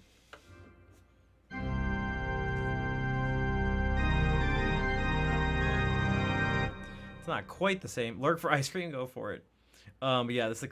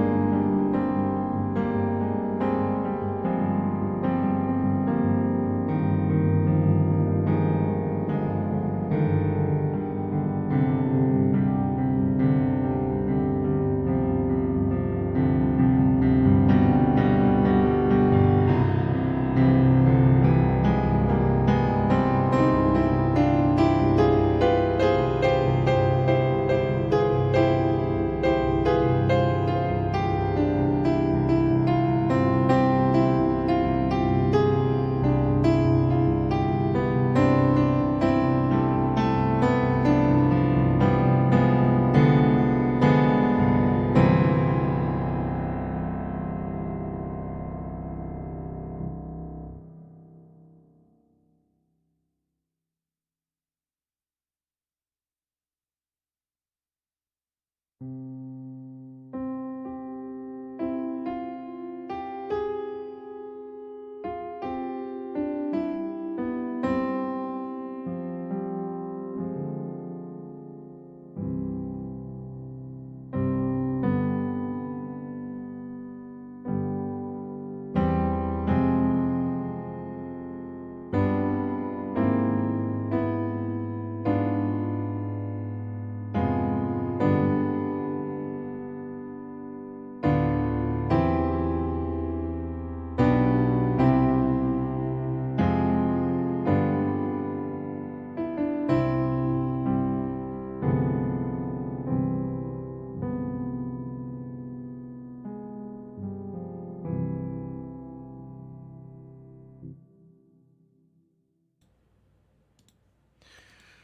right. Thanks for the claps.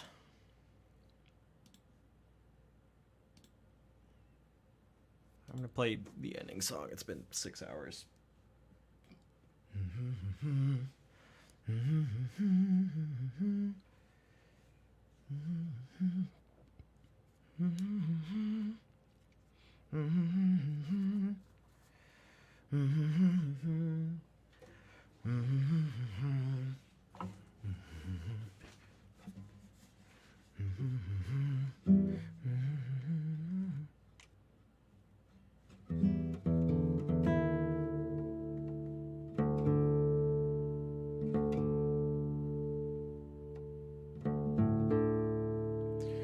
You are very welcome. Thank you for being here and being one of the people who I get to share it with.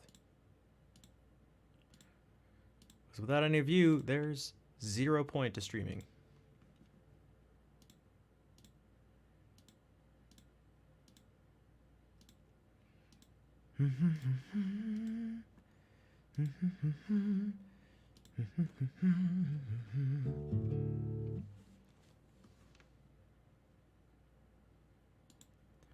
The took us to the church.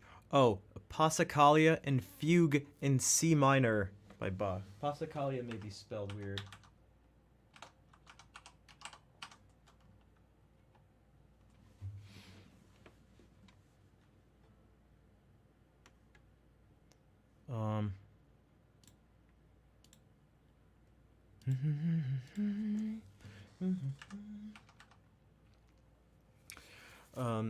Again, a Passacaglia just being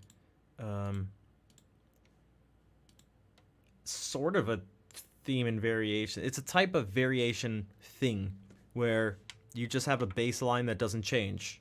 Which again, we have the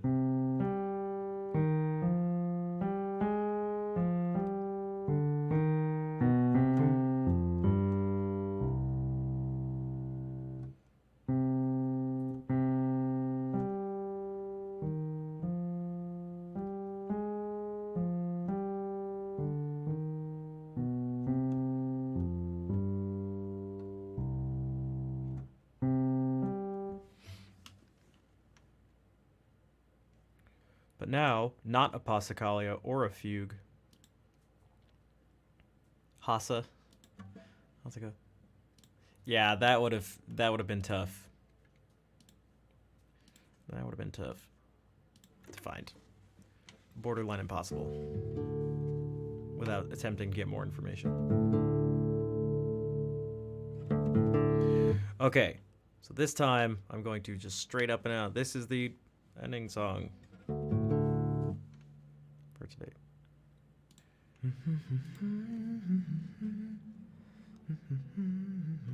Okay, see, that's just gonna be stuck.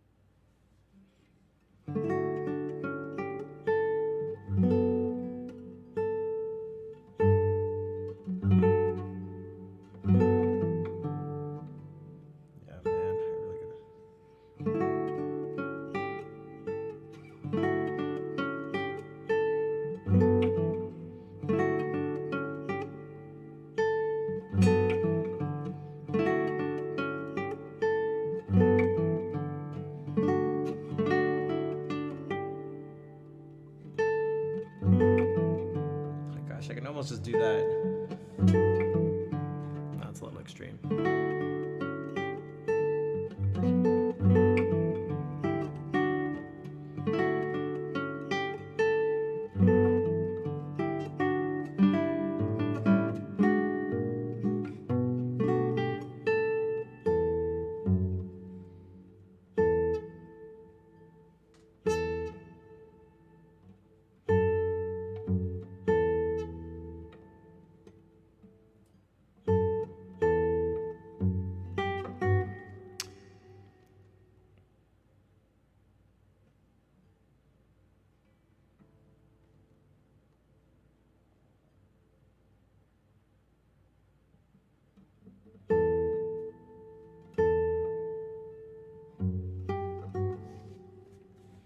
I just gotta be super on the tip.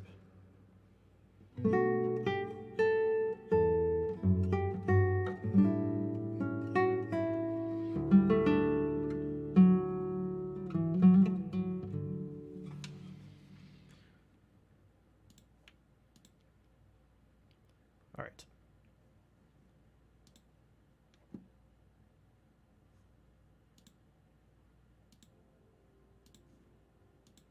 Thank you for all the hearts. Fair, thank you for starting up the heart chant.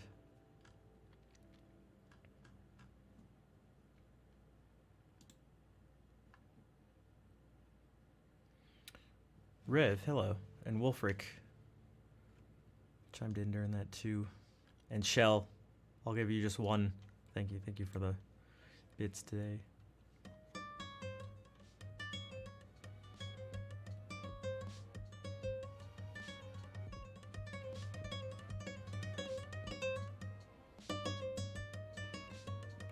Okay, time to find someone to. Okay. I saw your message. Great. You're not the only person who sent me messages like that over my time streaming. Video game Revenant. Video game Revenant claps the cheeks of every game until swollen. True, and says Bay Zed takes until chat goes to bed. 7 p.m. Easy lol! Exclamation mark! Exclamation mark! Exclamation mark! Exclamation. It's XQC's stream title.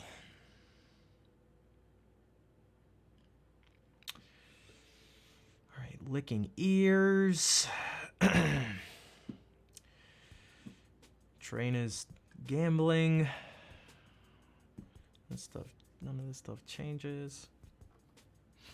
Yeah, I love seeing the colorful chat. It's great with names, different badges, different emotes.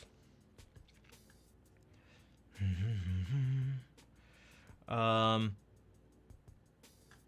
the most flattering thumbnail for that person.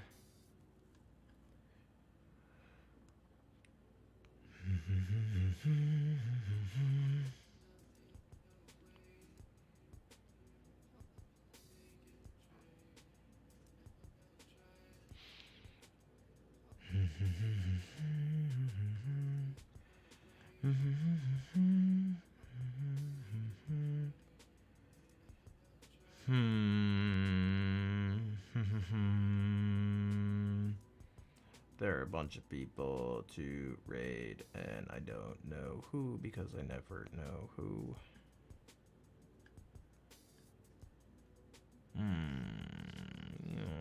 Yes. So maybe we could raid. Oh, you spoke too soon, Tengi. How acoustic? I feel like you haven't been gone for that long, have you? But it's nice to see you. Although, we're literally just about to leave. I'm looking for someone to raid, so you may have to miss for a little longer. Oh, you know what we can do? This will seem kind of random, but God, I hope this isn't super loud. It's gonna be, isn't it?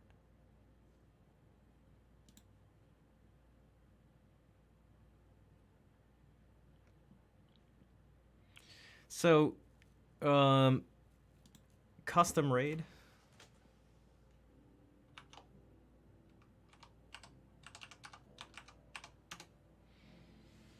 Vol, thank you for gifting that sub to Acoustic. Oh, hey there, Kaylee. Oh, hi, Kaylee. I saw the video you sent me of me. Is that just like your favorite thing? Kaylee's favorite thing is filming me when I don't know it, when I'm doing something dumb, and then all of a sudden I just like notice it, and I'm like, oh, damn it.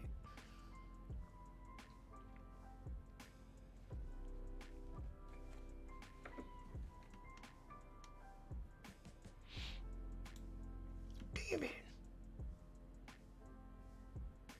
They got married? Wait, why did I think they like already were married?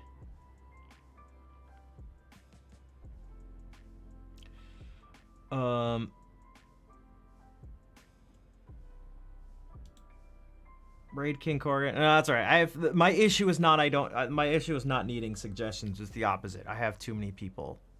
I already know who we're gonna raid because it's this person's birthday.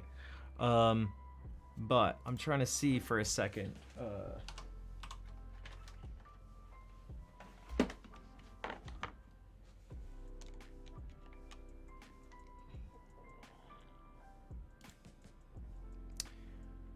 I don't feel like doing this. This is gonna.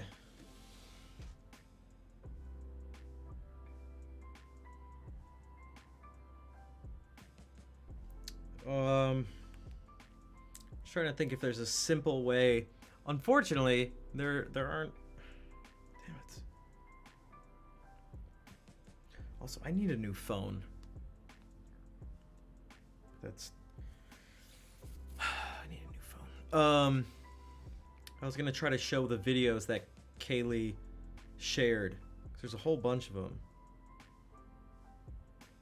but it's not simple.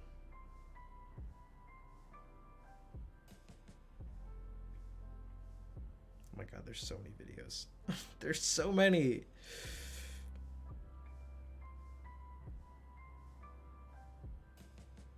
Dude, like, Kaylee, this one where my feet are squeaking. Hold on. Wait, I might be able to do this. Wait. Time out. Hold on.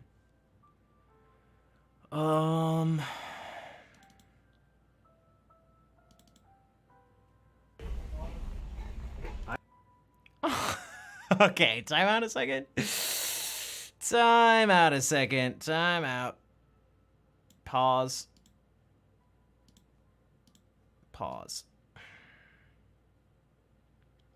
This is gonna be really janky, but it should work.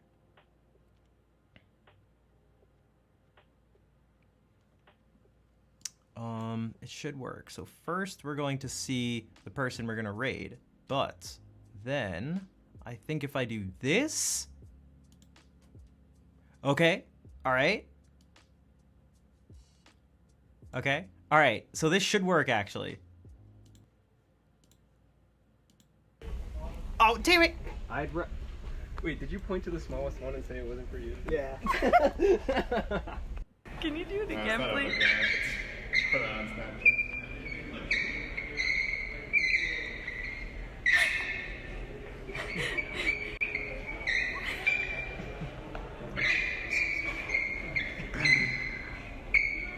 I did this for way too long. Why are my shoes so loud? Dude.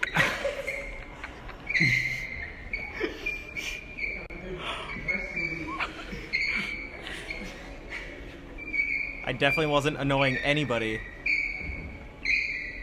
Like that dog. This dog is like, what are you doing? This man is special. Was that the consultant? Oh my This god, thing. what a beautiful doggo. 10 in the morning. Greg and I weren't sleeping during the This is Kaylee filming me without me realizing it. I'm usually up. Also, there's my elf ear. There's Carmers. There's Pit.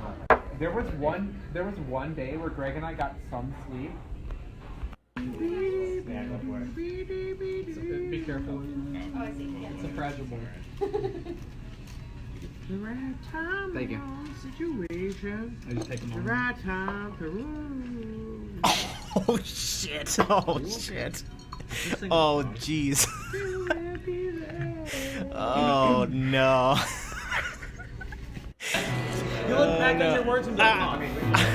I sang. I'm not gonna do the whole thing, but I sang this. This song's a good turn. You want to feel lucky to be alive?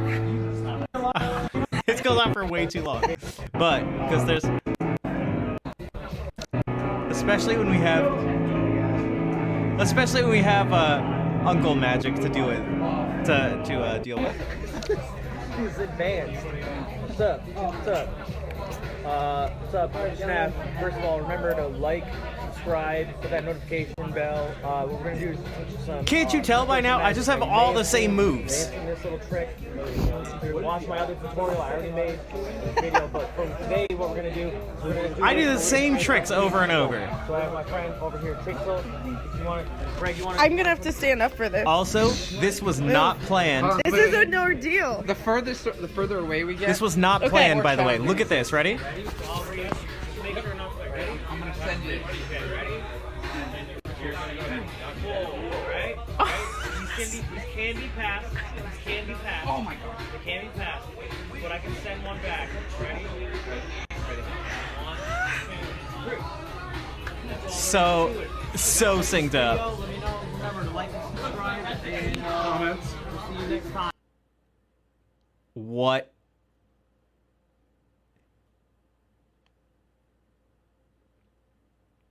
Why was my hair so long? Also, why is there no sound? My hair. I look like I'm insane. Where is the sound?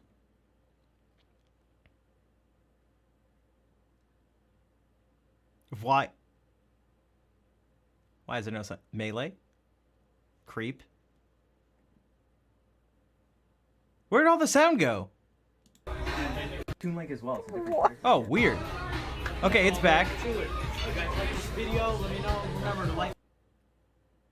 They have Toon Link as well. It's a different character. Wait, did you point to the small? With the same moveset, just slightly different. No, I don't even know what to say. That's actually not a joke. That's not. Well, no, it wasn't a joke. It's not even serious, is what I meant. Oh. Oh. How? Like this? Aggressive. I do not passive aggressive. It's not passive I do aggressive. not have passive aggressive. Okay? No, no, no. Oh my god, this. Look at this magic. Ready? Oh, I mean. Dude, my hair is so fluffy. Why did I open up this?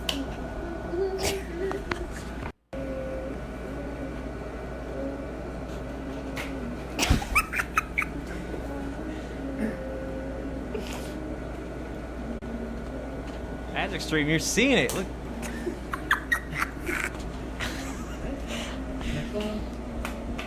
Four cards there. Ripple shuffle. The noise when you just. Still on top. You know I shuffled. It's riffle. It's called a riffle show.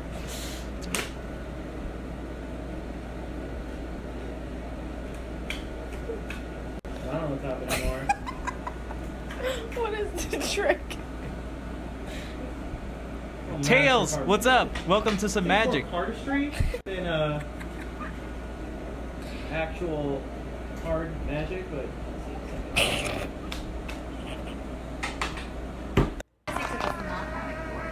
But you would have to have both your. No, hear me out. That's pretty bad. In this It's case. bad. But now I have all the cards, so I'll never know what I have. One I know you're looking at me. She's doing the bad. Because I'm playing mind games.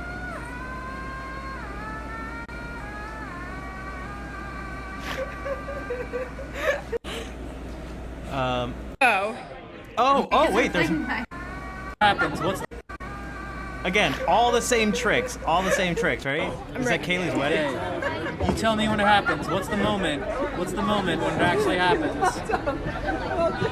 At what point does the change actually take place? Right there. Is there any change at all? Right there. Oh, Wait, do I look any different? no, not at all. At what point does the change take place? stick your tongue out, you open your mouth. Crazy you go face, go. You do that, like you close one eye, and your face is Do it. crazy. What's actually crazy is like, Look at my hair.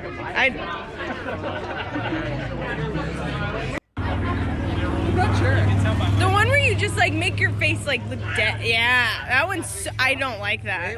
I don't like that.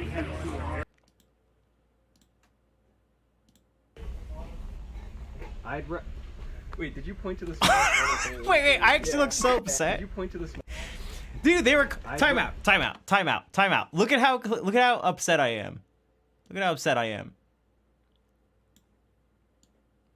Look how upset I am. Time out. I gotta.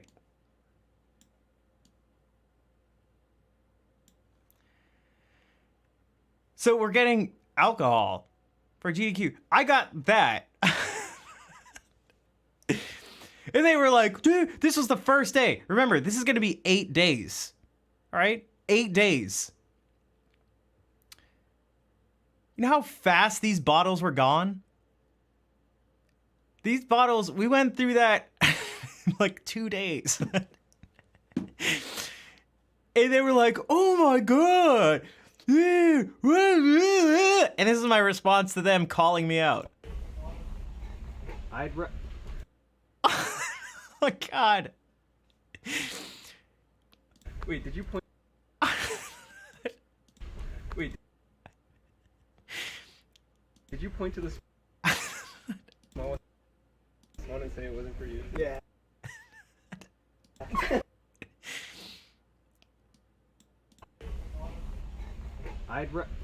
Wait, did you point to the smallest one and say it wasn't for you? Yeah. Dude, we went through that so... Oh my God, we went through it so fast. Look! Face up here. I wasn't upset. I was just seriously shocked. I was like, are you guys serious right now? You think this is too much for an entire week? You think this is too much for the entire week? What?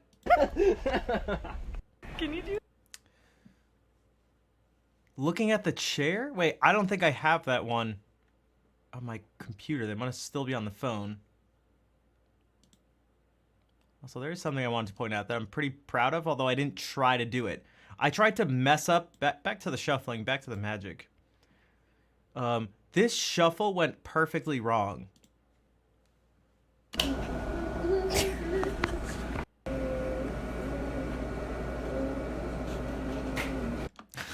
I love how that card flew out. Like, I wanted it to not be good.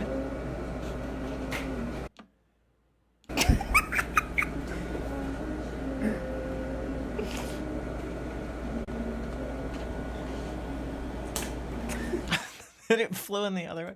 All right. But let's. All right. So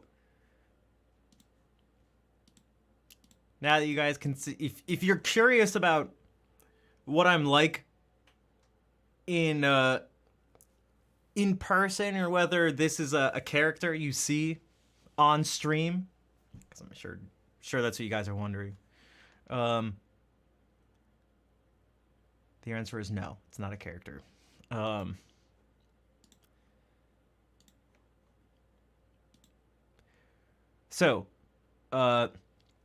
It is, speaking of GDQ stuff, it is Rock and I's birthday.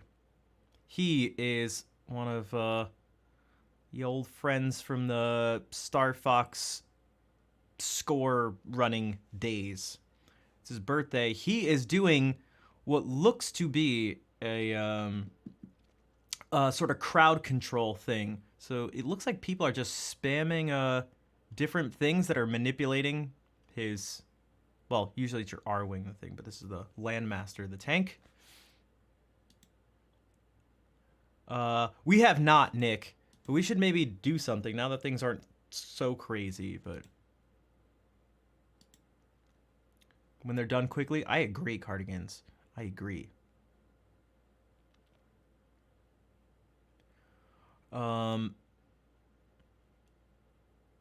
Okay, so we're gonna do this. We're gonna say happy birthday. Again, we did this before, but just one more time.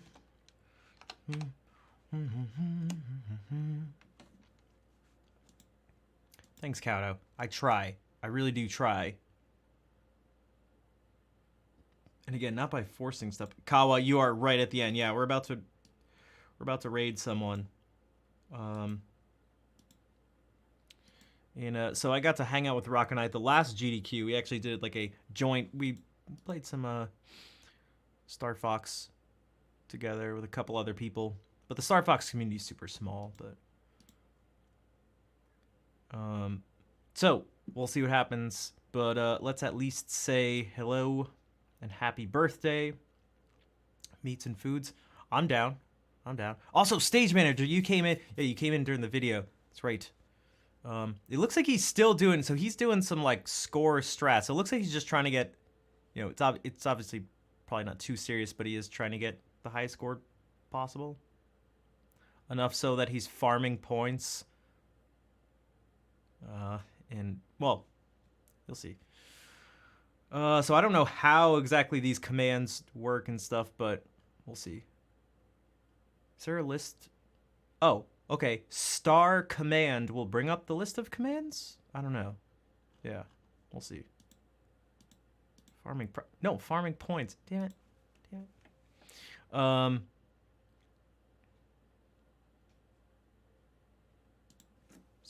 /raid.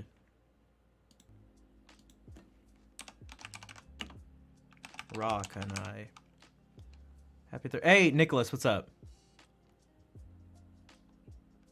Happy Thursday. We are about to raid. Copy the raid call, which may.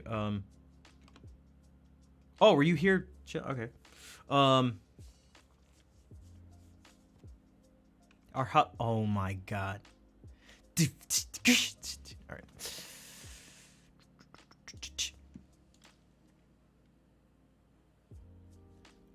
Did he just die? What happened? Oh, I don't know what's happening here. All right, so let's say, yeah. I'll be back tomorrow night. We'll maybe do something a little special because it's Koji Kondo's birthday. He's the person who wrote the music to The Legend of Zelda, the Mario games, the Star Fox games, and many others. And he is one of, whether I like it or not, one of the biggest musical influences on me. He's one of the 3 big video game people whose music has been infused in my body. So also remember to check out the YouTube, the new video. I'll put up a new one Saturday too. And I hope to see you tomorrow. In the meantime, let's say happy birthday to Rock and I and mess around with him as he tries to get a high score.